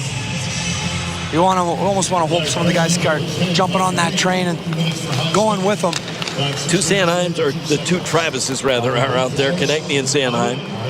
Konechny will dance out of his own zone. He'll leave it as Sanheim swings behind him. Now Travis Sanheim up the left wing. Uses his skates, his speed. Goes by a man. Tried to cut into the middle. Tried to do a little too much there and lost control. And the Avs take over. Nichushkin right up the middle. On the move is Sam Girard. Girard in over the line. Gives it up. Here's a shot by Lehkonen, and he wheels it high and wide. Bump back in behind the net. No Av was there, but it will come to the right wing half wall to Cale Makar. Makar outnumbered by 2 Flyers. Grans has him tied up on the wall, and we're going to get a penalty on Helge Grans. Credit Cale Makar. He just kept his feet moving, and Grans wraps him up. That'll be a penalty. So we get a timeout on the ice. When we come back, it'll be a Colorado power play. They lead 2-0 in the third on the Philadelphia Flyers broadcast network. This is Flyers Hockey on 93.3 WMMR. Disney on Ice invites you to an adventure that's off the charts as DJ Mickey and his friends remix tunes from The Lion King, Frozen 2, Moana, The Little Mermaid, and Wish. Plus, the party really gets going when DJ Stitch takes control. Every beat creates a magical moment. At Disney on Ice presents Let's Dance. Coming to Wells Fargo Center December 26th through January 4th. Tickets on sale now. For show details, visit DisneyOnIce.com today. Hi Flyers fans, this is Scott Lawton. This past summer, Gritty and I took some family photos at JCPenney, and now you have the chance to take those photos home. We made them into a shirt that you can get right now at PhiladelphiaFlyers.com or pick up next time you're at the Wells Fargo Center. Half of all proceeds from these shirts will go to the Pennsylvania SPCA to help their mission of finding homes for homeless pets. I hope you'll check it out today at PhiladelphiaFlyers.com. Wells Fargo Center is the place to be for college basketball. Can't get enough of this if you're a full college basketball fan. Welcome to the Wells Fargo Center. It's a city versus state showdown as Drexel men's basketball faces off against Penn State on Saturday, December 21st in South Philly. One possession game. Embracing the big stage at the Wells Fargo Center. What a day it's been. Tickets are on sale now at wellsfargocenterphilly.com. Shop the Rock Shop at WMMR.com for the latest MMR gear. Shop the latest Flyers gear, including jerseys, hoodies, hats, tees, and more, anytime from anywhere, only at shop.wfcphilly.com. Well, Flyers trying to fight their way back in this, but an ill-advised penalty on Helge Grans. It was really a good play by Cale Makar to draw that, but Fridge, you think that's a play that never should have happened? Well, the play's going the other way. It's a really smart play by Cale Makar. It is holding, but when the D-man got to, they're trapped in that position. If you want to draw that penalty, just go against that stick that's trapped against the wall, and Cale Makar did just that. Embellished it a little bit and drew the penalty. So Philadelphia clears all the way down. This is Colorado's fourth man advantage. They're 1 for 3. And it's a 4-on-3 power play for the next minute anyway. Over the line, Rantanen couldn't get it in deep, and it's swatted back. Makar's going to go get it at his own line. Cale Makar with the only 2 goals of the contest. The 10th time he's had 2 or more in a game. Rantanen to the right wing corner. Spins it back up top. Makar at the middle point now, looking through a shooting lane to Rantanen into the right wing circle. Back up top. Makar with a shot that was blocked by Ristolainen. Dishes it by, but at the line held in. And now Philadelphia takes advantage, and they'll drive it down the ice. Kept into the line momentarily there by Drouin, but he put it right back into a Flyers stick. Now Drouin gets good speed out of his own zone. Makar headmans up the left wing. Casey Middlestat gains the zone, slams the brakes on. Near side, he gets it to Rantanen. Back to the middle point, Makar to Rantanen to the base of the circle. Curls to the slot, looking at the net, took a shot, and he snapped it high and wide.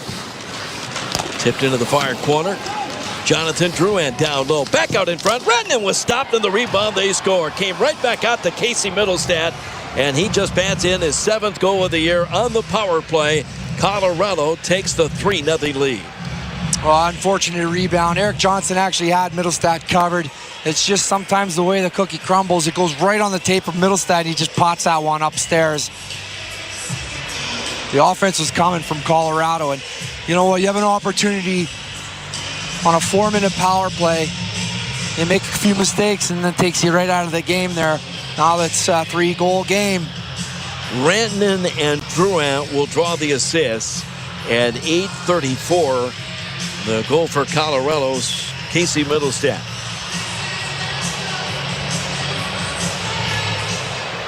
Well, Colorado, even though they only have a .500 record, especially when they're on the power play and they can throw that trio of guys out, they are just scary good. Flyers are offside at the Colorado blue line. Yeah, that record actually surprises me too. For this team to be at .500 right now, it's not representative of their actual skill and where they should be. That's kind of the case for a lot of teams throughout the course of the year. You look at Edmonton last night, they dropped the first 10 games, ended up in the Stanley Cup Finals. Fridge, Bobby Brink had just stepped out onto the ice to make that a 4-on-4, so officially that's not a power play goal. Colorado still 1 for 4 with the man advantage. Not that that really matters. Flyers face a real uphill climb now with just over 11 minutes to play. Down 3 as Ristolainen will lift it in deep. Makar goes back for that behind his own goal. Nichushkin tried to drop it back to him. That's picked off by Poehling, and Poehling will send it into the left wing corner. Hathaway beaten to the puck by Nate McKinnon. Makar comes back and starts out again. To the middle to McKinnon. Right wing pass. Rantanen played it up the wall. McKinnon put it right onto a Flyers stick. Now Philadelphia may have numbers the other way if they hurry. Konechny up the left wing. Couturier driving the front of the net. Konechny slams the brakes on. Looking for help coming late. Off the bench, Michkov couldn't keep it in the zone. And so the Flyers regroup at center. Michkov back up to Konechny on the left side. He's got Couturier with him, and that pass knocked out of the air. Makar outlets. Right up the middle. Colorado at the blue line drop pass. Rantanen with a shot. He couldn't get that through. Parker Kelly jammed it free. Rantanen plays it back up top. Malinsky unable to get it back to him on the right wing. Deflected in behind the goal line. Cedar unable to play it away. Michkov had a chance to clear and had it knocked off of his stick. Finally came to center. Michkov put it up the middle just out of the reach of Konechny. That'll be icing against Philadelphia. Well, it started with Konechny trying to connect with Michkov when he stepped on the ice, and it ended with Michkov trying to connect with Konechny on a few passes. Well, halfway through the third period, the Flyers down 3, so they're going to load up. Michkov is out with Konechny and Couturier. Yegor Zamula just went up the tunnel to the Flyer dressing room, so we'll watch for his return. Here's Nick Cedar. And Cedar flubbed an outlet pass right to a man. Cutting in front with a shot. Kiviranta unable to get that to the goal. Sticked away by Kolosov. Back out right point. Shillington down the boards. In on the right corner. Logan O'Connor trying to spin free. The bouncing puck at the side of the net. And Kolosov on his hands and knees reaches around, gets that with the glove, and gets it blown dead. And with Kolosov trying to cover that, the Colorado forward was slapping at his glove, and that draws the attention of the Flyer defense. We get a timeout on the ice. 9:39 to go here in the third. It's now a 3-0 Av lead on the Philadelphia Flyers broadcast network. Philadelphia Flyers hockey on 93.3 WMMR. NHLShop.com, the official online store of the National Hockey League, and the world's largest selection of officially licensed NHL fan gear, with unique one-of-a-kind designs by Fanatics, and all the latest styles for every NHL team. Don't miss out. Shop now and get today's special offer. NHLShop.com, a Fanatics experience. Brady Plus is a nationwide distributor providing supplies plus support in Jansan, food service, and industrial packaging. We deliver tailored solutions to make customers more productive, more sustainable, and more successful. Whether you're maintaining a clean and safe facility, running an efficient restaurant, or protecting products during transit, we have the expertise to solve your toughest problems. At Brady Plus, your biggest challenges are our best solutions. Learn more at BradyPlus.com. Get ready for the biggest concert of the year. It's Rod Wave's Last Lap Tour. It's Rod Wave, live in concert, Sunday, December 1st at Wells Fargo Center. Also, Moneybag, Juicy, Lil Papa, and Illmatic. Tickets are on sale now at official-rodwave.com. And don't forget, the new single from Rod Wave, Fall Fast in Love, is now available on all platforms. Hear Preston and Steve mornings on MMR and watch the show free on YouTube. Grab a ticket to your next Flyers game and score a 24-ounce Yuengling Traditional Lager, an exclusive co-branded koozie with the Yuengling Night Out package. Available only at PhiladelphiaFlyers.com. Well, Trish, the Flyers know exactly what kind of team they are. They know where they are in this whole process. Colorado's a good, skilled team, and the Flyers have just got to try to dig in and look for those greasy goals to stay with these skilled teams. Obviously, Colorado's got more skilled than the Flyers. They stayed with them through much of this contest, but the Avs' talent is paying off in the end here. Yeah, it could easily be 5-0, but I think the way that the Flyers have played and have to play is that stingy style, and when you got a juggernaut like Colorado, if they start wheeling, they're going to have a tough time, the Flyers, with a team like this. Holger Braun's making his NHL debut tonight for the Flyers. Has actually, I think, played a decent game. McKinnon up the left wing. He's got a chance to step wide on Sanheim. Sanheim played him well. McKinnon drags it free. Coming in late, Devon Taves got it back and skipped away from McKinnon. At the line, near side, steered in behind the goal by Jonathan Drouin, but Philadelphia recovers. Lifted to the line, but not out by Ryan Poehling. Back in front, McKinnon going to the goal mouth and swept away by Sanheim. Sanheim saved another goal. That's twice tonight that he has turned away what would have been sure goals into a half-empty net. And this play is whistled down as McKinnon went shoulder to shoulder with the man. He's having words with Garnet Hathaway. Well, that's a good trade-off for Garnet Hathaway right there to get McKinnon out. And he's just jarring him. He's trying to get under his skin. McKinnon's one of those passionate players. 140 points he had a year ago. Shot through, blocked by Farabee, and Farabee's down in a heap, and they're going to blow this dead. And let's hope that Joel Farabee can get up on his own steam. He will. It hurts from up here because when they turn their foot, I know it's going to get an unprotected area. And Farabee turned his leg there, and I think he got that one right in the lower part of the ankle. That hurts. He's taken a few like that. I get out of the way. I never block shots. I lift my leg. I say, no, I'm not doing it. I'll take a punch in the face, but not a slap shot in the toe. Yeah, not too many coaches or players even are going to question that with you. Back inside the Colorado blue line. The Avs try to go up the middle. They miss Arturi Lehkonen with that pass. That'll be icing called against the Avs. Well, Joel Farabee, like every other Flyer, does it willingly. It is expected. It's one of those things that kind of builds this team closer together, I think. And the Flyers have blocked a ton of shots again in this game, and they're going to lose, it appears, unless they can come up with something dramatic here in the third period. They're going to lose for one of the few times where they've had over 20 blocked shots in a game. They've got 24 right now. Girard deep in his own zone. Watched by Anthony Richard. Manson outlets. That outlet pass missed, and Grans will lift it back in.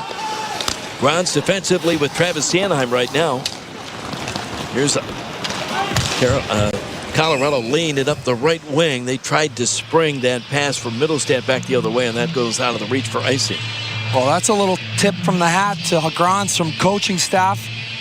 Given some minutes in the end of the game here with Travis Sanheim. Rightfully so. He's played a good game. His first game in the NHL here. It's a big defense with Grans in the lineup. The Flyers, 5 of their 6 defensemen are 6'3" or bigger. Nick Cedars, the small guy at 6'2". Here's Konechny in the high slot. Tippett with a shot. He scores! Owen Tippett wires in his 4th of the year. And with just over 8 minutes to play, the Flyers have something to build on. It's a 3-1 Colorado lead. And this is where the Flyers are best. When they do this, it's usually the end of the game. They get a little life, and then that energy, the bug starts going for this team, and they start building on it. This is a really nice goal. It's just a simple shot, and it's an Owen Tippett shot. A little bit of traffic in front, and guess who it is? It's our captain, Couturier. He's been going to that area, and there's a reason why, kids. You score goals when you go to that area. If it's not you, it's going to be your teammate. And Owen Tippett with that patented shot, the twisted wrista. He sends it up short side on blocker.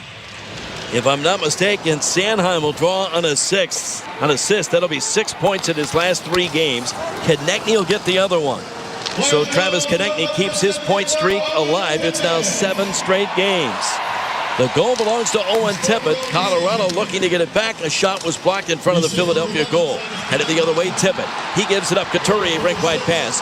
Konechny into the middle, and he can't find Tippett down the slot. It was a nice little play there by the defender. I'm not sure who that was for Colorado. It is Tippett from Sanheim and Konechny on the Flyer goal. Now with 7.5 minutes left, Colorado backs out the change. Sanheim up the middle, off the stick of Konechny. Right back in comes Joel Cavaranta, and he couldn't get that shot through. Huge block by Nick Seeler there. At the line, Devon Tape's got a man cutting to the net. Ivan with a shot, and Kolosov got over and made that save. Real nice save. There's another one of those body saves. Here's Ivan again. He'll leave it in the slot. Cavaranta's shot goes off the stick, up over the glass, out of play as he collides with a man, and both he and Nick Seeler go to the ice hard. It's actually Konechny, the Flyer.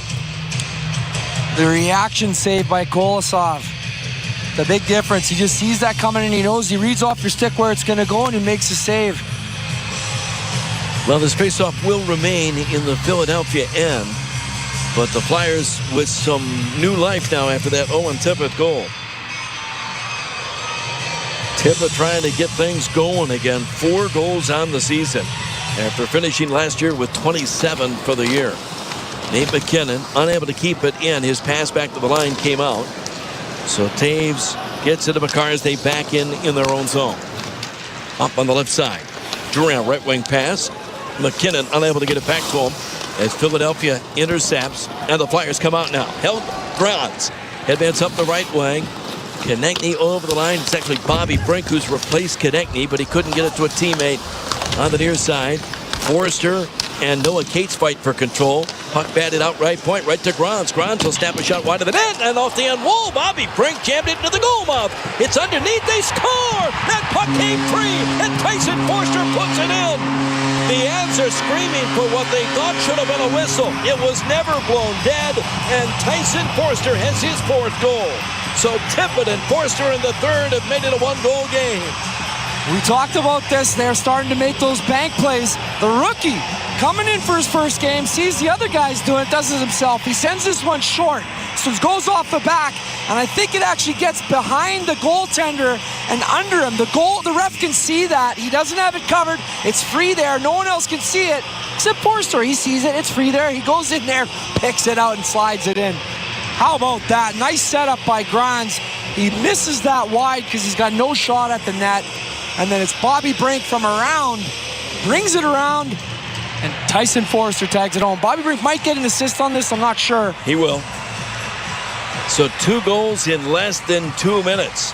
Tippett's 4th, and then Tyson Forster in the scramble in the goal mouth gets number 4 to make it a 3-2 game. And the Flyers have the building back behind him. Oh, yeah. This is when they get going, and this is when they can beat any team in the NHL. And they get this little spark, and they get the game close. Deflected wide of the Philadelphia net.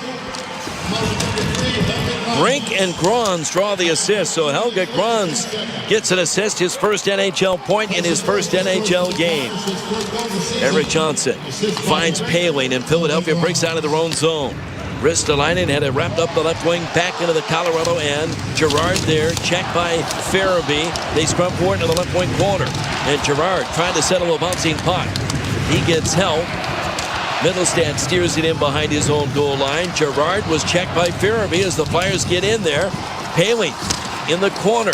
Jammed up against the boards, and Manson with a chance to skate out to center ice with it. Gets the red line and drives it in. Michkov out there for Philadelphia with Scott Lawton. And now Anthony Richard. Sanheim from behind his own goal up the left wing. Lawton at center ice. Ahead, Richard gains the zone. Stepped in, took a shot, and kicked away by Ononen. As Richard put that on goal. At the left point, Sanheim threw it on net. That got through, and Ononen made that save. The Avs get to the rebound and clear. Richard got a piece of that on the way in and tipped that one down. Here comes Colorado to the Philadelphia line. O'Connor unable to control that. Around it goes to Michkov, and Michkov will start to charge the other way. A lead pass across center right. Anthony Richard in over the line, dropped it. Lawton had a man up the left wing, and it was tipped away from Ristolainen. Right back in comes Logan O'Connor. His shot handled by Kolosov. Alexei Kolosov's been good in this game. He's already made 23 saves, and I don't know that I blame him for any of the 3 Colorado goals. Puck all the way down the ice. This will be covered up by Ononen with 4.5 minutes to play. Kolosov, you're right. He has played good. He hasn't had a lot of shots, but those shots are coming from dangerous areas on the ice, right down the pike. Point shots with traffic in front. He's made saves tonight, and he's done a good job in a pretty tough matchup with a pretty potently offensively gifted team. Tippett back out with Couturier and Konechny circled to the left of the Colorado goal. Flyers down a goal. It's 3-2 Avs. Tippett jammed it into the corner. Couturier, Konechny fighting for it. Wrapped in behind the net, and Devon Taves will get to it. He'll lift it up that right side. Couturier knocked down a clearing attempt, but the Avs will lift it into the neutral zone. Sanheim quickly back to Konechny up the left wing. He bounces off a check back to the line, and Sanheim shot off the stick. It's launched about 30 rows up and out of play. And we get a timeout on the ice. 4:09 to go in the third. Now 3-2 Colorado on the Philadelphia Flyers broadcast network. Flyers hockey rocks on 93.3 WMMR. Kelsey Ballerini, the ACM and CMA Award winner, live February 10th, Wells Fargo Center. Kelsey Ballerini with special guests Maisie Peters and Marin Taylor. Tickets on sale now at kelseyballerini.com. Don't miss Kelsey Ballerini live. It's a new era of orange in Philadelphia, and you don't want to miss the Philadelphia Flyers hit the ice at Wells Fargo Center this season. On that far half wall, Flyers get it back in front. Forster, another shot. He scores! Tyson Forster with his second of the year. Be here when the Flyers take on the Carolina Hurricanes on November 20th at 7:30. Michkov into the right wing corner. Couturier back to Michkov.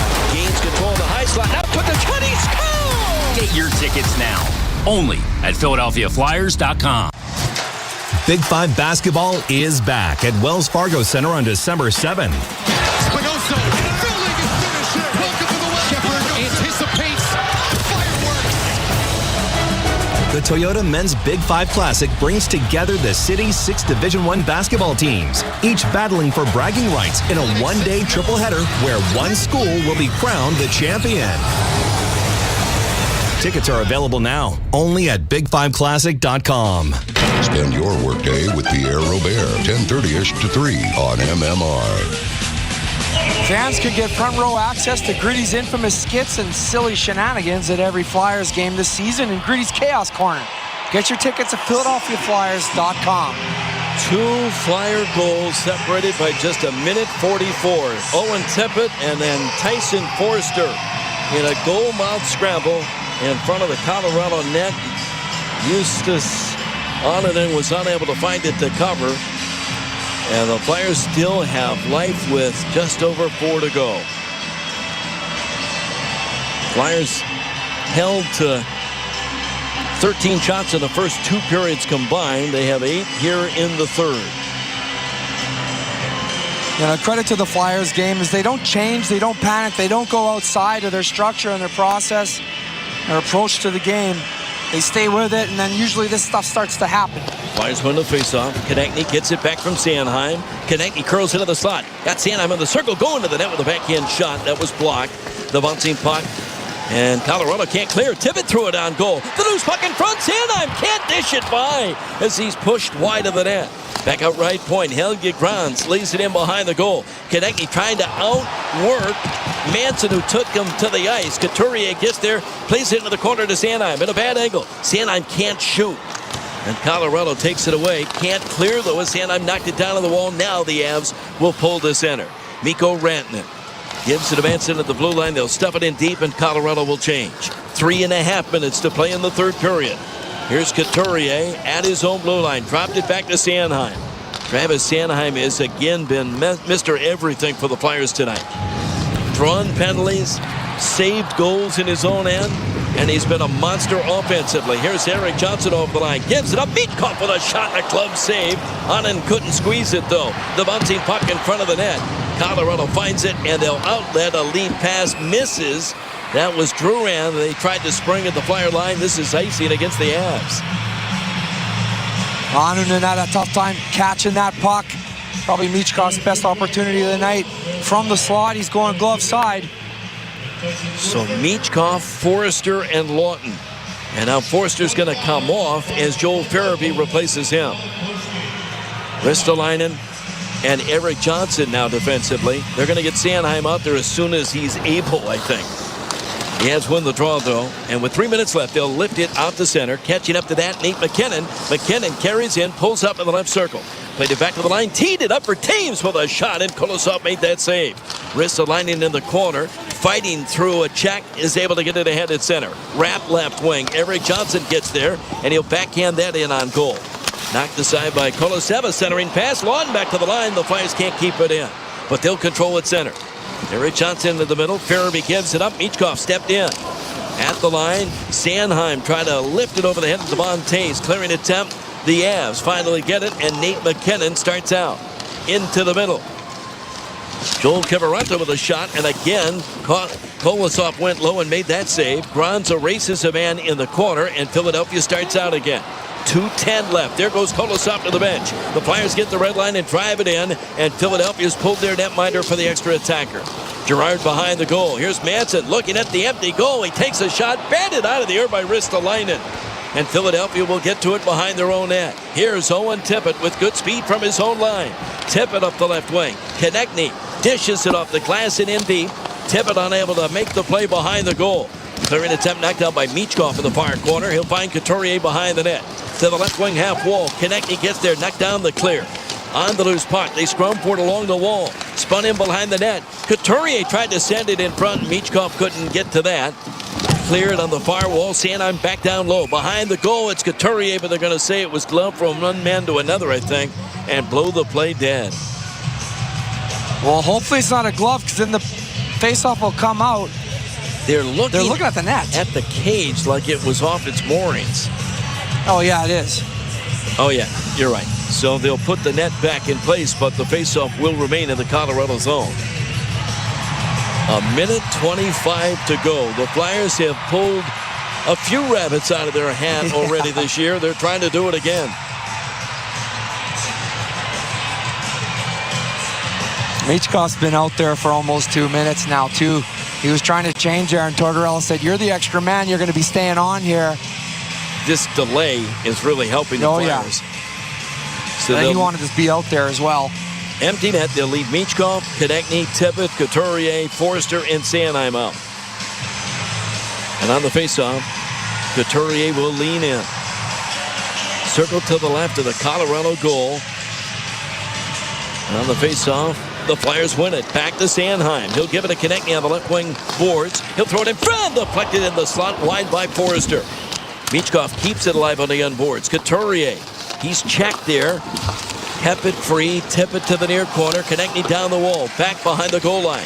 Tippett with a man all over him. Now Konechny on the half wall. Left wing. Konechny looking to make a play. Back middle point. Sanheim shoots one. That's knocked out in front. And Tippett had that puck bounce to him, and he had a half-empty cage, and he couldn't get good wood on it. Here's Konechny dragging it out into the high slot. Konechny over to the far side. Tripped up. No penalty. Crowd wanted one. Michkov in behind the goal. He's checked. The loose puck.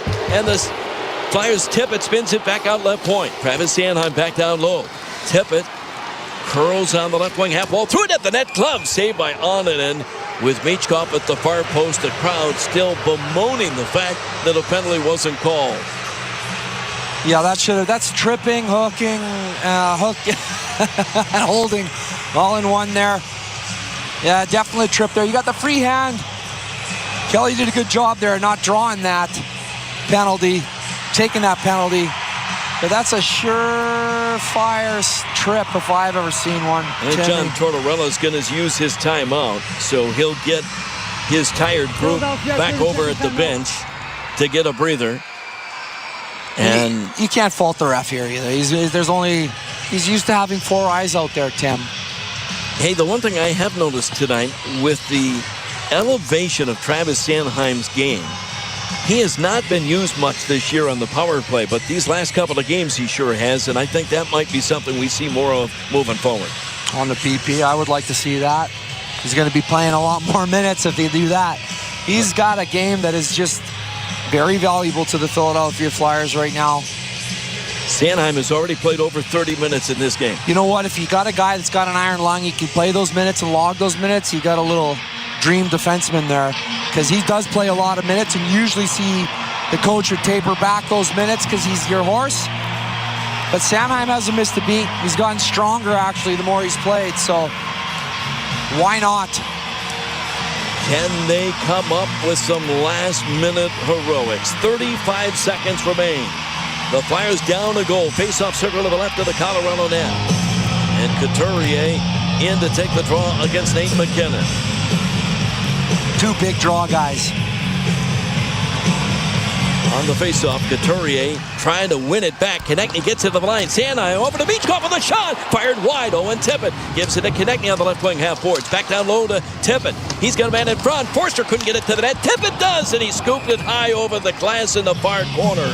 And it goes out of play, 22.8 seconds on the clock. Well, how about the vision of Owen Tippett there? He's looking for that short side high right up underneath the bar into the upper part of the net, and it's open as well. Zonernen's down on this one. He's just unable to get the shot on. The stick on that. Oh, yeah. On the draw, it's at the wall. And Colorado plays it in behind the goal. Michkov tipped it free. Forster at the middle point. Sanheim to connect him with a drive, and he fired it high and wide. On the far side, Forster back to Michkov on the half wall. He has taken up the puck by Makar, and Makar spins it down the ice. 5 seconds left. That'll do it. Actually, it's an icing with 3 seconds left. So Philadelphia will get one last crack at this after the icing call. Well, it's going to be bodies in front. The last play, Colorado did just that.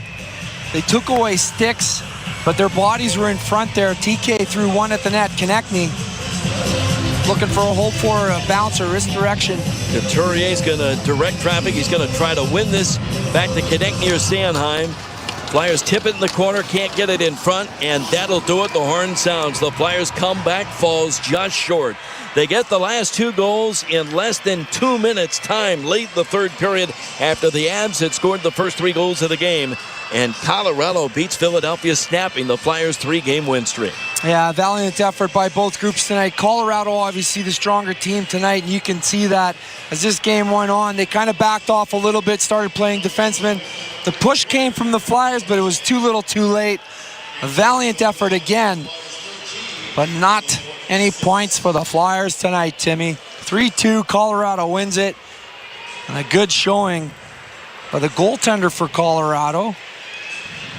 Well, and I think Alexei Kolosov actually played pretty well too, didn't he? Kolosov played tremendous tonight. Kept the Flyers, gave him a chance to win.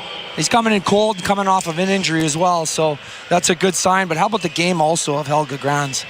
Pretty good game, coming in cold and jumping right in the lineup. Got some good minutes at the end of the game and was a big part of that one goal. Well, no question, the first star of this game going to be Cale Makar. He scores 2 goals, his 10th multiple goal game of his NHL career. Middlestat got the other one for Colorado. Tippett and Forster scored in the second half of the third period to make it close, but that's as close as the Flyers would come.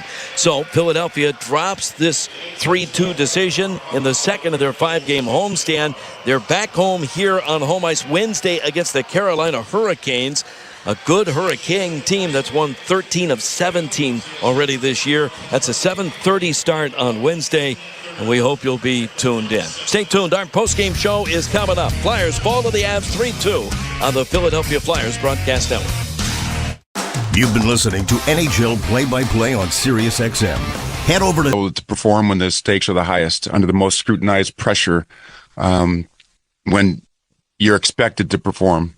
And you think about a Game 7 moment or Game 7, that's when you have to perform. It's a winner or go home situation.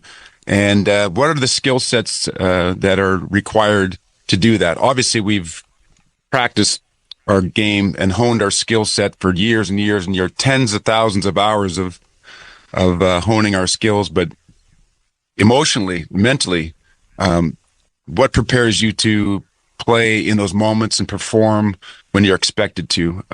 That, I think, is what really defines a Game 7 moment for the players that have excelled in Game 7 moments. And what are those life lessons that we can teach our young boys and girls and the skill sets required to do that? The breathing, it's being able to slow your heart down and your blood pressure goes up and your decision-making is rash and concentration varies because of all of it. What allows you to kind of really slow down and use your God-given talent, and then obviously the repetitions through your whole life that you know you can do it. You just got to be able to do it when it matters most. It's like hitting a home run, and like Aaron Boone did, or doing something special at the right moments. And I think the educational part of the docuseries is really fascinating to me there, to help our young boys and girls who will be faced with big decisions in their life. And you don't have to be a sport fan to have a Game 7 moment in life. Everybody's faced with decisions that are going to alter the trajectory of their lives in one way or another there. And we're trying to figure out what those skill sets are. What does it feel like to lose a Game 7? Fortunately for me, I never experienced what the Oilers did last year, of going all the way to the end in a championship game and losing in a Game 7. Anytime you get to a Game 7, it's a hard journey to get there. Two teams, evenly matched. It's been a war. It's been a tug of war. Everybody's hurt. Everybody's tired. And then to lose that is devastating. I think about my own experience in Game 7, winning 7 of them. The 2 still hurt to this day. What could I have done different? You know, you always say that you got to lose in order to understand how to win. I do agree with that. I think there are lessons in loss and in failure, both as a team and as an individual. If I had my preference, I would have liked to have learned those lessons while I was winning. But unfortunately, that's just not the way it is. But I look back at it now and just think about how grateful I am for all the lessons in wins and the losses, because it really ends up defining who you are as a person and as a player. Follow every second of the action on NHL Network Radio. From behind the bench to every play on the ice. If it's hockey, it's on SiriusXM NHL Network Radio. SiriusXM 91. I'm Frank Trachtenberg with your SiriusXM NHL schedule for Monday, November the 18th. All times are Eastern, and please remember, all games, times, and channels are subject to change. Check SiriusXM.com for the latest updates. In the NHL, 7 p.m., Boston Bruins taking the Columbus Blue Jackets. Bruins on Sirius 208, XM 219, and Internet 921. Blue Jackets on Internet 927. 7 p.m., Philadelphia Flyers taking the Colorado Avalanche. Flyers on Sirius 209, XM 220, and Internet 940. Avalanche on Internet 926. 7:30 p.m., Montreal Canadiens face the Edmonton Oilers. Canadiens on Sirius and XM channels 91, Internet 934. Oilers on Internet 930. 8 p.m., Dallas Stars face the Anaheim Ducks. Stars on Sirius 210, XM 221, and Internet 928. Ducks on Internet 920. 9 p.m., Utah Hockey Club faces the Washington Capitals. Utah on Sirius 211, XM 222, and Internet 947. Capitals on Internet 950. 10:30 p.m., San Jose Sharks take on the Detroit Red Wings. Sharks on Sirius and XM channels 91, Internet 942. Red Wings on Internet 929. For 24/7 coverage of the NHL season and hockey across the world, keep it locked on SiriusXM NHL Network Radio, Channel 91. I'm Frank Trachtenberg with your SiriusXM NHL schedule for Monday, November the 18th. All times are Eastern, and please remember, all games, times, and channels are subject to change. Check SiriusXM.com for the latest updates. In the NHL, 7 p.m., Boston Bruins taking the Columbus Blue Jackets. Bruins on Sirius 208, XM 219, and Internet 921. Blue Jackets on Internet 927. 7 p.m., Philadelphia Flyers taking the Colorado Avalanche. Flyers on Sirius 209, XM 220, and Internet 940. Avalanche on Internet 926. 7:30 p.m., Montreal Canadiens face the Edmonton Oilers. Canadiens on Sirius and XM channels 91, Internet 934. Oilers on Internet 930. 8 p.m., Dallas Stars face the Anaheim Ducks. Stars on Sirius 210, XM 221, and Internet 928. Ducks on Internet 920. 9 p.m., Utah Hockey Club faces the Washington Capitals. Utah on Sirius 211, XM 222, and Internet 947. Capitals on Internet 950. SiriusXM Fantasy Sports Radio is the place for expert advice, strategy, and information from the best fantasy sports analysis to win your league. Plus, hear pick-by-pick coverage of live drafts and interviews with top players, coaches, and team executives on SiriusXM 87. Hockey Hall of Famer and Stanley Cup champion for the Edmonton Oilers and New York Rangers, Mark Messier joined Scott Laughlin on the morning skate for SiriusXM NHL Network Radio on Channel 91 to discuss the pressures of Game 7 after having played in 9 Game 7s himself, winning 7 of them, and how you can either thrive under pressure or crumble underneath it.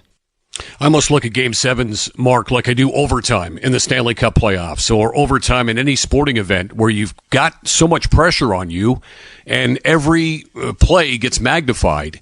Could you, during the course of your career, and you don't have to name names, but could you look around the dressing room or could you look on the opposing bench and could you figure out those that wanted to be the hero and those that just wanted to avoid making the mistake? I mean, was that plain for you to see that there were those that wanted the puck on their stick with the game on the line that could thrive under pressure, and then you had the opposite as well? I felt myself in those moments there defaulting to the more defensive side of the game.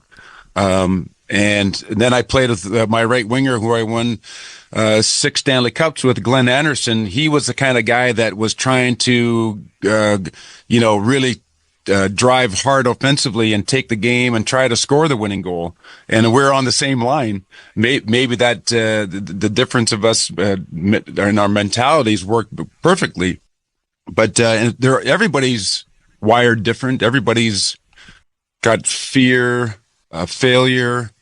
The best have that, and there's nothing wrong with that. It's okay to internalize those feelings, but you can't let them paralyze you. And it's for me, going into a Game 7, I allowed myself to visualize what if we didn't win, leading up to the game, and then slowly as you get closer to the game, you allow yourself to kind of push the negative feelings aside, and you start to fill yourself up with all the great things that are going to happen and what you need to do to execute the game plan, and of course ultimately to seeing yourself holding the trophy. And as the game starts, all the negative and the positive go away, and then you drill yourself down into just executing the game plan, and you don't think about the what ifs and what should have been or what could have been. You just really kind of play in the moment, and I think trust becomes a massive word when you think about it. Can I trust each one of the players that are going out there to not only to do their part from a strategic standpoint, be in the right position, be in the right places at the right time, but not get undisciplined and take poor penalties at the wrong time because their ego is bruised and someone took advantage of them, and being able to hold all that in check. So there's just so many dynamics to think about for a team in order to overcome all the obstacles to win a championship. And it's fascinating to me. It's one of the reasons I was able to play 26 years, because once you do it, you understand how fun it is, but also how complicated and intricate it is to kind of get not only the team from a physical standpoint to come together, but how a team comes together emotionally, mentally, and the spirituality around a team, and the respect that lives inside that locker room is incredible. Get the latest news, opinion, and analysis from MMA to boxing and the professional wrestling world 24/7. SiriusXM Fight Nation, SiriusXM 156, and the SXM app.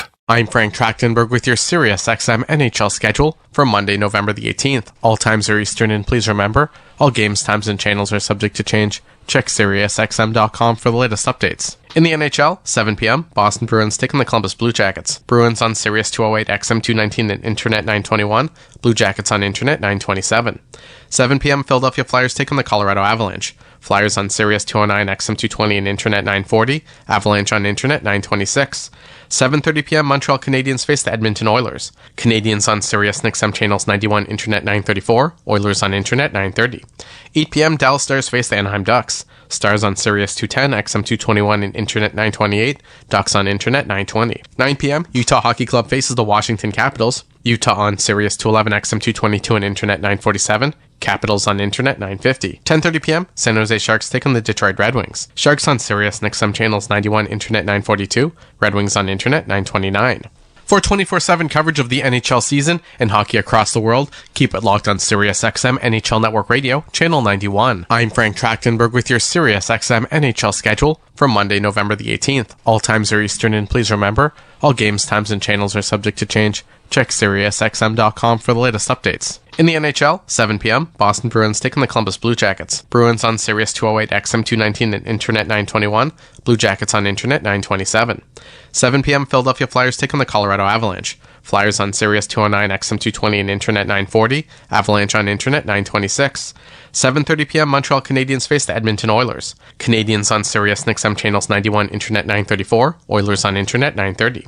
8 p.m., Dallas Stars face the Anaheim Ducks. Stars on Sirius 210, XM 221, and Internet 928. Ducks on Internet 920. 9 p.m., Utah Hockey Club faces the Washington Capitals. Utah on Sirius 211, XM 222, and Internet 947. Capitals on Internet 950. Mad Dog Sports Radio has the best sports talk in the business, covering sports with a passion and knowledge you need. Mad Dog Sports Radio, SiriusXM 86, and the SXM app. Tampa Bay Lightning head coach John Cooper stopped by for a morning skate with Gord Stellick and Scott Laughlin on SiriusXM NHL Network Radio on SiriusXM Channel 91 to talk the keys to his success over the years and the challenge of getting to the Stanley Cup Final 3 years in a row. John, I'm going to ask you to be a little bit self-analytical, and being in the business that you're in and knowing how successful you've been and what drives you and motivates you. What do you think has been the key to your success over the years? I mean, every league you've been in, you've won, you've had the staying power, and you've had all kinds of championship pedigree. If you say, hey, look, I'm still going strong, I'm still chasing another ring, what is it that keeps you going, and what is it in particular that you feel has made you as successful as you've been? I would say there's a couple things. Internally, it's the fire is still burning. And so I think that first and foremost is the biggest thing, because when you lose your passion for it, and I've watched it happen to people, then you might as well just, you should get yourself out, because you're just doing yourself and your team a disservice. So that passion is first and foremost the big thing. I would sit here say on the other side of things, like Jeff Vinnick as an owner, and it kind of goes back to the previous question about stability.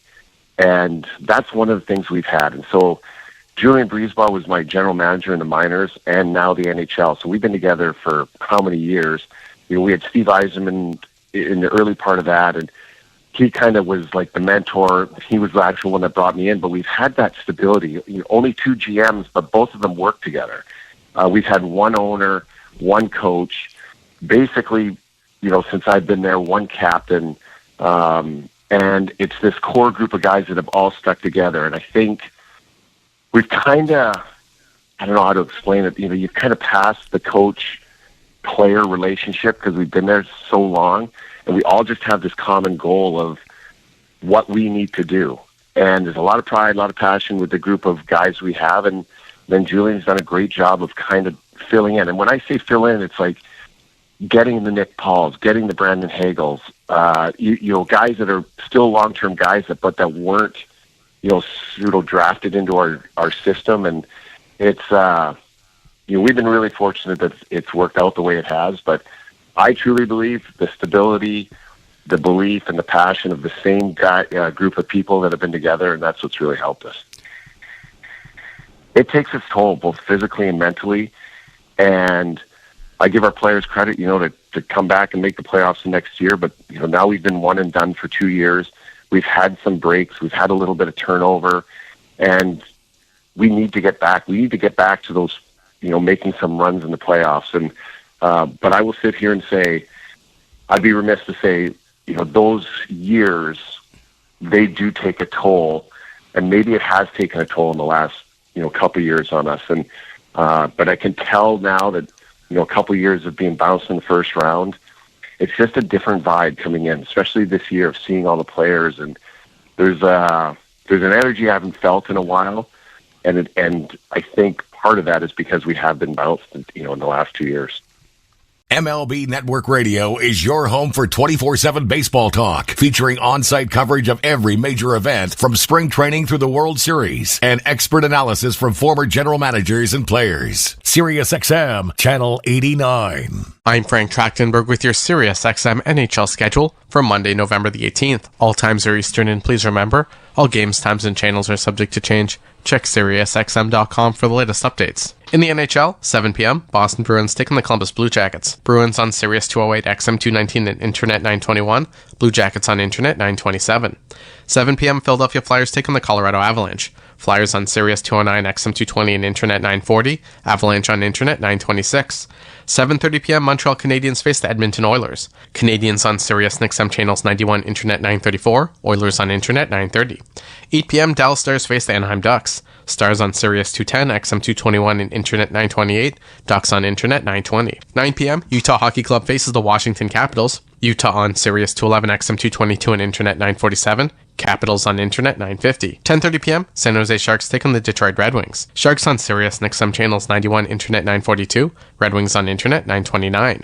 For 24/7 coverage of the NHL season and hockey across the world, keep it locked on SiriusXM NHL Network Radio, Channel 91. I'm Frank Trachtenberg with your SiriusXM NHL schedule for Monday, November the 18th. All times are Eastern, and please remember, all games, times, and channels are subject to change. Check SiriusXM.com for the latest updates. In the NHL, 7 p.m., Boston Bruins taking the Columbus Blue Jackets. Bruins on Sirius 208, XM 219, and Internet 921.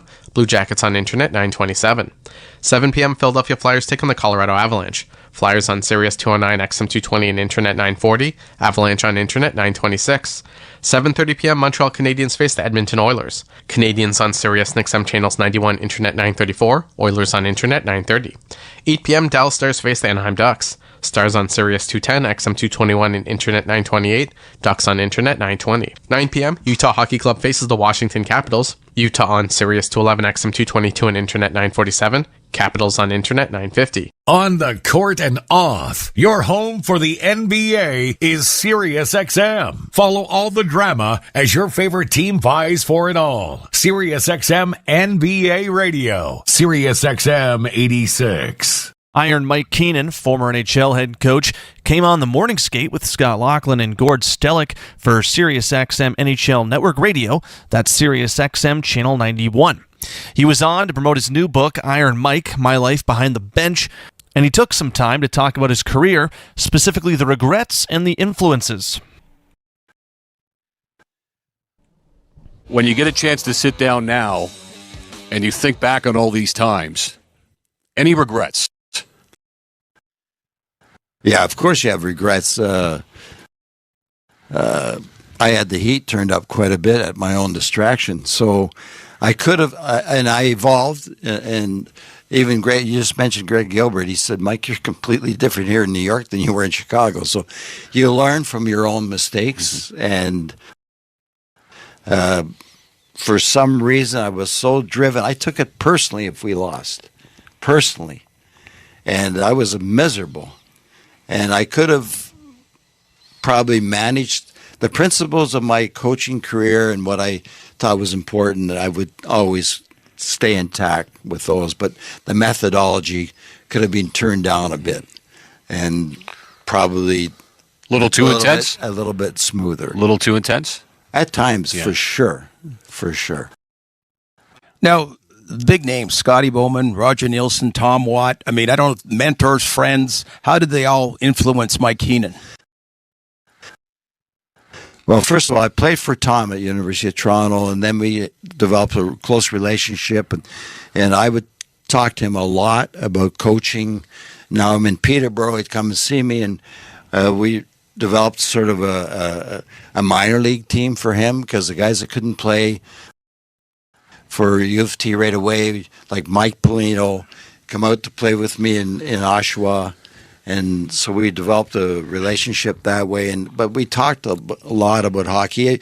He taught me more about hockey than anybody else. And then Roger and I had a relationship through Peterborough. We're getting now into the sort of the technical part of video replay and how that. And then I got Scotty Bowman, the greatest ever. He hires me for the first time, probably saw a little bit of himself in me, and he's calling me in the middle of the night after every game. He drives home from Rochester, and at 2 or 3 in the morning, and I'm not exaggerating, sometimes an hour conversation in the middle of the night. Why did you put Bob Mongrain on the penalty killing at that time? Like, okay, Scotty. But he was just, and he would test me all the time, and I just give him a firm belief in what I thought was right. And he respected that. So it was interesting and then we became friends over the years. It was a real 3 guys that really influenced my career. That was Iron Mike Keenan, former NHL head coach and author of Iron Mike, My Life Behind the Bench. He was in conversation with Scott Laughlin and Gord Stellick for the Morning Skate on SiriusXM NHL Network Radio. That's SiriusXM Channel 91. SiriusXM NFL Radio Channel 88 brings you expert analysis from former players, coaches, and executives, plus reaction to all the latest news on the only 24/7 station dedicated to the National Football League. I'm Frank Trachtenberg with your SiriusXM NHL schedule for Monday, November the 18th. All times are Eastern, and please remember, all games, times, and channels are subject to change. Check SiriusXM.com for the latest updates. In the NHL, 7 p.m., Boston Bruins taking the Columbus Blue Jackets. Bruins on Sirius 208, XM 219, and Internet 921. Blue Jackets on Internet 927. 7 p.m., Philadelphia Flyers taking the Colorado Avalanche. Flyers on Sirius 209, XM 220, and Internet 940. Avalanche on Internet 926. 7:30 p.m. Montreal Canadiens face the Edmonton Oilers. Canadiens on Sirius and XM channels 91, Internet 934. Oilers on Internet 930. 8 p.m. Dallas Stars face the Anaheim Ducks. Stars on Sirius 210, XM 221, and Internet 928. Ducks on Internet 920. 9 p.m. Utah Hockey Club faces the Washington Capitals. Utah on Sirius 211, XM 222, and Internet 947. Capitals on Internet 950. 10:30 p.m. San Jose Sharks take on the Detroit Red Wings. Sharks on Sirius and XM channels 91, Internet 942. Red Wings on Internet 929. For 24/7 coverage of the NHL season and hockey across the world, keep it locked on SiriusXM NHL Network Radio, Channel 91. I'm Frank Trachtenberg with your SiriusXM NHL schedule for Monday, November the 18th. All times are Eastern, and please remember, all games, times, and channels are subject to change. Check SiriusXM.com for the latest updates. In the NHL, 7 p.m., Boston Bruins taking the Columbus Blue Jackets. Bruins on Sirius 208, XM 219, and Internet 921. Blue Jackets on Internet 927. 7 p.m., Philadelphia Flyers taking the Colorado Avalanche. Flyers on Sirius 209, XM 220, and Internet 940. Avalanche on Internet 926. 7:30 p.m., Montreal Canadiens face the Edmonton Oilers. Canadiens on Sirius and XM channels 91, Internet 934. Oilers on Internet 930. 8 p.m., Dallas Stars face the Anaheim Ducks. Stars on Sirius 210, XM 221, and Internet 928. Ducks on Internet 920. 9 p.m., Utah Hockey Club faces the Washington Capitals. Utah on Sirius 211, XM 222, and Internet 947. Capitals on Internet 950. Follow every second of the action on NHL Network Radio. From behind the bench to every play on the ice. If it's hockey, it's on SiriusXM NHL Network Radio. SiriusXM 91. Former NHL head coach Iron Mike Keenan came on the morning skate with Scott Laughlin and Gord Stellick for SiriusXM NHL Network Radio, and he was asked about the long Alexei Kovalev shift during his time in New York, and he shared his side of the story about the skilled offensive talent that was Kovalev. The Alexei Kovalev shift. I've heard 7 minutes. I've heard 9 minutes. Hey, you stay out there. You kind of figure it out. Describe to us what went into that. How long was a shift? Certainly Kovalev was a talent, that's for sure, but he was bit of an enigma. Super talent. Yes. And talented people sometimes are elusive. And Alex, I try to explain to him, you're getting 20 minutes, and I don't want the shifts to be 1 minute, so you have 20 shifts. I'm going to give you 40 shifts at 30 seconds so you can build the intensity up. Understand? Yeah, I understand, Mike. Goes out there. Of course, it's a minute and a half. I said, now, Alex, the guy that's supposed to be playing behind you just missed a shift because now we're going to the next rotation. You're out there for 2 rotations. Okay, Michael. So, again, next thing, does it again. So I said, oh, my God. So I said, okay, guys, this time when he comes back to the bench, it's now going to overextend his shift. He's going to be a little tired. Don't open the doors. He comes over and I said, get out. He thinks I love him now. Get back out there, I said. So then he comes over again. And now I said, guys, he's going to want to climb into the bench because he's done. I said, when he comes over, puts his leg up, push him back out. And they pushed him. But now they are laughing on the bench. This is in New York City. Right during the game. Back there. So Alex figures it out. He scores a goal in the middle of this shift. Wow. Oh. He gets himself a rest. Stays out there. Finishes the period. So I think it's about 9 minutes. I walk off the bench. I said, Mess, explain it to him, will you, please? He said, I will. Don't worry. I'll look after it. So as a result, we fast forward now to the playoffs in Game 6, playing New Jersey. In the Jersey series, I double shifted him. When we had to come back, and he was electrifying. Mess got the 3 goals, but Alex was a horse. And it's very talented, powerful.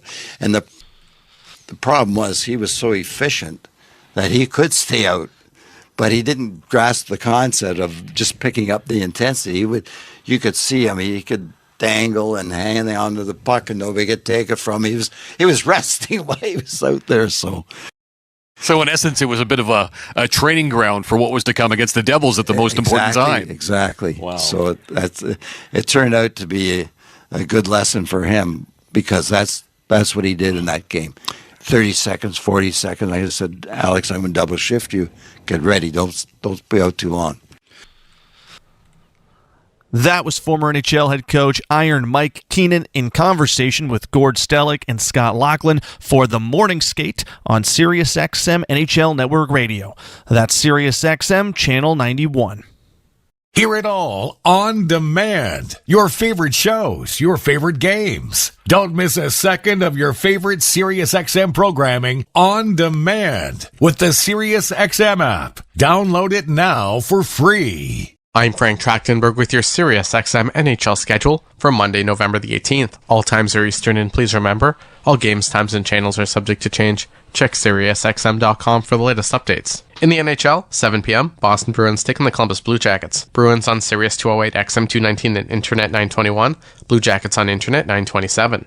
7 p.m., Philadelphia Flyers taking the Colorado Avalanche. Flyers on Sirius 209, XM 220, and Internet 940. Avalanche on Internet 926. 7:30 p.m., Montreal Canadiens face the Edmonton Oilers. Canadiens on Sirius and XM channels 91, Internet 934. Oilers on Internet 930. 8 p.m., Dallas Stars face the Anaheim Ducks. Stars on Sirius 210, XM 221, and Internet 928. Ducks on Internet 920. 9 p.m., Utah Hockey Club faces the Washington Capitals. Utah on Sirius 211, XM 222, and Internet 947. Capitals on Internet 950. 10:30 p.m., San Jose Sharks take on the Detroit Red Wings. Sharks on Sirius and XM channels 91, Internet 942. Red Wings on Internet 929. For 24/7 coverage of the NHL season and hockey across the world, keep it locked on SiriusXM NHL Network Radio, Channel 91. I'm Frank Trachtenberg with your SiriusXM NHL schedule for Monday, November the 18th. All times are Eastern, and please remember, all games, times, and channels are subject to change. Check SiriusXM.com for the latest updates. In the NHL, 7 p.m., Boston Bruins taking the Columbus Blue Jackets. Bruins on Sirius 208, XM 219, and Internet 921. Blue Jackets on Internet 927. 7 p.m., Philadelphia Flyers taking the Colorado Avalanche. Flyers on Sirius 209, XM 220, and Internet 940. Avalanche on Internet 926. 7:30 p.m., Montreal Canadiens face the Edmonton Oilers. Canadiens on Sirius and XM channels 91, Internet 934. Oilers on Internet 930. 8 p.m., Dallas Stars face the Anaheim Ducks. Stars on Sirius 210, XM 221, and Internet 928. Ducks on Internet 920. 9 p.m., Utah Hockey Club faces the Washington Capitals. Utah on Sirius 211, XM 222, and Internet 947. Capitals on Internet 950. The PGA Tour comes to life on SiriusXM. It's your destination for everything on the tour. Hear live hole-by-hole coverage and expert analysis. PGA Tour Radio, SiriusXM 92. Former Buffalo Sabres head coach Don Granato was on the Morning Skate with Scott Laughlin and Gord Stellick for SiriusXM NHL Network Radio, Channel 91, to talk about how different today's athletes are, as well as what it's been like to watch Austin Matthews grow. It's really a switch in the last 10 years. The first birth year I had at the national team program was 95 birth year. So it was JT Compher, Tyler Mott, that group. You have them for 2 years, so the next birth year coming in was the 97s, which was prolific. It was Austin Matthews and Matthew Tkachuk and McAvoy and Hanifin, Werenski. And I remember talking to the coaches back then that this birth year is way different than the 95 birth year. And this summer, ironically, I picked up a book that titled The Anxious Generation. And I thought it was very well documented, and the author used the iPhone. And the iPhone came out in 2008 or 6, somewhere in that range. But social media didn't hit hard on the iPhone where you could rate a kid's looks if you're a high school student. And so judging other people on a social media app on the iPhone was about 2013. And so now you think about all these kids going to high school, and we never had this. They can be made fun of on social media. They don't even know it, and they're walking out of a classroom and people are laughing. Yeah. So it's a different world we all live in because we're all criticized and compared to more and faster. And with that, you need to balance that with support. And I think, lots of coaches that have gone that I watch around the league in the NHL, there's a lot of great coaches and a lot of good young coaches that are really good at that. The X's and O's, I say to people, are easy now. When the X's and O's are a very simple part of hockey. It's connecting with people and getting people motivated and excited. And that's changed dramatically. X's and O's became big when video hit the computer. You could watch 100 or 1,000 forechecks over and over and over and say, okay, these are the key components on a forecheck. And so, you didn't have to be in the NHL to become better at that. So that's the easy part. I just can't imagine doing this or that I did it. I called Brian Matthews one time in Austin's U17 year. And I said, Brian, I said, do you have any idea how good your son is? And his reply was no. Like, what are you talking about? Why are you, what is this conversation? And I had to explain to him, and I said, I think this is what's going to happen, Austin. I said, you honestly have to prepare for your life to become very chaotic and crazy. And lo and behold, he gets drafted in Toronto instead of, some different market. And we know how crazy it can be here. Oh, yeah. But, and then the last thing I'll say on it is I remember leading up to the draft, lots of people said, can he handle Toronto? And I thought, absolutely, no problem. And the biggest thing for me is when a young player comes in the league, and we talked about earlier, if they're a -2 or 3 and they have a really tough night, you get to know how they're going to respond. And some that breaks their confidence, and maybe they need a stint in the AHL, you got to get them out of the pressure. Mm-hmm. But Austin was so good that if that happened, and when it's happened in his career, it doesn't hurt his confidence. He knows that he's in that category of player that I know I can redeem myself just get me to the next game now. And they can do, the best players can do that. And that's a different echelon of player at the NHL level that can do that. So if you look at the top players in the NHL, their confidence is not going to break. The guys right under that, they have a bad night, they may not want that next game. SiriusXM has soccer covered end to end. SiriusXM FC. Hear live play-by-play and talk shows hosted by legends of the game. It's SiriusXM FC on Channel 157. I'm Frank Trachtenberg with your SiriusXM NHL schedule for Monday, November the 18th. All times are Eastern, and please remember, all games, times, and channels are subject to change. Check SiriusXM.com for the latest updates. In the NHL, 7 p.m., Boston Bruins taking the Columbus Blue Jackets. Bruins on Sirius 208, XM 219, and Internet 921. Blue Jackets on Internet 927. 7 p.m., Philadelphia Flyers taking the Colorado Avalanche. Flyers on Sirius 209, XM 220, and Internet 940. Avalanche on Internet 926. 7:30 p.m., Montreal Canadiens face the Edmonton Oilers. Canadiens on Sirius and XM channels 91, Internet 934. Oilers on Internet 930. 8 p.m., Dallas Stars face the Anaheim Ducks. Stars on Sirius 210, XM 221, and Internet 928. Ducks on Internet 920. 9 p.m., Utah Hockey Club faces the Washington Capitals. Utah on Sirius 211, XM 222, and Internet 947. Capitals on Internet 950. 10:30 p.m., San Jose Sharks take on the Detroit Red Wings. Sharks on Sirius and XM channels 91, Internet 942. Red Wings on Internet 929.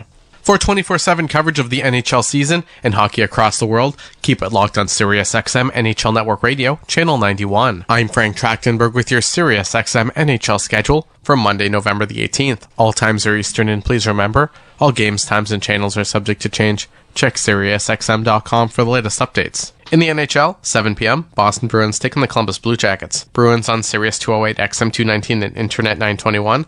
Blue Jackets on Internet 927. 7 p.m., Philadelphia Flyers take on the Colorado Avalanche. Flyers on Sirius 209, XM 220, and Internet 940. Avalanche on Internet 926.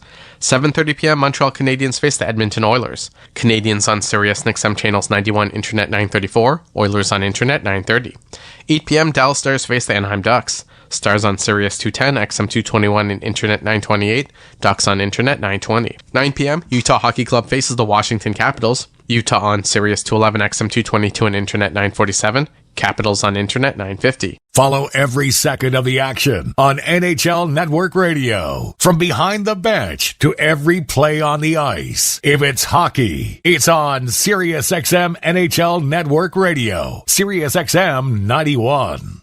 New York Rangers legend and Hockey Hall of Famer Mark Messier joined Scott Laughlin on SiriusXM NHL Network Radio, Channel 91, to share what it was like to play in the 1994 finals with the New York Rangers, as well as ending the 54-year drought for the franchise and how that team represented what a hockey team is all about. Well, look, I'd be remiss if I didn't ask you about 1994 as well. You mentioned Mike Keenan. We spoke with him in studio a couple of weeks ago. He still speaks so highly of you and of that run. So take us back to ending the 54-year drought. In Game 7, you get a power play goal. You shovel a puck underneath of Kirk McLean. Stands up as the game winner, as it turns out. So take us back to that hot, steamy night. What was it, June 14th of 1994 at the Garden of New York? Just, I guess just starting, going to the rink, trying to keep your same routine. Brian Leach and I would always drive together down through Times Square down Broadway 7th Avenue to take a right-hand turn on 33rd Street, and you could feel things were different, even from the Upper West Side. Just the vibe and the energy of the whole city was just electrified. Getting down towards Madison Square Garden, seeing the crowd already starting to build, the police officers surrounding the garden. It was a carnival-like atmosphere. Obviously, we knew we were something on the cusp of doing something that hadn't been done in 54 years. The magnitude of it was palpable. I mean, the energy, just everything just seemed to be so electrified. You try to keep yourself in the moment. You try to stay with your routine. Obviously, there's a much more at stake. And then, we found ourselves, much like we did in 87, up 3-1 in the series, losing to fifth game, where it was pretty much a foregone conclusion that New York Rangers were finally going to win a Stanley Cup after 54 years. Only to find ourselves, the party atmosphere got a little bit delayed and then had to go back to Vancouver, which again, we got trounced in Vancouver, just like we did in 87. And now we're coming home for Game 7. And the same thing happened. It just, we felt good about our chances. We felt we were a better team than Vancouver. We felt that we should have wrapped up the series earlier against Vancouver, but that's the greatest thing about sports. You can think all you want, but the reality is they got a heartbeat over there too. They got pride over there too. They're there for a reason, because they're a great team. And here we are in Game 7 and happen to go out and execute a great game plan to beat a very hungry, very young, very physical, hard team to play against in Vancouver. And luckily for us, we had a lot of experience. We had a dynamic, incredible amount of talent with Brian Leetch and Sergei Zubov, Alex Kovalev, Adam Graves, and Mike Richter and net, and then sprinkled in with some veterans, some hardened veterans with McTavish and Tikkanen and Steve Larmer and Noonan and Mateau and Jeff Bukaboom and Jay Wells and all the amazing players that banded together that year to create maybe not the most skilled team that's ever won a Stanley Cup, but if you look up the word team, they could put the 1994 Ranger team right there, and that year, that team epitomizes what a team is all about. SiriusXM Fantasy Sports Radio is the place for expert advice, strategy, and information for the best fantasy sports analysis to win your league. Plus, hear pick-by-pick coverage of live drafts and interviews with top players, coaches, and team executives on SiriusXM 87. I'm Frank Trachtenberg with your SiriusXM NHL schedule for Monday, November the 18th. All times are Eastern, and please remember, all games, times, and channels are subject to change. Check SiriusXM.com for the latest updates. In the NHL, 7 p.m., Boston Bruins taking the Columbus Blue Jackets. Bruins on Sirius 208, XM 219, and Internet 921. Blue Jackets on Internet 927. 7 p.m., Philadelphia Flyers taking the Colorado Avalanche. Flyers on Sirius 209, XM 220, and Internet 940. Avalanche